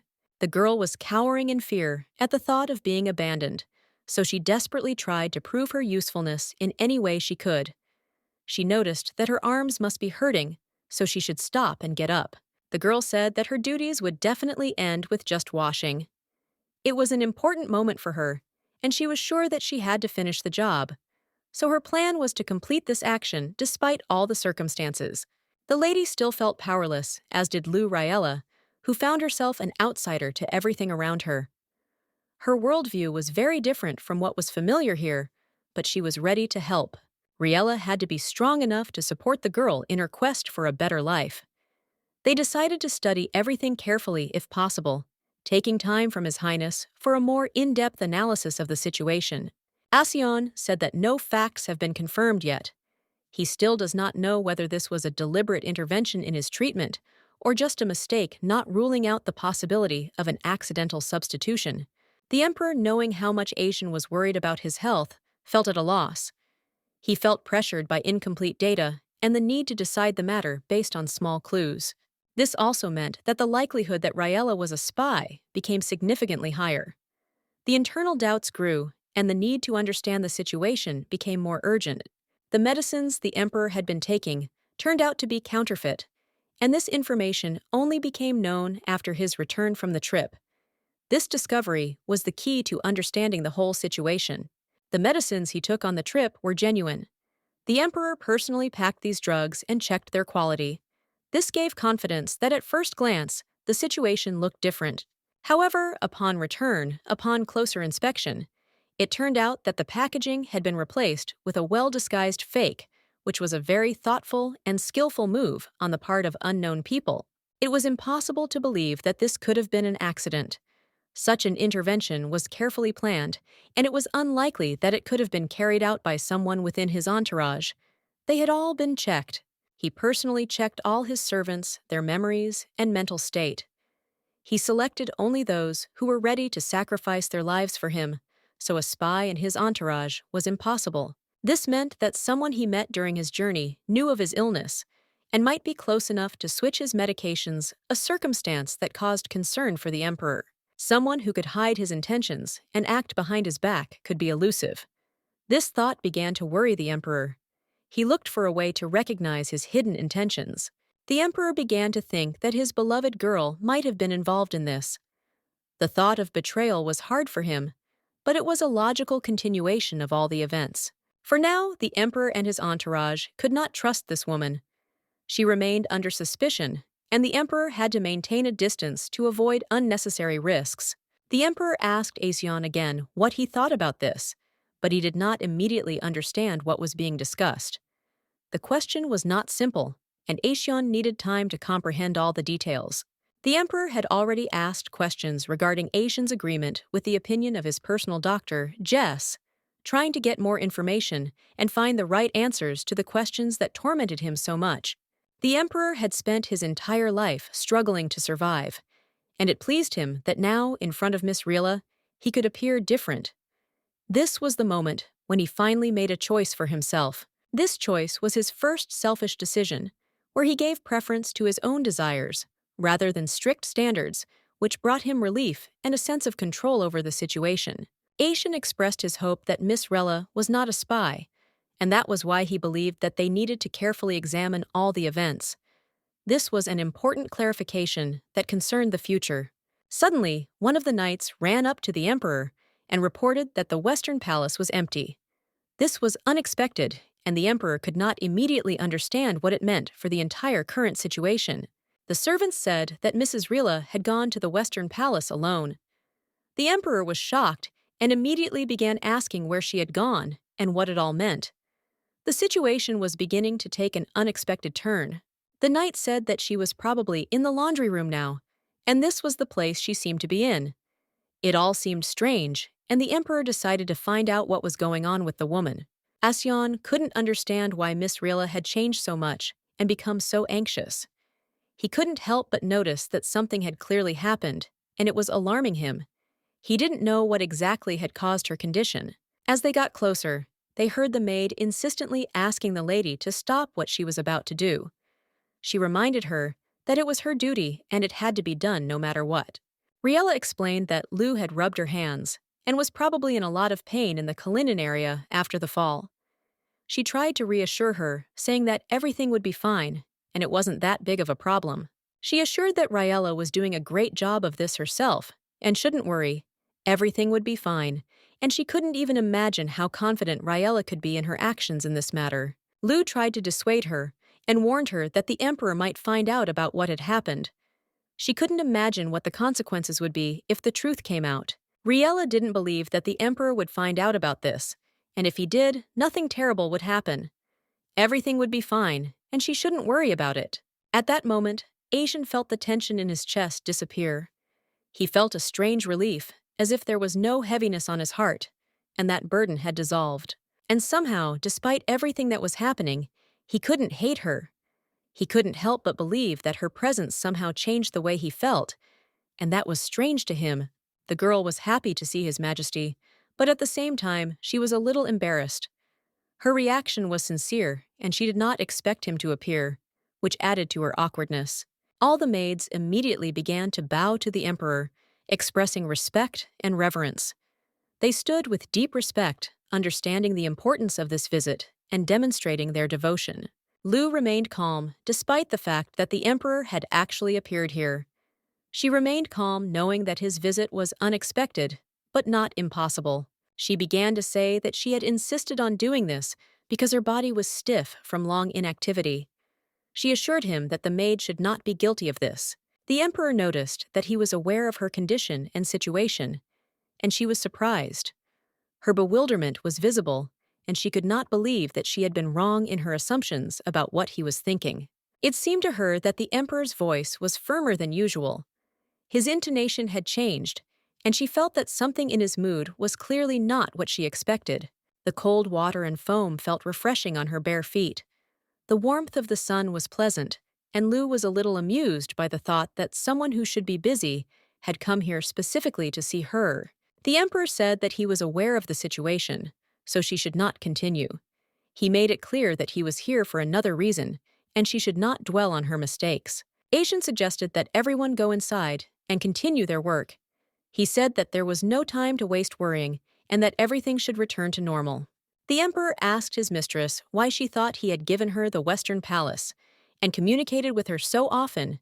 He was waiting for her explanation, which might perhaps clarify their relationship. All this was done so that no one could treat her with disrespect.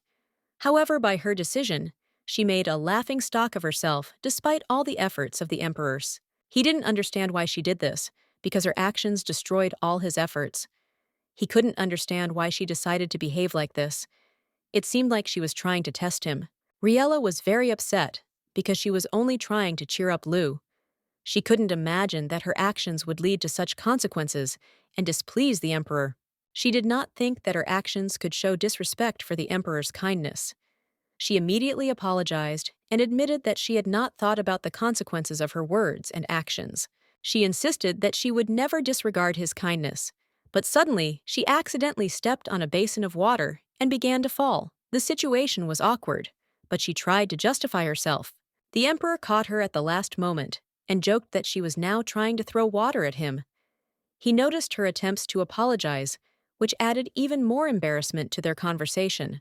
Riella hastened to assure that it was an accident and that she had not intended it.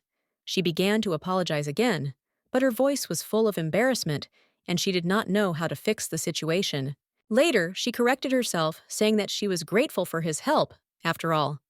She felt grateful for his support and understanding in such an awkward situation. She added that she could now stand on her own and did not need his support. She felt a little better, but still felt awkward about what had happened. As she repeated her words to the emperor, she noticed the servants looking at them. She felt that their attention was creating even more awkwardness, and she felt ashamed of their presence. This made the girl feel very embarrassed. It seemed to her that the emperor was trying to show others that there was a special understanding between them, which made her even more shy. She tried to convince those around her that despite her strange relationships with her bosses, no one had the right to disrespect her. The emperor valued her and always supported her despite external circumstances. However, she still felt that he was punishing her. Her heart was beating so loudly that she was sure he could hear it. The feelings were overwhelming her, and she could not calm down, even understanding his intentions. Even though she knew about his plans, her heart continued to beat hard and unevenly. Fearing that she would not be able to control herself, she worried that his actions affected her on a deeper level. She turned to his creative process and tried to explain that she thought that should be enough to understand her intentions. She looked for confirmation of her feelings in his words and actions. The emperor wanted to say something, but suddenly stopped. The lady felt the pause, not knowing how to react, and asked him again. She expected him to continue, but the situation remained uncertain. The emperor replied that he would say nothing, and that they would dine together that evening. This uncertainty only added to the tension in her soul. However, she had to accept his decision until the time for dinner arrived. The emperor ordered her to return to her room to change before appearing in his chambers. He left her to this task without giving her the opportunity for further discussion. After that, he walked away, and the girl was finally able to breathe a sigh of relief. Her tension had eased a little, but she still felt uneasy about what was to come. Staying in the shadows was easier than opening up completely. The general caught up with the emperor and wanted to discuss something with him. However, the emperor postponed the conversation for later, assuring him that he would find time for the discussion later. This only added to the slight irritation. The general tried to object, but the emperor repeated that they would talk later. No amount of asking changed the emperor's decision, and the general could not get a clearer answer from him.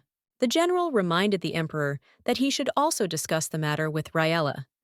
The emperor knew the importance of the matter, but preferred to postpone its discussion until a more appropriate moment. As Cornell had already said, they suspected that the medicine might have been switched after His Majesty had arrived in the kingdom. This would explain his malaise, which became noticeable here. The main problem was that they still couldn't figure out what the fake medicine was made of. This made the investigation difficult, and they needed to find the culprit as soon as possible. Although no poison was found in the medicine, they did not know what the substance actually contained. The emperor was worried that his actions could lead to serious consequences, but he decided to have dinner with the woman. Even though he couldn't hear her thoughts, he embraced her with such fervor that her heart fluttered. It was a moment that, although it left no obvious traces, still touched her deeply. It was clear that the emperor was going through a difficult time, and Asian asked Jess to stop picking on his behavior. She sympathized with him, seeing his tension and the worries that were building up. Jess decided to find out what was going on with the emperor's feelings, because this wouldn't do. He suggested that Aishion search for something useful while the woman was having dinner, and they would check her carriage and interrogate her companion. Azion tried to find out what the emperor wasn't telling her, but he assured her that he would handle it himself. Jess believed that the emperor couldn't handle it alone and that they would have to continue to find a solution themselves. If Asian couldn't do it, the doctor was going to go himself. Fortunately, he was distant enough not to get attached to this woman without fearing the consequences of her presence. The general tried to stop him, but thought to himself that he had not yet become attached to the situation. He did not think it necessary to interfere with the actions of the emperor or the doctor, although the circumstances required it. He remembered Raella saying she thought His Majesty was surrounded by so many wonderful people. That remark made him wonder about her perception of the world and her place in his life. She added that it seemed that everything that was happening around the emperor did not matter until she realized what kind of person he was. She waited for him to realize how to treat her, which worried him greatly. Riella asked to be informed when his opinion of her had been formed. It was said with such an innocent expression that the emperor felt a little uneasy. He did not know how to respond to her request. Asian asked Jess what exactly he hoped to find in this place, as if expecting some answer that could explain their strange presence here.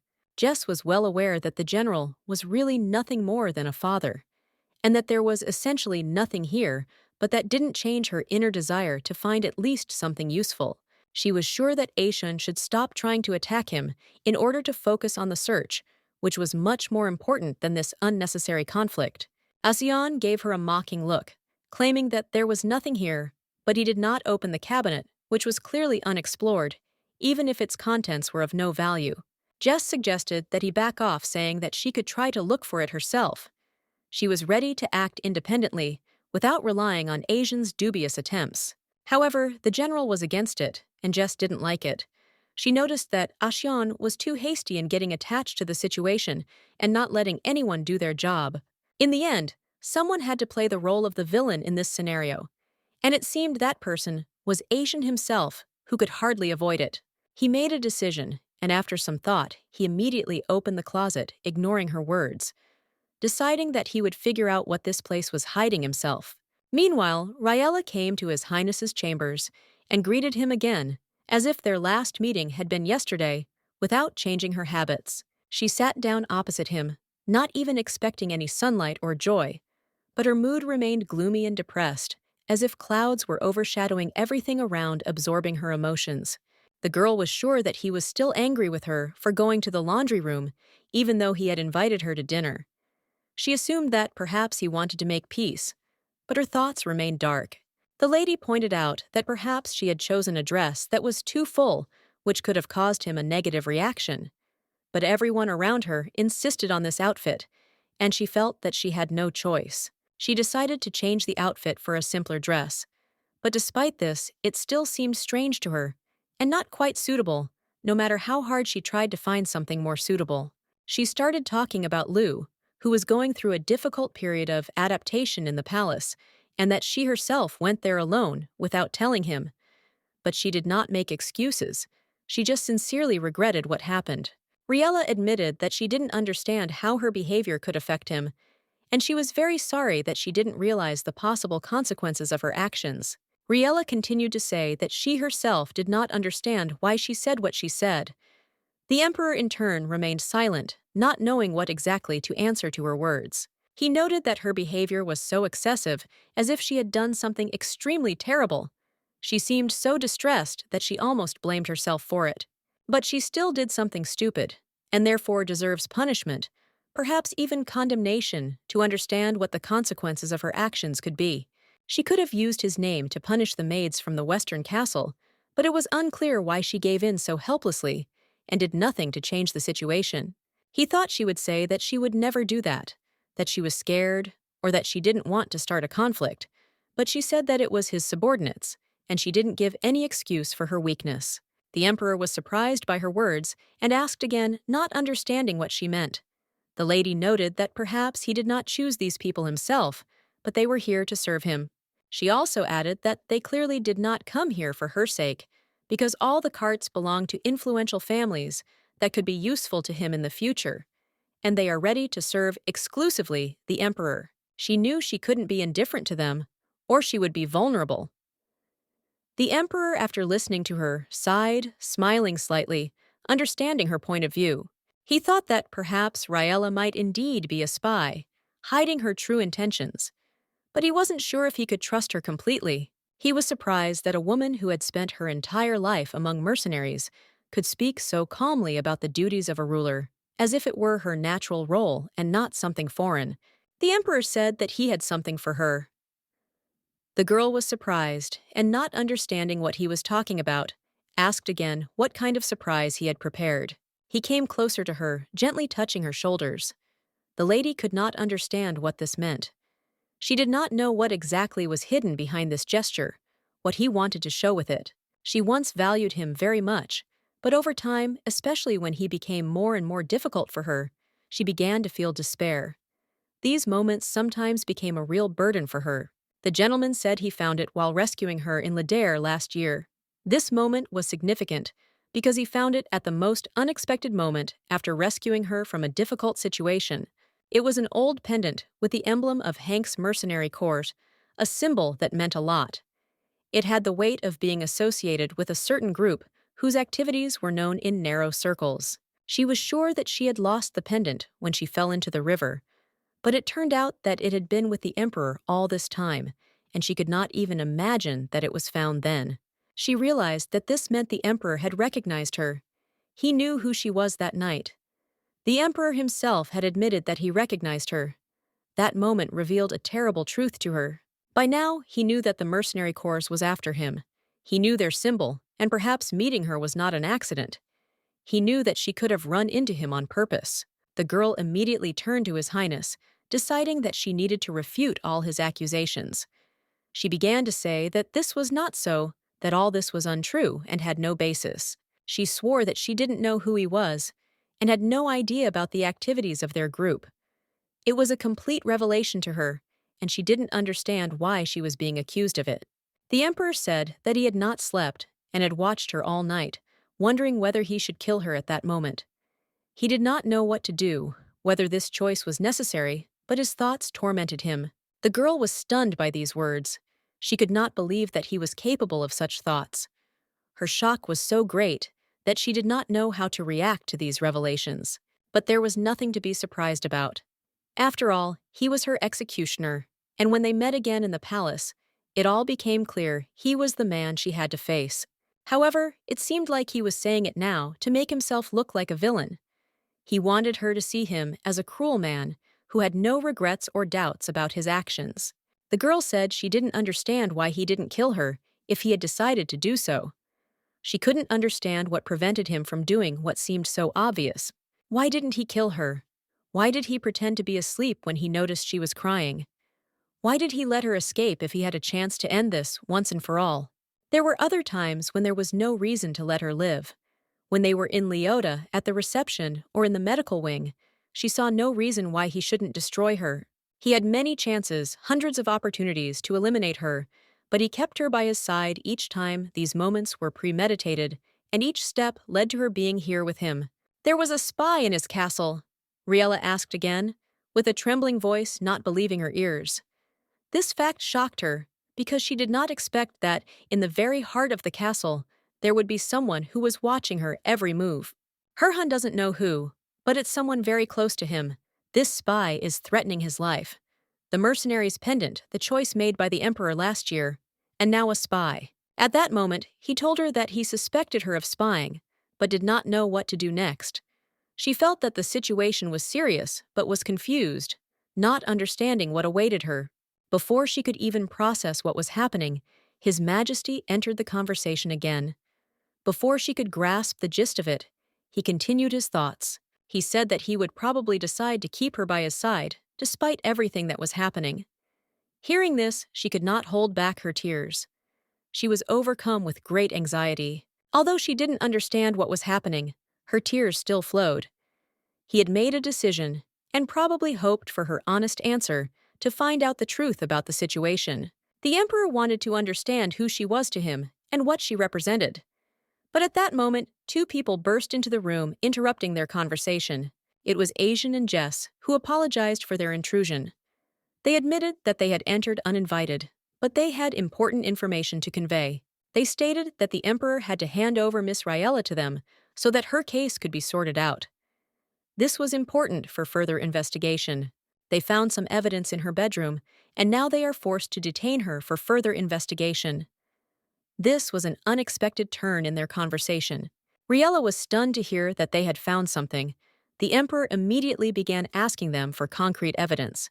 He was determined to learn more. As soon as they began to speak, Mrs. Riella quickly objected, claiming that she was not a spy and had nothing to do with the accusations. Jess looked at her carefully and asked if she had managed to get rid of all the evidence that could support the charges.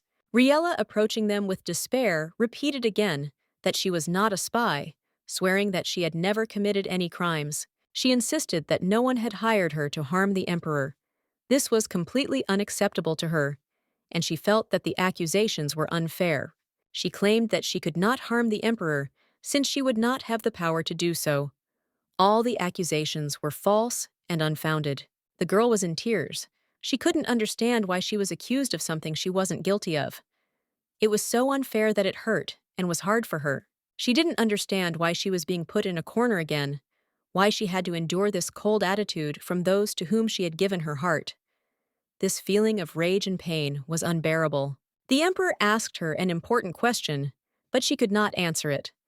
In the kingdom, she could not explain her behavior because she was poisoned and had no strength. Now the situation had changed. She had enough strength to deny these accusations and stand her ground. She felt that her innocence could be proven. There was a storm of emotions in her soul, and she screamed, declaring that it was not true. The tears did not stop, as it was very difficult for her to justify herself for something that she did not do. The emperor, observing her condition, declared that from that moment on, Riella Blinite would be isolated. This was his decision, which he made without further explanation. The girl was in tears, and Sion, noticing this, immediately realized that her condition was unbearable. He expressed his concern, claiming that in such a case, His Majesty should let the lady go. However, the emperor, remaining unwavering, declared that the lady would remain in his chambers. This decision was not subject to discussion, and no one could change the emperor's will. Aishin and Jess were horrified by this turn of events. They could not believe their ears did not understand what the emperor was talking about and tried to express their doubts. The lady was completely confused. She did not understand what was happening, and her tears only increased her inner pain. Her feelings were overwhelmed, not only by grief, but also by complete bewilderment. The emperor remarked that staying here would help to prove her innocence more quickly. He said that it would be better for the lady to remain in his chambers than to seek refuge elsewhere.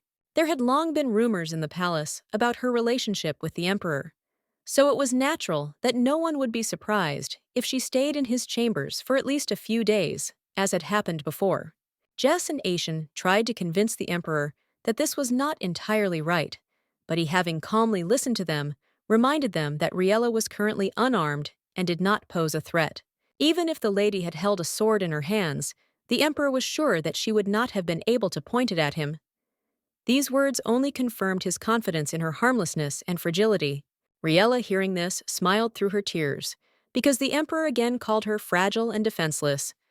In response, he gave the order to place a guard at the door to protect her.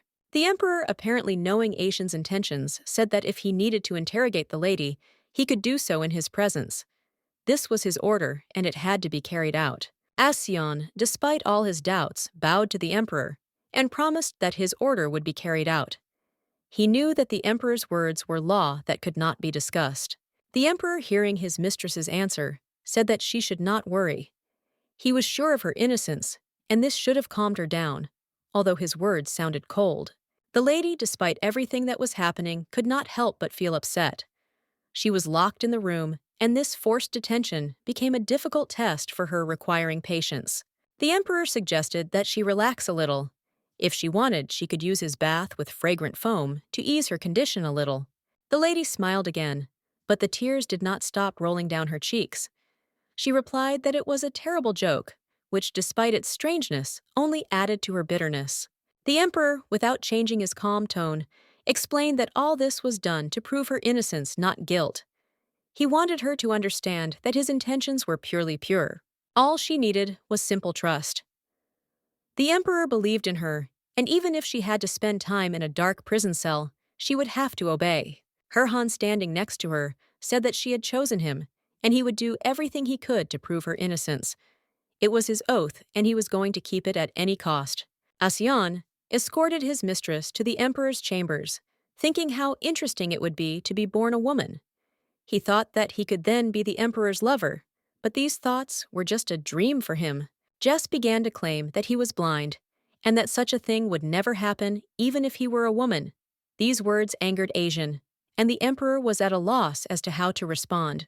Jess explained that this could be confirmed from his medical records, as the emperor might have already noticed, since the records did indeed belong to Carnell, who was his physician at the time. He also added that these notes dated back to the time when he was in the kingdom, and that the handwriting belonged to Carnell, who was treating him at the time, and therefore this confirms that the medicine he was taking at that time was counterfeit. This meant that all the drugs prescribed at that time did not have the desired effect. It reacted to certain chemicals as if it were the real thing, and whoever created it did a very good job, because the result was almost identical. The consistency of the medicine and the color almost completely matched the original, and Jess began to ask where they were able to find this remedy. The answer was that it had been found in the West Castle, hidden in Miss Riella's closet, which seemed to indicate some connection with hers. The emperor thought that this might mean that he and Aishan had searched her quarters. Aishan clarified that Jess had insisted that they start with her room, and that was exactly what had happened. Jess confirmed Aishan's words and said that he insisted on starting with this room. It was a smart move since they found proof, and it was a very good job. He added that if Raella were a spy, she would not have left such evidence in her closet. This meant that someone was trying to frame her, and it was clearly a calculated plot. Asyan and Jess exchanged glances and agreed, believing that Jess's suspicions were well-founded, and that their versions coincided. However, Jess suddenly stated that he was not sure about this. This caused no small surprise to Aishan, who quickly shut him up to avoid further discussion. Apparently, for this reason, Jess did not immediately express his proposals regarding Raella's punishment, although he intended to do so. It certainly wasn't because Jess saw Raella's reaction. She remained calm, and there was no deception in her eyes, which greatly influenced his decision. Jess was a little concerned about this fact, which did not escape his attention, but it played an important role in deciding what to do next. The emperor announced that he intended to go to the Western Castle, which greatly surprised the general, since it was a rather unexpected decision. The emperor gave the order to gather everyone who had had any contact with Raella since her arrival in the kingdom, as well as those who had visited the Western Castle at least once. Jess hoped that His Highness wasn't going to use his powers too much, because despite the small size of the castle, there were still quite a lot of people there, and it seemed that the emperor was going to interrogate all these people at once, which could be extremely dangerous for himself, because the situation was tense. But the emperor confidently stated that this is exactly what he would do, so they must immediately gather everyone involved in the matter to resolve this issue. Jess noticed that the other man was speaking with professional precision, like a real doctor. He emphasized that he did not need such explanations, and added a request. Not to use his powers again today. Jess wanted to protect him from the consequences. It had only been a few hours since the symptoms had subsided, and Jess was certain that using his powers again would be a serious risk to him. It could completely undermine his health. The emperor had ordered to prepare for anything. Jess stood there confused, not knowing what to do next. Thoughts were spinning in his head, but no solution could be found. After much thought, he knelt down before the master. Jess, with a pleading voice, asked for a little more time to find an alternative way to solve the problem. Jess had made a solemn promise that he would protect his life and live a long life. However, at this moment, his actions were putting his health and life at risk. The emperor calmly noted that one extra year or even one day would not change the situation. His words sounded like a cold sentence. Jess's will to live was not strong enough to convince the emperor. His will gave way in the face of indifference and a stern gaze. The emperor focused on the woman whose unwavering will attracted him. Now his thoughts were completely occupied with her, and everything else faded into the background. He apologized to Jess. There was excitement in the castle. The servants and maids believed that they would be rewarded for their service. Everyone hoped for a special favor. Many thought it was like a dream. Very soon they would meet the emperor. Everyone expected that His Majesty would reward them for caring for Miss Rilla, which would make their lives better. When the servants were awakened and called to the Emperor, they could hardly believe that what was happening was real. Events were unfolding rapidly, and they hurried to greet His Highness. None of them had ever crossed paths with Riella, but they all felt incredibly lucky. The possibility of being noticed by the Emperor filled them with hope and joy. Even the girls thought that if His Majesty remembered their names, their fate would change. Some already imagined themselves as empresses and even came up with names for their future children. One of the men was nervous, trying to look dignified. However, his hands were sweating profusely, and he himself could not understand how to proceed further at such an important moment. Everyone was amazed at how much the Emperor cared about Riella. When he gave out gifts, he also heard everyone's thoughts, which only increased their respect for him. Many thought that Riella's influence on the Emperor was great. If they had known about it in advance, they would have acted differently, avoiding situations that could harm their position. It would have been appropriate to send that girl to the laundry so that the others could go out for a walk in peace. However, there were doubts that no one would discuss her actions. The Emperor suddenly caught the thoughts of the blue-haired woman. Her thoughts were filled with a depth that attracted his attention and made him think. Today, he had heard many stories from the servants about how Riella had ended up in the laundry. This situation left him puzzled and wanting to find out more. Some servants tried to approach Riella using clever tricks, but their motives did not seem to be spying. Most did not see her at all as she spent 2 days in her chambers. The Emperor has discovered that the only time the Western Castle was empty was when Riella went to the laundry. He has yet to find any witnesses who could tell him anything. He found it hard to believe that the girl had been left without proper security after her placement. This fact made him very angry. Alcyon turned to His Majesty, stating that he could no longer continue in the same spirit. He persistently asked the Emperor to cease and desist, but the Emperor remained adamant. He believed that it was too early to stop because the witness could be somewhere very close. Aishan still insisted on his own and ordered everyone to be released. The day ended without any new discoveries or decisions. Carnell, who approached His Highness, looked very worried. The Emperor looked at him with slight surprise, expecting an explanation. He couldn't understand why Carnell was next to him at this moment. His questions became more insistent. Where was Jess now? Had he really left him like this? All this caused chaos in his head, but there were no answers. The gentleman calmly explained that Sir Jess was also feeling unwell. He was busy filling jars of formaldehyde, which was no easy task. Apparently, the work helped him to distract himself because his thoughts were probably restless at the moment. While Jess was performing this strange procedure, he seemed to be pondering his career as a doctor. The question of why he had chosen this profession in the first place tormented him. His patient, who was currently attempting to commit suicide, only reinforced these doubts. Carnell, on the other hand, said that he would soon have to make a large stuffed animal. He mentioned it in passing, looking slightly drunk and as if depressed. It looked like he had just experienced strong emotions, perhaps even cried. The Emperor found this behavior both funny and irritating. He remained completely indifferent, even when Carnell fell to his knees and tried to beg him. This attitude is not surprising. Carnell often seemed offended. The Emperor felt a little sorry for him, but scenes like this had happened before. It had happened before when he had left the barracks in Ladair, or missed a dose of his medicine. Each time it had been Carnell who had taken care of him, not Jess. Carnell was Jess's apprentice for a long time, and then began to manage medical services. He has been working for the Emperor for 5 years, proving his reliability. But still, the thought that he could easily reveal secrets or replace medicines sometimes arose. However, it was Carnell who was there at the important moments. During the journey, he did not leave the Emperor, showing loyalty and responsibility, which made his figure irreplaceable, especially against the background of the absent Jess. The Emperor decided to address Carnell directly, asking him what he had been doing that morning. His gaze was serious and his voice was demanding, as if he expected to hear something important. Carnell became visibly nervous. He began to fidget, avoiding direct eye contact. His face reflected confusion, and his words were confused. It seemed that there was something more than simple awkwardness behind this answer. This behavior made the emperor think the idea began to form in his mind that Carnell might be involved in something unusual or suspicious, although he had no concrete evidence yet. The guy admitted that he dozed off.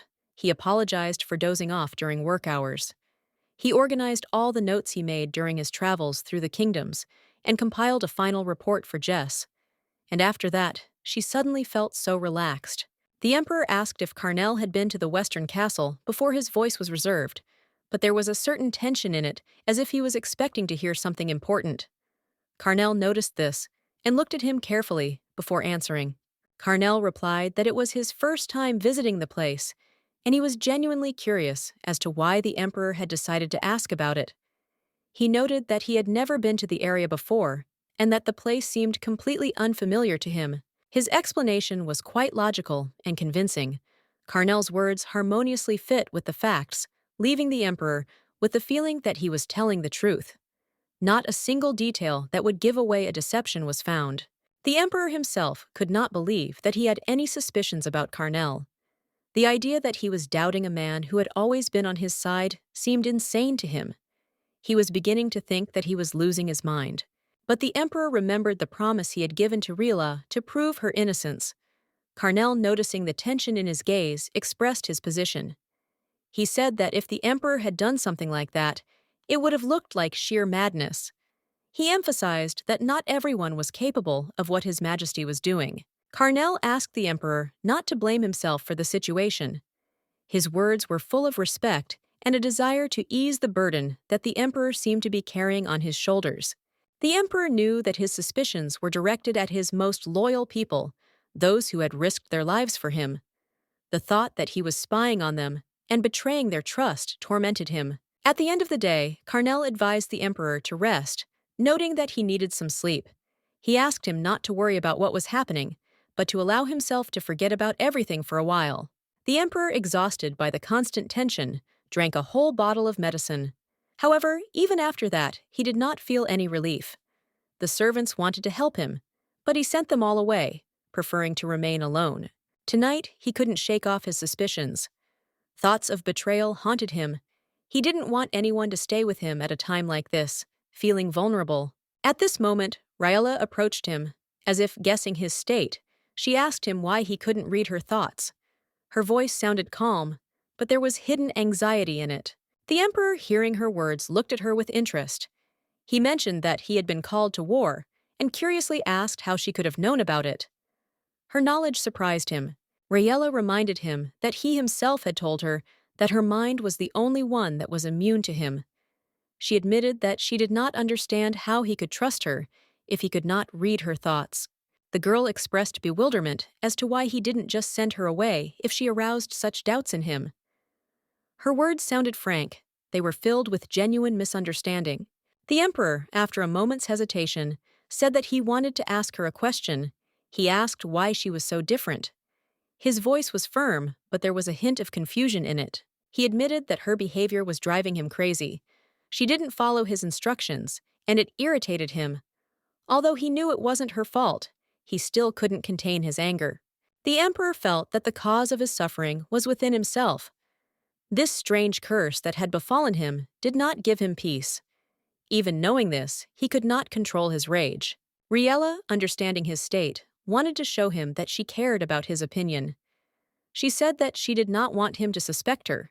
She did not care if others abandoned her, but the thought of him leaving her frightened her. The girl mentioned that she had heard his power worked better when he touched another person's skin.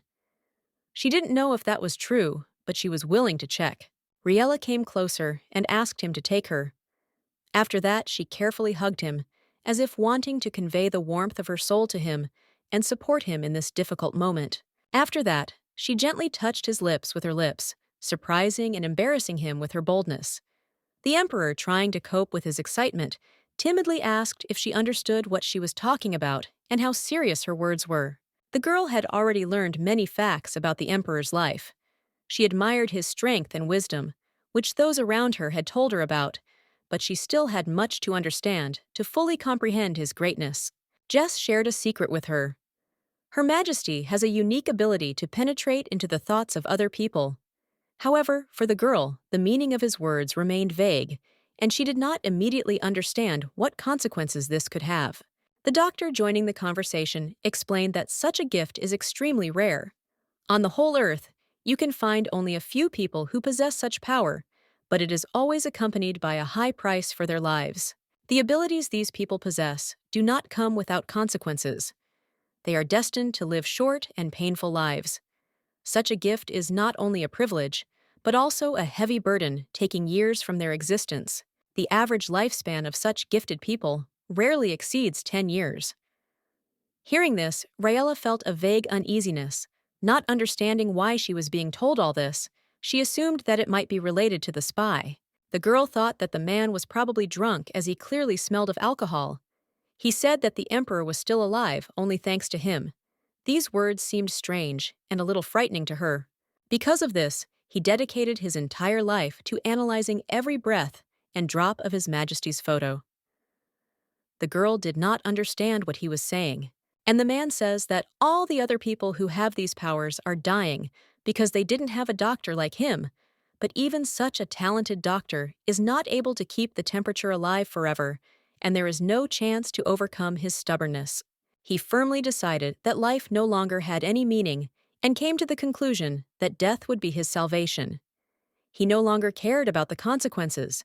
The girl, shocked by his words, asked in fear if it was possible for the emperor to die by reading other people's thoughts. Jess confirmed her fears, telling her that he heard the emperor yell at Raella, and then heard her angry responses. However, he suddenly remembered that the emperor himself was unable to read his mistress's thoughts, which caused him confusion. Raella was the only one whose thoughts remained inaccessible to the emperor, which seemed unusual. Even though she realized that he was reading other people's thoughts, she still couldn't understand how it worked and why her mind remained a mystery. Even when Raella confronted the princess, the emperor showed a strange concern. He asked if she felt pain, as if he wanted to penetrate her inner world through these questions. He insistently asked her to open up, wanting to hear about her suffering, so that he could understand its nature. His questions sounded as if he was searching for answers in her words that could reveal her secrets to him. When the emperor unmistakably recognized Fabian, it became obvious that he did indeed have the ability to read others' minds. However, his inability to read Riella's mind made her special. Jess tried to find out from Rella what she was hiding. He did not understand why her secrets so worried the emperor and drove him into a state of despair beyond the bounds of reason. Riella herself could not explain why her mind was inaccessible to the emperor. This question worried her as much as it did those around her, but she did not find an answer. One day, the emperor confessed to her that he was very interested in her personality. He said that he wanted to know more about her, claiming that this information was vital for him. In desperation, he hugged her in the laundry room, hoping it would help him understand her thoughts. His gestures seemed like a hopeless attempt to penetrate her mind. Riella couldn't believe that she was the one who could upset the emperor. The thought seemed both terrifying and amazing to her. Riella assured the emperor that she was hiding nothing from him. Moreover, she was willing to show him everything he wanted to know if it would help him find peace. It was then that the girl realized the whole truth. She realized that she could no longer retreat and had to go to the end, despite her fear and doubts. The emperor doubted whether he was capable of doing this. Riella, in turn, believed that he simply did not want to take this step, fearing the consequences. The pain that filled his body suddenly gave way to a strange feeling of pleasure. It seemed as if his body was just waiting for the moment to be freed from the torment. He kissed her neck gently and told her soothingly to keep breathing. He knew that if she lost consciousness again, it would be a shock to both of them. Even if his desire for her was simply lust, he needed Riella now more than ever. Her presence had become irreplaceable to him. He began to undress her carefully, showing his confidence. Riella in turn agreed with him and promised to watch her breathing. The emperor admitted that he needed nothing and no one as much as he needed her. However, he warned her that this was her last chance to make a decision. He gave her 5 seconds to stop him if she wanted. The emperor waited for her words, but he knew she had little time left. When the countdown reached 2 seconds, he noticed that Riella had closed her eyes. The gesture made him think, but he did not stop. Realizing that she had lost consciousness again, he could not believe what was happening. The thought of it was painful for him, but inevitable. The emperor felt that her presence had become an unbearable torture for him, but even in this, he saw something special. Jess, very drunk, could not control his emotions. When the general came to help him, he sharply asked him to stop talking about his emperor. Asion, unhappy with the situation, considered whether to simply leave Jess behind. However, he knew that it was his duty to see him through to his destination, despite the absurdity of the situation. Earlier, the general found Jess in the basement and questioned him about his nightly activities. His behavior was suspicious, but Jess never gave any answers. Already carrying him on his shoulders, the general was still trying to figure out if Jess had finished his business. He could see that he clearly needed help, but he wondered how long it would last. Jess confirmed that he had heard correctly, but immediately began asking clarifying questions. He wanted to know if the emperor was really dead, or if the situation was not as dire as he feared. His voice trembled, as if he was afraid to hear the worst. Asian thought for a moment and replied that he believed the emperor was still alive. This gave Jess reason to assume that the emperor was on the verge of death right now. Anxious thoughts about time running out began to form in his head. Asian, without hiding his concern, admitted that he believed that this could very well be true. After all, the spy who could be connected to the incident had still not been found. His words made Jess feel even more insecure. Jess, realizing the urgency of the situation, asked Asian to put him down. She added that they needed to move forward immediately, as there was no time to waste. Every moment of delay seemed unbearable. Asian asked how Jess was feeling, and added another question: where exactly they were going at that moment. Her words sounded worried, but there was a desire to clarify the situation and better understand their plans. The general came to the conclusion that both his interlocutors were in extreme despair. It was obvious from their behavior that they were losing control of the situation and trying to seize any opportunity to improve the situation. Jess approached the guard at the entrance, asking in a firm voice where the emperor was. The guard said, without further ado, that the emperor was inside.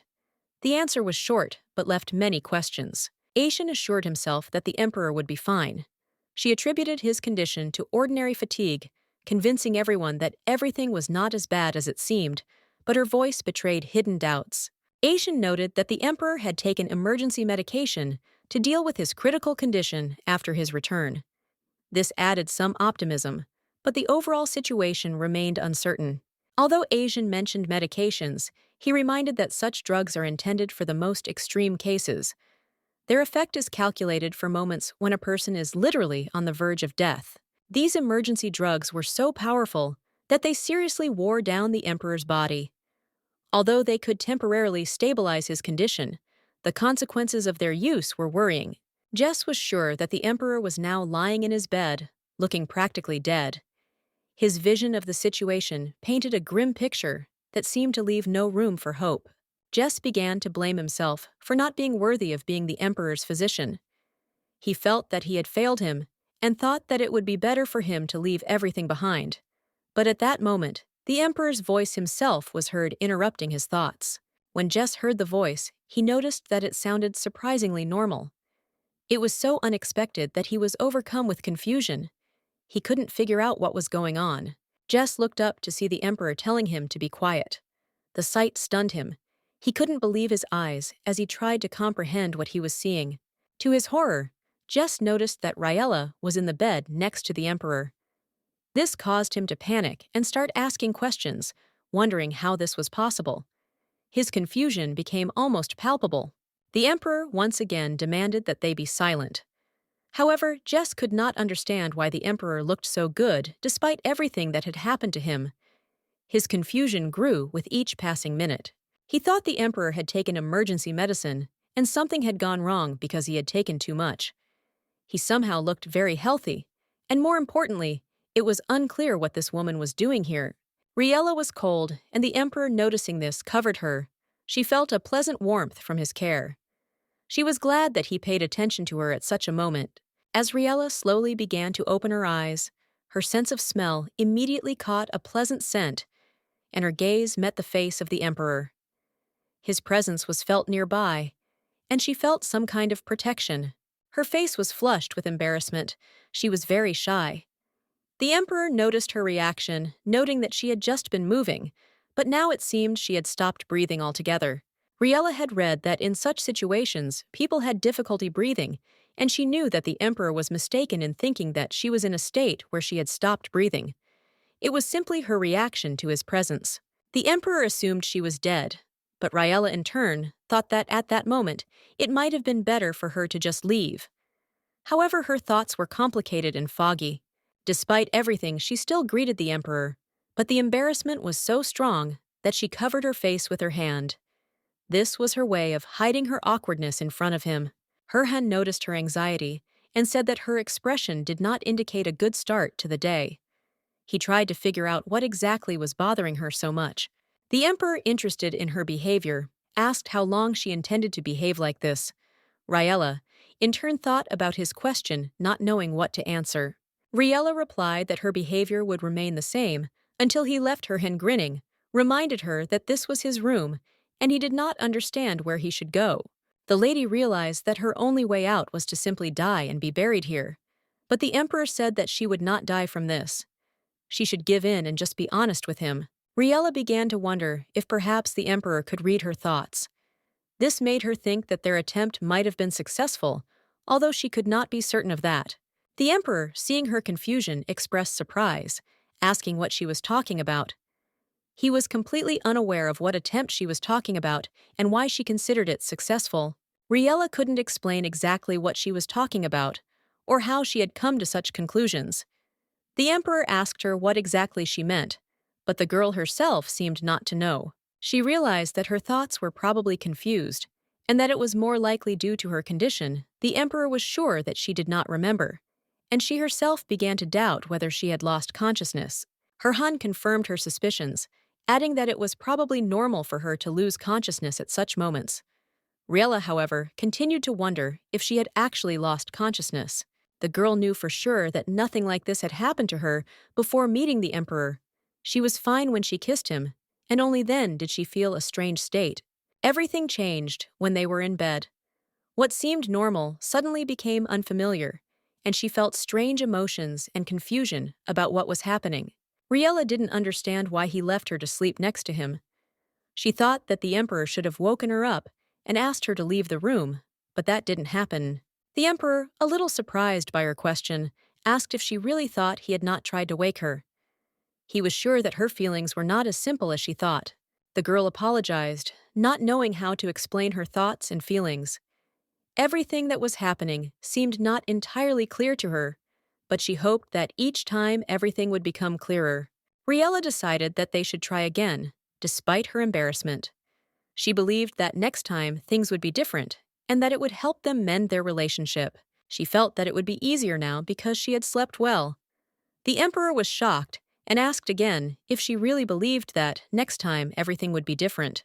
The girl replied that she would try to stay conscious, and they could try again. First, she would go and drink some water to feel better and be ready. This time, she was going to show him that she was not hiding anything. She was determined that everything would be fine now, and it would be visible. The emperor, after her words, thought that there was no need to try any further. He had already found the one he was looking for, the spy, and now he could focus on something else. The girl, feeling embarrassed, drank some water. She felt ready and confident that she could now continue her conversation with the emperor. Jess, standing nearby, was clearly irritated and did not understand when the emperor would finally leave the room. His patience was at its limit, and he could not understand what was happening. At this moment, the emperor finally left the room, and everyone immediately stood up to greet His Majesty. The atmosphere changed, and everyone felt the tension. The doctor, looking into the room, noticed that the girl was sitting absorbed in her thoughts. She looked embarrassed, as in the previous moments, but still remained on her feet. Jess, watching her, decided to ask how the morning went. The emperor replied that the girl looked very embarrassed, which in his opinion could mean something important. And he thinks that she is also disappointed that she could not prove her innocence. But the doctor asked me there how this woman feels. He wants to know how His Highness feels.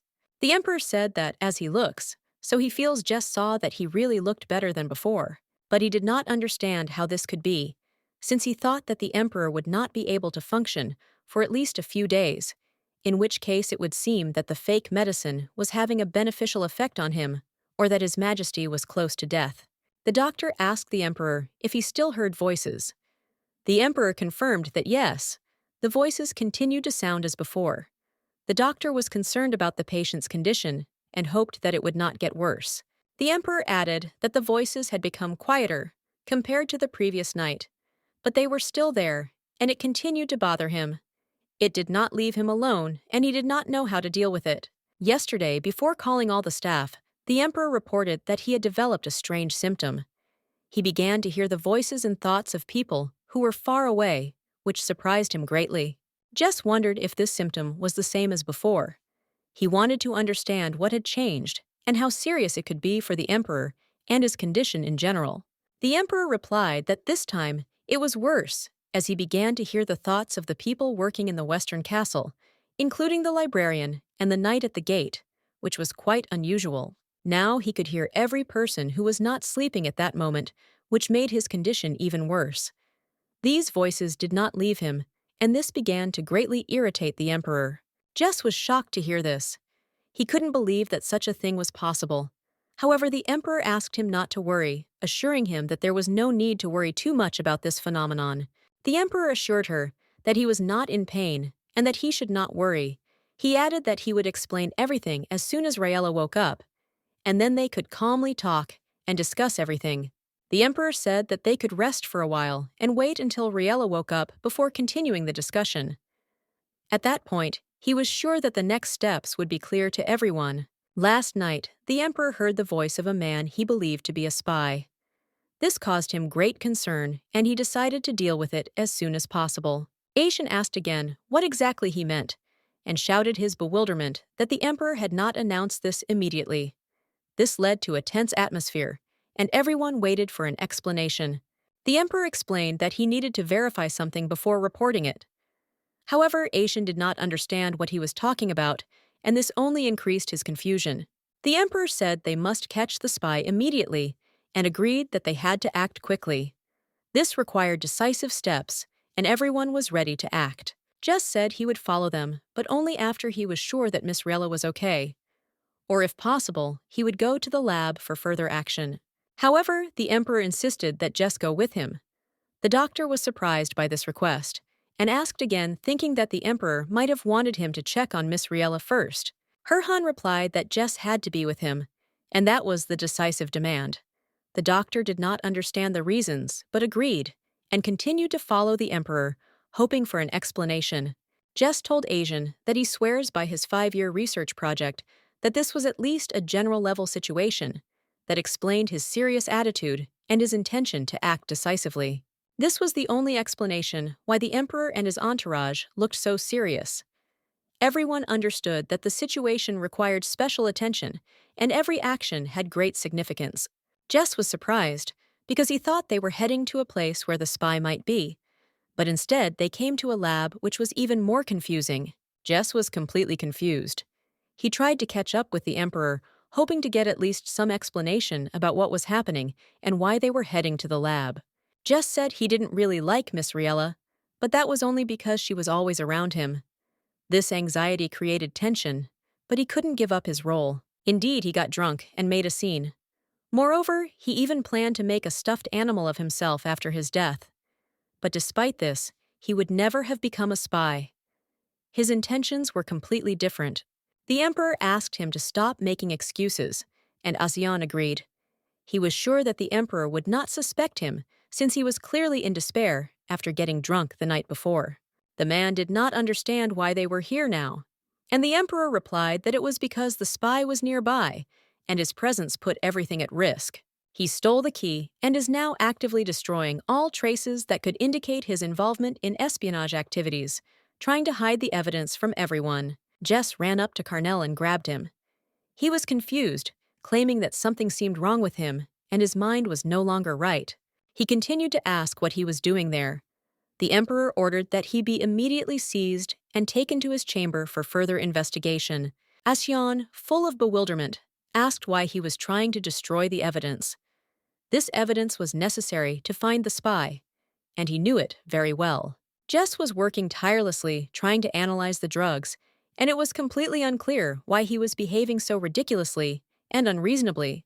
Jess stated that this was enough, since he was the one who chose Carnell and taught him everything he knows, and this left him disappointed. Jess came closer and asked why he came and what brought him here, and at some point the guy was completely horrified by what was happening. Jess couldn't understand how he could even think about it, much less decide to do something like that, which left him completely baffled. Carnell replied that he knew nothing, and then the doctor remarked that there was clearly something wrong with him, that this man was clearly out of his mind. He kept saying that he couldn't remember what had happened. Jess thought with irritation that he couldn't just pretend he didn't remember anything. Carnell began to swear that he did not remember anything, and tears appeared in his eyes, which only increased the sincerity of his words. Jess was extremely angry and almost ready to hit him when Carnell suddenly asked why he decided to betray them and interfere in the fate of the imperial family. He did not understand why he acted in this way towards the emperor's family, insisting that he would never betray his majesty and that his actions were wrong. Carnell began to beg to be killed right then and there, leaving him no chance to continue to exist. The emperor received emergency treatment last night in the Western Castle and was then taken to his room where he remained to rest. He remained in the medical office ready to help if the emperor needed urgent help again, and thought that at some point he fell asleep right there. All he could remember was that he didn't know why he was in Jess's room, and he couldn't figure out what he was doing there, or what brought him to this place. The emperor asked again if Carnell was aware of what he was doing. Carnell explained that he had only come to his senses when the Sir had grabbed him, and that he had only realized what was happening after that. Jess stated that he understood the emperor's power and that lying would not work. However, he added that he did know about it and was not trying to hide his knowledge. The emperor noted that he could not say for sure, but he heard Carnell's voice all night, and it worried him since his thoughts were filled with doubts. The emperor thought that if he didn't get rid of the problem now, it would be difficult to clean it up later. The emperor's dog was missing, so he had to act quickly. Carnell planned to sneak into Jess's room to destroy the evidence. This left the emperor with no choice but to take action quickly and deal with the situation. It was definitely Carnell's voice, but the emperor did not see him carry out his plans. This only complicated the situation and made the emperor more and more suspicious. However, at the moment, the emperor did not hear this voice and could not remember what had happened before. The memories of what had happened were vague and unclear. Carnell's memories ended with him falling asleep in the medical office. He was never able to understand what happened after that, which left him deeply confused. Jess believed that Carnell must have done something, but he had no memories or awareness of his actions, which made him doubt what was happening. After a brief moment of reflection, Jess asked the emperor to leave Carnell in his care, assuring him that he could prevent such a thing from happening again and find out the whole truth. Jess assured that he would do everything to ensure that Carnell could not do this again, and if necessary, he would even torture him to force him to confess and reveal all the secrets. The emperor touched the doctor's hand and asked him not to miss the opportunity to investigate the situation, begging him to show determination in this matter. Jess admitted that he is afraid of going crazy if he does not fully understand the situation, and he is ready to do everything possible to achieve the truth and maintain his stability. The emperor, after much thought, finally agreed, allowing Jess to begin his investigation. He gave the order to act, realizing that it was important for all their further steps. Aishan asked to cancel all plans for the day, which was received with gratitude by the emperor, as it allowed him to focus on more important matters. The general suggested that what had happened might be related to some kind of sleepwalking, but he was not sure of this theory, since the facts did not fit into its framework. The emperor noted that Carnell's actions were too intelligent for a man who was supposedly in a state of sleep or half-sleep, which was even more alarming. Carnell went to many lengths to switch the drug calling into question his motives and calling for further investigation into his every move. Moreover, he framed Riella and even tried to get rid of all traces, which clearly indicated his malicious intentions and intentions to hide his crimes. Asion began to believe that Carnell might have been hypnotized, but soon dismissed the idea as unreasonable. He decided that it was simply a bad idea. The emperor said that despite everything he wanted to believe that Carnell was innocent. Even if it required an incredible explanation, he was sure that there was a logical explanation. The emperor admitted that his abilities had become a curse, especially in such situations. The general urged him to take some rest and forget about his worries. The emperor said that if he had remained ignorant, at least he would not have felt such pain and fear. Ignorance sometimes seemed a calmer option. His breathing was labored, and he felt anxious, so he decided to unbutton his shirt to ease some of the discomfort. It wasn't a symptom of his illness or a side effect of his medication. He felt anxious and weak, like something was wrong, and he was getting sick. He needed something, but he didn't know what it was. Without it, he felt like he might die, and that feeling only increased his fear and anxiety. He thought that even if it was something small, he needed something to keep him alive, and he thought it might be related to Riella. He had dressed when he saw her thinking she was in the other room, but now he realized her presence was more significant than he could have imagined. Riella explained that she had been there, but hadn't found the right moment to show herself. She noticed that he looked serious and worried. The emperor realized that she had been watching him all this time, but he did not know how to react to it. He was not prepared for such attention and did not know what to do. Raella said that she had followed his instructions since the morning and had not left the room, fully concentrating on resting. She had been silent and invisible, awaiting his command. She also ate everything that the servants brought her, and the emperor praised her for her excellent work, noting that she did everything as prescribed. Riella asked him if he was hungry and if he wanted to try the pie she had left for him. She cared for him, even without paying attention to her own condition. The emperor noticed that he had thought Riella had eaten the whole pie, but now he realized that she had left some for him. This was her attention to his needs. Instead of asking about his tiredness or exhaustion, she asked about food, showing concern for his needs without focusing on her own concerns. The pie was indeed delicious, and the emperor said that if it was so good, she should eat the rest of it, as he was completely satisfied. Riella thought he might enjoy some pie too, and Herhan suggested she bring it here so they could eat together, enjoying the moment in each other's company. The constant hardships were hard on Riella, especially considering she was only 12 years old when she had to go through many trials, and it left her with deep marks. Hank wouldn't let her ride in the wagon, and even though her legs were terribly swollen, she was forced to stay and endure it, which left her with many painful memories. Fabian, deciding to cheer himself up, stole some candies. His behavior was really strange and unreasonable, and he intended to be offended by everyone for a long time. Moreover, he even thought about secretly running away, perhaps at night, hiding from everyone. Even though he had everything he could possibly want, she offered to share with him at least some of what she had. She was grateful for even one small piece of candy, despite her worries. She talked about how delicious the candies were, and the emperor began to think that perhaps this was what he needed at that moment. To be kind, even if in a somewhat awkward way. The girl said that she would never forget this gesture, and it was very nice and sweet. She felt that this moment remained in her memory as something warm and special.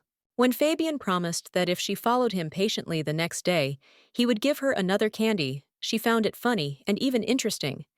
She did not expect that such a small gesture could cause such a reaction. Although he was only 12 years old like her, he was already trying to win her over with candy. She eventually got over it thanks to his sweet treats, which calmed her down a bit. The emperor may have suggested that they sit and chat because it meant she could take her mind off her former lover. She noticed that she had been talking about candy all this time, not about her past. She tried to say that she was worried about him, even though she tried to hide her feelings. She couldn't just forget about him, even if her thoughts were hidden from others. Fabian added that while she was enjoying the dessert, she was still thinking about her ex. He hoped that the sweet taste would help lift her spirits, just like candy had helped him. The emperor asked if she had always been so talkative. The girl felt slightly embarrassed, because her frankness was quite unusual for her in such a situation. She admitted that she was just worried, and Fabian asked her about what exactly the girl said that he said that he could hear the thoughts of everyone except her, which surprised her and made her think. She decided that it was worth trying to just talk about everything that came to her mind without hiding her thoughts. It was her way of being honest, even when it came to the most difficult things. She had to work hard to stay one step ahead of other people, not letting them notice her indecisiveness. She didn't want her thoughts to be too obvious or obvious. The emperor remarked that perhaps he kept her close precisely because he could not read her thoughts. This was something new and curious to him, which made him think in a new way about her behavior. He knew that he would not know if she decided to betray him, because her thoughts remained hidden from him. This created a special feeling of safety and uncertainty for him. Then, he asked if he could ask her for one favor for the future. The lady happily agreed, not imagining what exactly the emperor might expect from her in the future. He said that if she ever hated him, or was hurt for any reason, he wanted her to leave quietly, without saying anything. She was to do things her way, regardless of his feelings. He promised that he would never know about it, so as not to hurt himself. This was his condition, and she agreed, realizing that the emperor would not want to experience unnecessary sufferings. The girl was sure that she would never betray him, but unfortunately, she could not say it out loud. She felt that words about it could be perceived incorrectly and cause misunderstanding. She is convinced that the confidants who once betrayed him also swore allegiance to him, but this oath in fact only caused pain and wounded the emperor, which greatly upset her. She understood that no one can keep all their promises to the end. It does not mean that the person initially had evil intentions, but life sometimes presents them with a choice that is difficult to make. There are moments when a person simply has no other way, as happened with her memories. Sweet moments from the past that now caused her pain and suffering in the present. These memories still had a great impact on her. She said that she was fulfilling his request, so the emperor was grateful to her. But her heart was full of emotions and internal struggle. The girl was shocked when she learned that His Majesty had not slept all night because of her actions. She realized how much her presence and attention meant to him, and this touched her deeply. He may have shown signs of illness the night before, but his condition has stabilized. Now Miss has done a great job, and he thanks her for her help because her actions have had a decisive impact. Raella, concerned about his condition, asked if it was similar to the seizure he had experienced before, and if the symptoms were related to his previous illnesses. The answer was unclear. Aishan noted that they still couldn't figure out exactly what was going on. Jess continued to study the disease as if it were a holy mystery. However, they were able to catch Carnell in the act. Riella asked again, asking if the debris had been at the crime scene. It seemed that the spy she was thinking of was Dr. Carnell, which added a new layer of danger to the situation. This meant that Carnell was not just some confidant. The Emperor had once asked the girl to leave quietly without telling him of his possible contempt or resentment, but she wondered how he felt at that moment. She couldn't understand how he could go through all this without showing a single tear, without allowing himself to show weakness. His fortitude amazed her because she felt his pain through his words and actions. However, Carnell could not remember anything that happened at the crime scene. The Emperor could not recall these memories either, which made everything even more confusing and disturbing. Carnell claimed to have spent the entire day in his office relaxing and dozing. The lady found this odd, as his behavior did not match what she expected to see from him. Asian noted that this was indeed strange, especially considering that His Majesty could not see anything in his memories. But he quickly noted that this was not what Raella was talking about, as she had seen him in the Western Castle. He was stunned that she had seen him. Raella explained that she had gone to the laundry room to find Lou. Thinking back, she noted that Sir looked a little different than usual, which surprised her. Their eyes met, and she greeted him, but he ignored her and walked past. This left an unpleasant impression, and the girl felt that she might have done something wrong. She wondered if she might have offended him somehow. Asian didn't know how to react to this, because the whole situation was so complicated and unpredictable that it wasn't obvious what to do. It seems that Sir planted evidence in the lady's wardrobe, and Asian also leans towards this opinion, thinking that it is quite likely he thinks that Sir's actions may have been intentionally aimed at her. Asian suggested that if the lady did not object, he could ask her to go with him to see Carnell. He believed that this would help them understand the situation and perhaps find out more about the incident. The wavelength is stable, and he believes it is not a sleep disorder as it remains within normal limits. Asian does not think it is due to any unusual body condition that could affect behavior. Jess wondered if it was some kind of drug. He wondered if it could be a mind control drug, which made him question the capabilities of such a substance. Jess thought there might be a way to cloud the mind without controlling it. However, he didn't know exactly what it might be, and wondered if Asian was right in claiming it was some kind of hypnosis. Carnell claimed that he might have done something like that, but the doctor advised him not to admit it too quickly. He had not yet begun the interrogation, and it was necessary to investigate before jumping to conclusions. Jess was the one who got Carnell this job, and he is the one who is responsible for the unpleasant work that he got.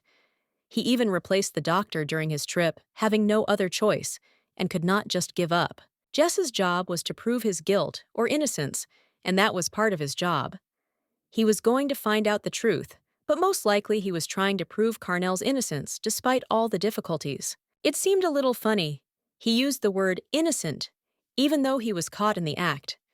He knew the situation was complicated, but he kept looking for ways to prove his theory. Was he poisoned or hypnotized?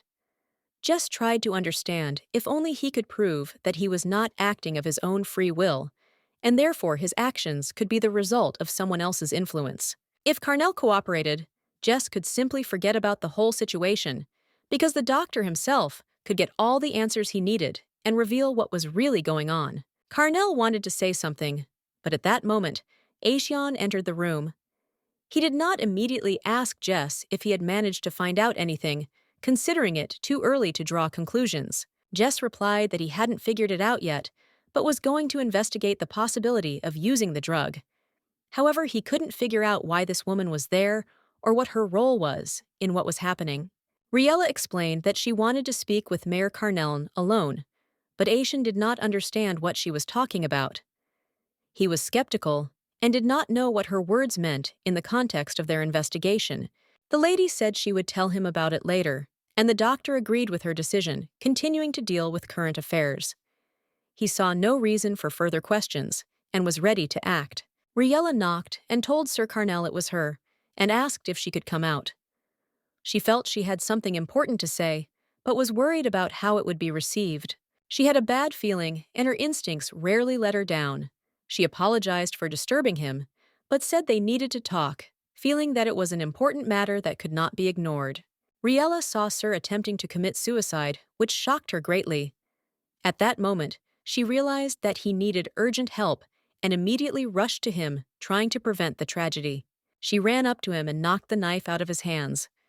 It was all happening very fast, and she was doing everything she could to stop him and prevent even more trouble. Riella screamed at him to stop and come to his senses, hoping that her words would bring him back to reality. She didn't understand what had happened, but she knew she had to act fast. She begged him to stop and said that if he really was a spy, he should admit his mistakes and ask for forgiveness, and if not, he should prove his innocence by acting differently. She condemned him for his cowardice, believing that it was terrible to do so. Her words were full of pain and despair because she could not understand what pushed him to take such a step and how it could be corrected. If he was responsible for what he had done, she believed that he should not have let things get to this point. In her eyes, his actions were indefensible, and she did not understand how he could have acted in such a way. She felt that it was all pointless when he grabbed her hand, but her desperation left no room for doubt, and she began to call for help, realizing that this was the only way out. Aishan ran up and pushed the lady away as she fell to the floor. Jess, frightened, began asking what was going on, not understanding why Aishan would do this to the woman despite her actions. Aishan placed Carnell on his lap and began asking if the lady was okay. He ignored her injuries, believing that Carnell was more important in this situation and needed his attention. Riella replied that she was fine, but that Sir was getting worse. Carnell opened his eyes and looked around, not understanding what was happening, surprised that he had found himself in such a situation. Carnell was surprised to see them all there and asked if he had done something bad again. He honestly didn't understand how all this had happened and what could have led to this situation. Carnell wondered with horror in his eyes if he had really made a mistake again, not understanding what exactly had happened and not knowing how he had ended up in this situation. Aishan was furious, but the girl approached Carnell and, gently taking his hand, said that he would definitely remember what happened and that this would help him regain control of himself. She continued to hold his hand, believing that this would help him regain his memory and bring back the feelings lost at that moment, because the connection between them was sincere and strong. She asked him to try to remember what had happened up to that point, hoping that these memories would help him understand what had happened and why he had ended up in that state. His eyes filled with tears as he admitted that he did remember everything, including the events that had happened before. He himself could not understand how this was possible, but he was sure of it. Jess didn't know how to react to what had happened. The guy began to acknowledge his actions, including those that led to such a difficult situation, and this only increased his feeling of confusion. He began to sob, realizing that it was really him who was behind this. He could no longer hide his guilt, and tears were a natural reaction to what was happening. He tried to harm His Majesty, but the Emperor, hearing that Carnell had regained his memories, felt that the situation was becoming even more complicated than they could have imagined. Riella was extremely surprised when she saw His Majesty. The Lord informed her that it was this moment that made him hurry here to understand what was happening. However, he still didn't quite understand what was really going on, and Riella explained that Sir Carnell had said that he felt much better now that he had remembered his role in the matter. Carnell, feeling ashamed, began to ask for forgiveness. He felt that he was truly guilty, but he also could not understand why his mind was clouded when he let go of Riella's hand. The boy claimed that he deserved to die, but would continue to do whatever was asked of him until he sorted out his memories. He threatened the lives of others and admitted his betrayal of Aishin and Jessie. He continued that he now relied only on Riella to stay conscious and was prepared to take any action, even harming himself, if it would help him regain control. But he said he understood what had happened and asked to be shown his memories so he could understand what had happened and what was really behind this nightmare. It was true. He was responsible for everything that was happening. The Emperor saw it with his own eyes and was shocked that Carnell was at the center of this whole conspiracy. He created the Flash Cure, stole classified documents, and was behind many other crimes covering his tracks while remaining secretive and manipulating events. However, Carnell was not the only one who acted in this way. He was not the one who planned all these events, but he was caught up in the process. Aishin, deciding to figure it out, turned to the Emperor and asked what was going on. Jess also couldn't understand what was going on and felt even more confused. Carnell's body moved, but every step he took was accompanied by a faint voice giving him commands. This voice was heard when he was half asleep or falling asleep, and he did not know how to deal with it. This could mean that he was indeed under someone's control. This voice in Carnell's head could be the reason for his actions, including when he tried to harm himself. Someone was behind these actions, covering their tracks. Carnell was not in control of his behavior, and it was hard for him to realize that he had become just a pawn in someone else's game. The Emperor asked if Carnell remembered meeting a hypnotist or someone who could control his actions, but Carnell was not sure of his memories. Carnell admitted he didn't know exactly what happened, but it was all possible, and his confusion was evident as he tried to recall the details of the meetings. The Emperor concluded that they were facing a more serious enemy. Carnell, meeting many foreign dignitaries daily, might well have accidentally encountered someone with ill intentions. Perhaps among them was a hypnotist, hiding his true intentions and using Carnell for his own purposes. An enemy who can use hypnosis to control people like puppets. Jess decided to find out what would happen to Carnell. Then he needed to know what the outcome would be. The Emperor noted that he would obviously be given a chance to correct everything he had done. Carnell was in tears and began to ask forgiveness from His Highness. He did not want all this to happen at all. He put him in danger because he was careless, and he deserves to die. The Emperor said that he hated him, but was still grateful that he did not betray him. Carnell continued to ask for forgiveness. He was even embarrassed, and all red. Carnell was not a traitor. Everyone was relieved by that, but they still knew they had a lot to figure out. There was no way to know when he would lose control of his mind again, so he chose to remain locked away under the observation of Aishin and Jess. And since he had regained his memories, Carnell decided to work with Jess to find out who I am and how the fake cure was made. Riella came to him. She was glad to see him and asked how he was doing. The gentleman was also very glad to see the lady and said with a smile that now that he thinks about it, he realizes that he did not thank her properly that day. So he is very grateful that she saved him. The emperor was next to the lady and asked Carnell where Jess was now. Riella only told him that he had saved her many times. Carnell began to speak so that she would know that it was not he in the western castle that day. If it had been, he would have come to greet her with great joy. The lady remarked that she then hoped that now he would give her his smile more often. Carnell smiled and said that everything would be as she wished she was his savior. So for her sake, he was ready to do anything. The emperor then repeated his question to Carnell once again. He needed to know where Jess was now. The boy asked for forgiveness and said that he had gone out for a short while to the library. He asked if something had happened, and the emperor said that the lady's hand was wounded. Carnell decided to take a look and said that he saw, and it seemed to be a scratch from something sharp, and asked how she got hurt. The lady began to say that it didn't hurt at all, and that it would heal on its own anyway. Carnell wondered if it was possible that he had hurt her when she had come to talk to him. An apology would not be enough. The least he could do was treat the wound. He asked her to sit down and raise her hand, but then his gaze met the emperor's. But then he said he didn't think he could help her with that, so he decided to take some time off to investigate. Riella noted that the wound only required treatment and bandages, so there was no need to worry so much. The guy started saying that he just remembered that he forgot something. He apologized, but he had to go. Riella didn't understand at all what was happening and why he announced it so suddenly. The emperor also asked what had happened to him. Riella turned to His Majesty and asked him what he was doing. The emperor asked her what she thought and asked her to sit next to him.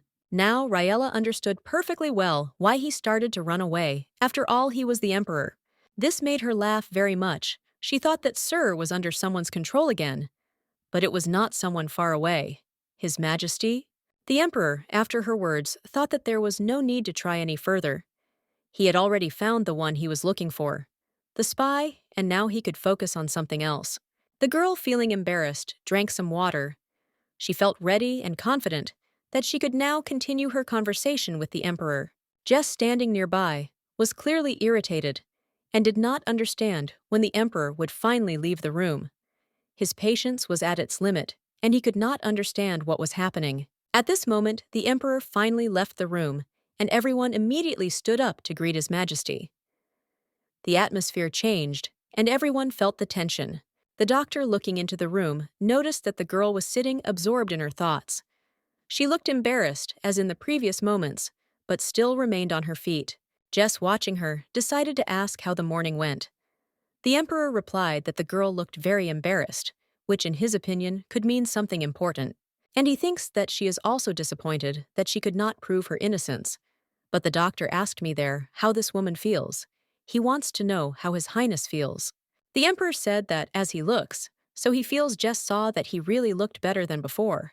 But he did not understand how this could be, since he thought that the emperor would not be able to function for at least a few days, in which case it would seem that the fake medicine was having a beneficial effect on him, or that His Majesty was close to death. The doctor asked the emperor if he still heard voices. The emperor confirmed that yes, the voices continued to sound as before. The doctor was concerned about the patient's condition and hoped that it would not get worse. The emperor added that the voices had become quieter compared to the previous night, but they were still there, and it continued to bother him. It did not leave him alone, and he did not know how to deal with it. Yesterday, before calling all the staff, the emperor reported that he had developed a strange symptom. He began to hear the voices and thoughts of people who were far away, which surprised him greatly. Jess wondered if this symptom was the same as before. He wanted to understand what had changed and how serious it could be for the emperor and his condition in general. The emperor replied that this time it was worse, as he began to hear the thoughts of the people working in the western castle, including the librarian and the knight at the gate, which was quite unusual. Now he could hear every person who was not sleeping at that moment, which made his condition even worse. These voices did not leave him, and this began to greatly irritate the emperor. Jess was shocked to hear this. He couldn't believe that such a thing was possible. However, the emperor asked him not to worry, assuring him that there was no need to worry too much about this phenomenon. The emperor assured her that he was not in pain and that he should not worry. He added that he would explain everything as soon as Riella woke up, and then they could calmly talk and discuss everything. The emperor said that they could rest for a while and wait until Riella woke up before continuing the discussion. At that point, he was sure that the next steps would be clear to everyone. Last night, the emperor heard the voice of a man he believed to be a spy. This caused him great concern, and he decided to deal with it as soon as possible. Asian asked again what exactly he meant, and shouted his bewilderment that the emperor had not announced this immediately. This led to a tense atmosphere, and everyone waited for an explanation. The emperor explained that he needed to verify something before reporting it. However, Asian did not understand what he was talking about, and this only increased his confusion.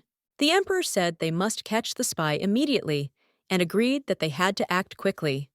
This required decisive steps, and everyone was ready to act. Jess said he would follow them, but only after he was sure that Miss Rella was okay. Or if possible, he would go to the lab for further action. However, the emperor insisted that Jess go with him. The doctor was surprised by this request, and asked again, thinking that the emperor might have wanted him to check on Miss Riella first. Herhan replied that Jess had to be with him, and that was the decisive demand. The doctor did not understand the reasons, but agreed, and continued to follow the emperor, hoping for an explanation. Jess told Asian that he swears by his 5-year research project that this was at least a general-level situation that explained his serious attitude and his intention to act decisively. This was the only explanation why the emperor and his entourage looked so serious. Everyone understood that the situation required special attention, and every action had great significance. Jess was surprised, because he thought they were heading to a place where the spy might be, but instead they came to a lab which was even more confusing. Jess was completely confused. He tried to catch up with the emperor, hoping to get at least some explanation about what was happening and why they were heading to the lab. Jess said he didn't really like Miss Riella, but that was only because she was always around him. This anxiety created tension, but he couldn't give up his role. Indeed, he got drunk and made a scene. Moreover, he even planned to make a stuffed animal of himself after his death. But despite this, he would never have become a spy. His intentions were completely different. The emperor asked him to stop making excuses, and Asian agreed. He was sure that the emperor would not suspect him, since he was clearly in despair after getting drunk the night before. The man did not understand why they were here now, and the emperor replied that it was because the spy was nearby, and his presence put everything at risk. He stole the key and is now actively destroying all traces that could indicate his involvement in espionage activities, trying to hide the evidence from everyone. Jess ran up to Carnell and grabbed him. He was confused, claiming that something seemed wrong with him, and his mind was no longer right. He continued to ask what he was doing there. The emperor ordered that he be immediately seized and taken to his chamber for further investigation. Asian, full of bewilderment, asked why he was trying to destroy the evidence. This evidence was necessary to find the spy, and he knew it very well. Jess was working tirelessly trying to analyze the drugs, and it was completely unclear why he was behaving so ridiculously and unreasonably. Jess stated that this was enough, since he was the one who chose Carnell and taught him everything he knows, and this left him disappointed. Jess came closer and asked why he came and what brought him here, and at some point the guy was completely horrified by what was happening. Jess couldn't understand how he could even think about it, much less decide to do something like that, which left him completely baffled. Carnell replied that he knew nothing, and then the doctor remarked that there was clearly something wrong with him, that this man was clearly out of his mind. He kept saying that he couldn't remember what had happened. Jess thought with irritation that he couldn't just pretend he didn't remember anything. Carnell began to swear that he did not remember anything, and tears appeared in his eyes, which only increased the sincerity of his words. Jess was extremely angry and almost ready to hit him, when Carnell suddenly asked why he decided to betray them and interfere in the fate of the imperial family. He did not understand why he acted in this way towards the emperor's family, insisting that he would never betray his majesty and that his actions were wrong. Carnell began to beg to be killed right then and there, leaving him no chance to continue to exist. The emperor received emergency treatment last night in the Western Castle and was then taken to his room where he remained to rest. He remained in the medical office ready to help if the emperor needed urgent help again, and thought that at some point he fell asleep right there. All he could remember was that he didn't know why he was in Jess's room, and he couldn't figure out what he was doing there or what brought him to this place. The emperor asked again if Carnell was aware of what he was doing. Carnell explained that he had only come to his senses when the Sir had grabbed him, and that he had only realized what was happening after that. Jess stated that he understood the emperor's power and that lying would not work. However, he added that he did know about it and was not trying to hide his knowledge. The emperor noted that he could not say for sure, but he heard Carnell's voice all night, and it worried him since his thoughts were filled with doubts. The emperor thought that if he didn't get rid of the problem now, it would be difficult to clean it up later. The emperor's dog was missing, so he had to act quickly. Carnell planned to sneak into Jess's room to destroy the evidence. This left the emperor with no choice but to take action quickly and deal with the situation. It was definitely Carnell's voice, but the emperor did not see him carry out his plans. This only complicated the situation and made the emperor more and more suspicious. However, at the moment, the emperor did not hear this voice and could not remember what had happened before. The memories of what had happened were vague and unclear. Carnell's memories ended with him falling asleep in the medical office. He was never able to understand what happened after that, which left him deeply confused. Jess believed that Carnell must have done something, but he had no memories or awareness of his actions, which made him doubt what was happening. After a brief moment of reflection, Jess asked the emperor to leave Carnell in his care, assuring him that he could prevent such a thing from happening again and find out the whole truth. Jess assured that he would do everything to ensure that Carnell could not do this again, and if necessary, he would even torture him to force him to confess and reveal all the secrets. The emperor touched the doctor's hand and asked him not to miss the opportunity to investigate the situation, begging him to show determination in this matter. Jess admitted that he is afraid of going crazy if he does not fully understand the situation, and he is ready to do everything possible to achieve the truth and maintain his stability. The emperor, after much thought, finally agreed, allowing Jess to begin his investigation. He gave the order to act, realizing that it was important for all their further steps. Aishan asked to cancel all plans for the day, which was received with gratitude by the emperor, as it allowed him to focus on more important matters. The general suggested that what had happened might be related to some kind of sleepwalking, but he was not sure of this theory, since the facts did not fit into its framework. The emperor noted that Carnell's actions were too intelligent for a man who was supposedly in a state of sleep or half-sleep, which was even more alarming. Carnell went to many lengths to switch the drug calling into question his motives and calling for further investigation into his every move. Moreover, he framed Riella and even tried to get rid of all traces, which clearly indicated his malicious intentions and intentions to hide his crimes. Alcyon began to believe that Carnell might have been hypnotized, but soon dismissed the idea as unreasonable. He decided that it was simply a bad idea. The emperor said that despite everything he wanted to believe that Carnell was innocent. Even if it required an incredible explanation, he was sure that there was a logical explanation. The emperor admitted that his abilities had become a curse, especially in such situations. The general urged him to take some rest and forget about his worries. The emperor said that if he had remained ignorant, at least he would not have felt such pain and fear. Ignorance sometimes seemed a calmer option. His breathing was labored, and he felt anxious, so he decided to unbutton his shirt to ease some of the discomfort. It wasn't a symptom of his illness or a side effect of his medication. He felt anxious and weak, like something was wrong, and he was getting sick. He needed something, but he didn't know what it was. Without it, he felt like he might die, and that feeling only increased his fear and anxiety. He thought that even if it was something small, he needed something to keep him alive, and he thought it might be related to Riella. He had dressed when he saw her thinking she was in the other room, but now he realized her presence was more significant than he could have imagined. Riella explained that she had been there, but hadn't found the right moment to show herself. She noticed that he looked serious and worried. The emperor realized that she had been watching him all this time, but he did not know how to react to it. He was not prepared for such attention and did not know what to do. Riella said that she had followed his instructions since the morning and had not left the room, fully concentrating on resting. She had been silent and invisible, awaiting his command.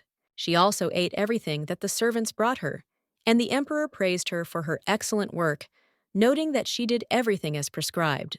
Riella asked him if he was hungry and if he wanted to try the pie she had left for him. She cared for him, even without paying attention to her own condition. The emperor noticed that he had thought Riella had eaten the whole pie, but now he realized that she had left some for him.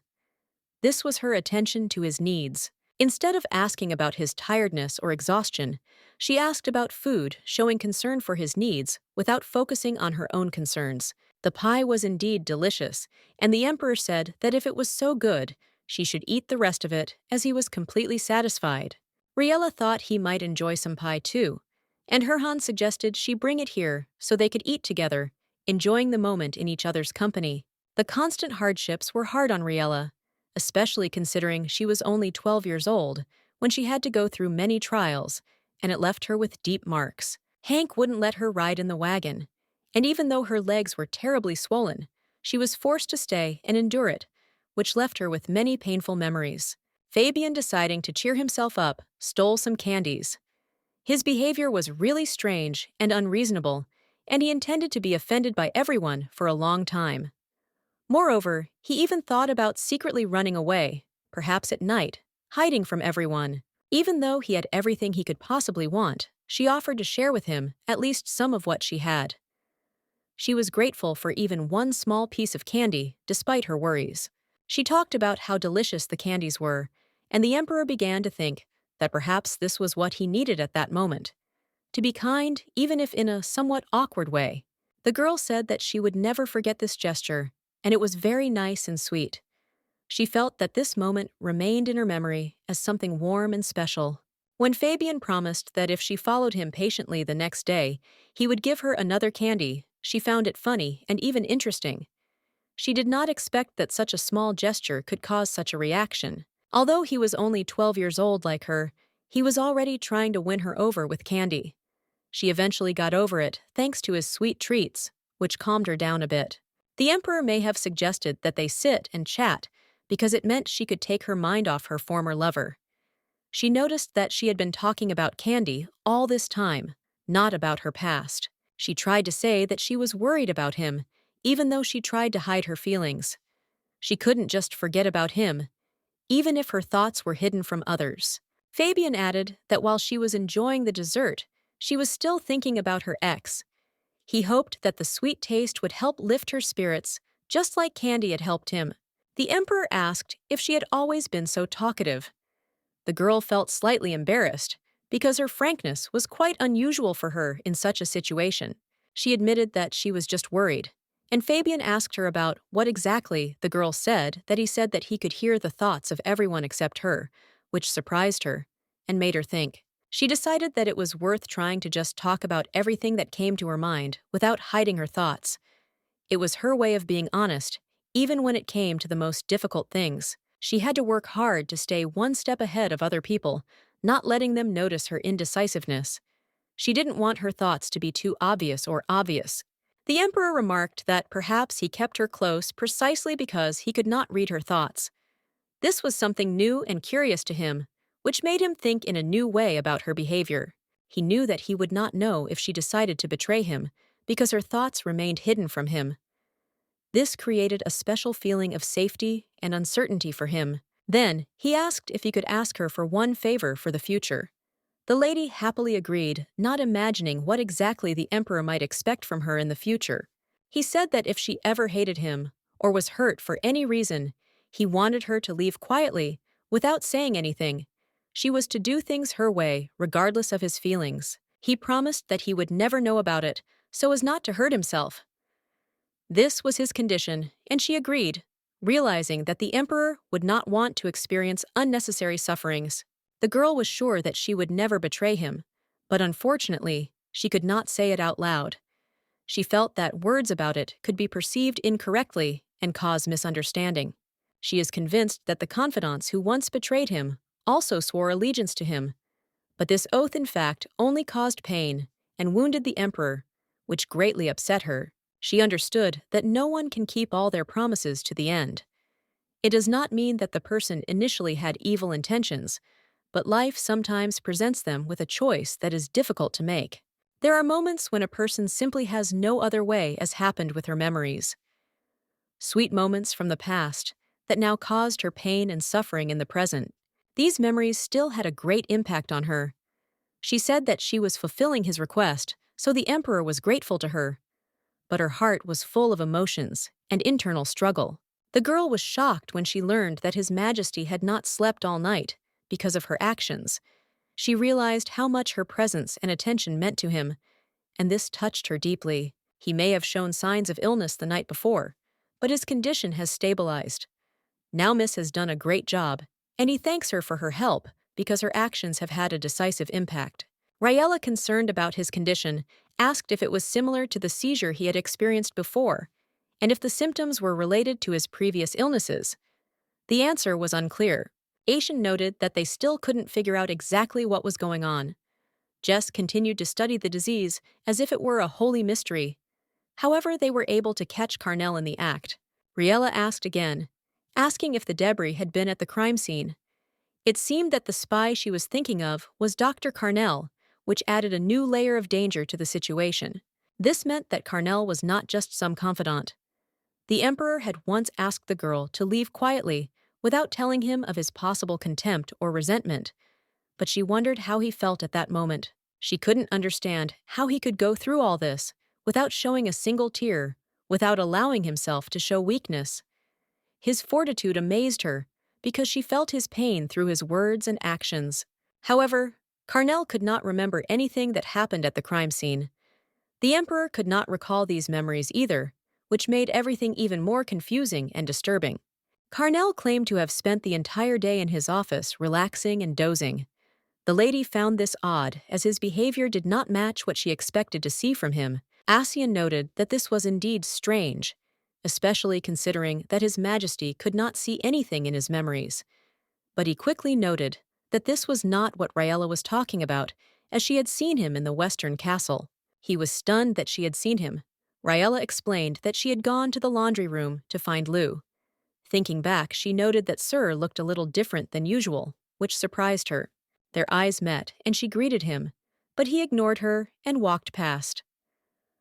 This left an unpleasant impression, and the girl felt that she might have done something wrong. She wondered if she might have offended him somehow. Asian didn't know how to react to this, because the whole situation was so complicated and unpredictable that it wasn't obvious what to do. It seems that Sir planted evidence in the lady's wardrobe, and Asian also leans towards this opinion, thinking that it is quite likely. He thinks that Sir's actions may have been intentionally aimed at her. Asian suggested that if the lady did not object, he could ask her to go with him to see Carnell. He believed that this would help them understand the situation and perhaps find out more about the incident.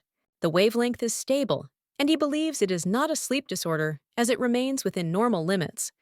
Asian does not think it is due to any unusual body condition that could affect behavior. Jess wondered if it was some kind of drug.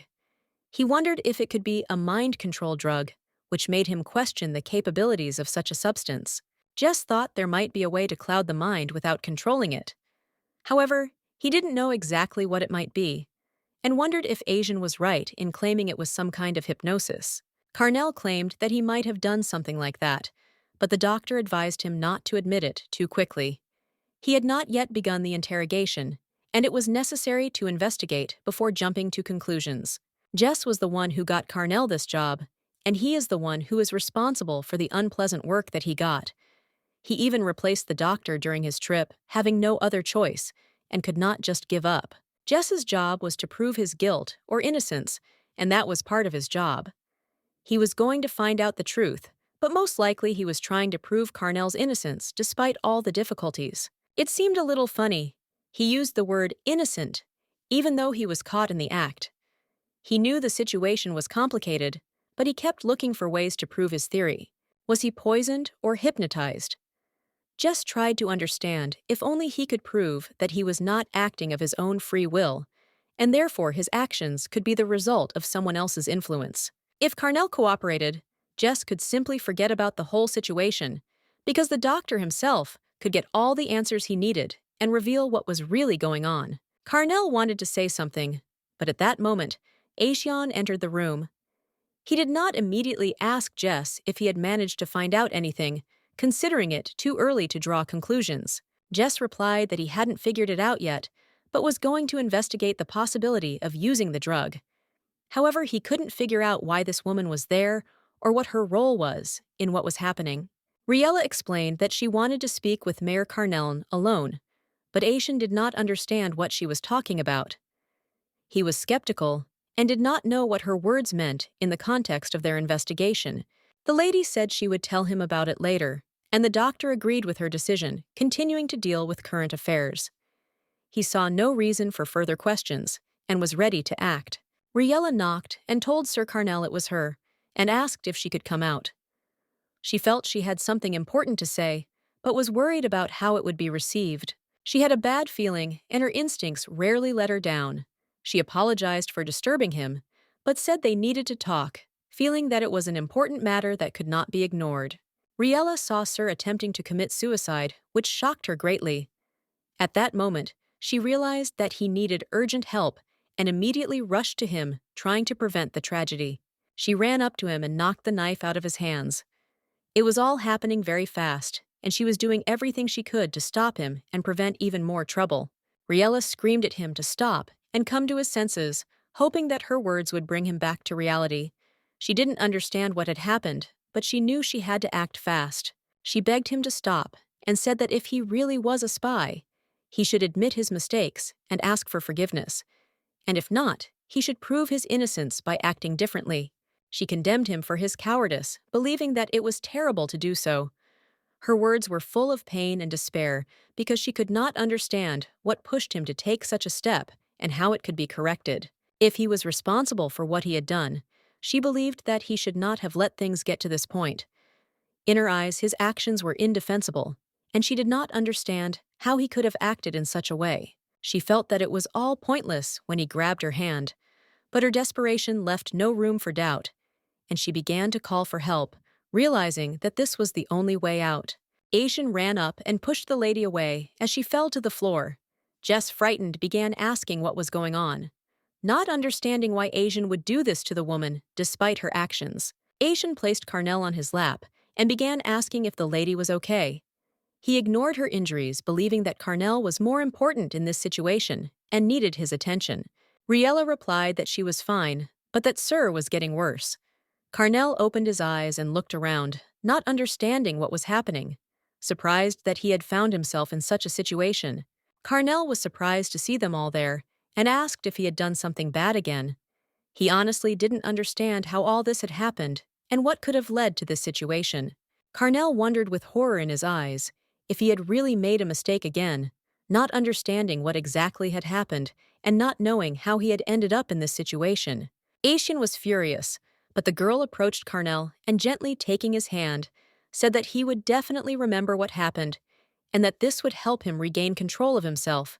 She continued to hold his hand, believing that this would help him regain his memory and bring back the feelings lost at that moment, because the connection between them was sincere and strong. She asked him to try to remember what had happened up to that point, hoping that these memories would help him understand what had happened and why he had ended up in that state. His eyes filled with tears as he admitted that he did remember everything, including the events that had happened before. He himself could not understand how this was possible, but he was sure of it. Jess didn't know how to react to what had happened. The guy began to acknowledge his actions, including those that led to such a difficult situation, and this only increased his feeling of confusion. He began to sob, realizing that it was really him who was behind this.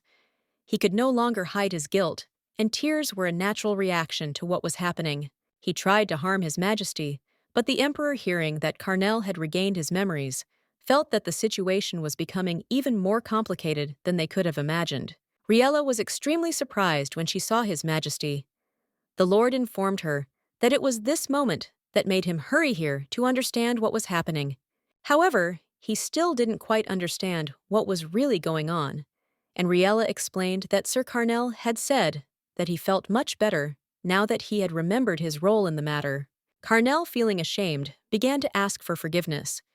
He felt that he was truly guilty, but he also could not understand why his mind was clouded when he let go of Riella's hand. The boy claimed that he deserved to die, but would continue to do whatever was asked of him until he sorted out his memories. He threatened the lives of others and admitted his betrayal of Aishan and Jesse. He continued that he now relied only on Riella to stay conscious and was prepared to take any action, even harming himself, if it would help him regain control. But he said he understood what had happened and asked to be shown his memories so he could understand what had happened and what was really behind this nightmare. It was true. He was responsible for everything that was happening. The Emperor saw it with his own eyes and was shocked that Carnell was at the center of this whole conspiracy. He created the Flash Cure, stole classified documents, and was behind many other crimes covering his tracks while remaining secretive and manipulating events. However, Carnell was not the only one who acted in this way. He was not the one who planned all these events, but he was caught up in the process. Aishan, deciding to figure it out, turned to the Emperor and asked what was going on. Jess also couldn't understand what was going on and felt even more confused. Carnell's body moved, but every step he took was accompanied by a faint voice giving him commands. This voice was heard when he was half asleep or falling asleep, and he did not know how to deal with it. This could mean that he was indeed under someone's control. This voice in Carnell's head could be the reason for his actions, including when he tried to harm himself. Someone was behind these actions, covering their tracks. Carnell was not in control of his behavior, and it was hard for him to realize that he had become just a pawn in someone else's game. The Emperor asked if Carnell remembered meeting a hypnotist or someone who could control his actions, but Carnell was not sure of his memories. Carnell admitted he didn't know exactly what happened, but it was all possible, and his confusion was evident as he tried to recall the details of the meetings. The Emperor concluded that they were facing a more serious enemy. Carnell, meeting many foreign dignitaries daily, might well have accidentally encountered someone with ill intentions. Perhaps among them was a hypnotist, hiding his true intentions and using Carnell for his own purposes. An enemy who can use hypnosis to control people like puppets. Jess decided to find out what would happen to Carnell. Then he needed to know what the outcome would be.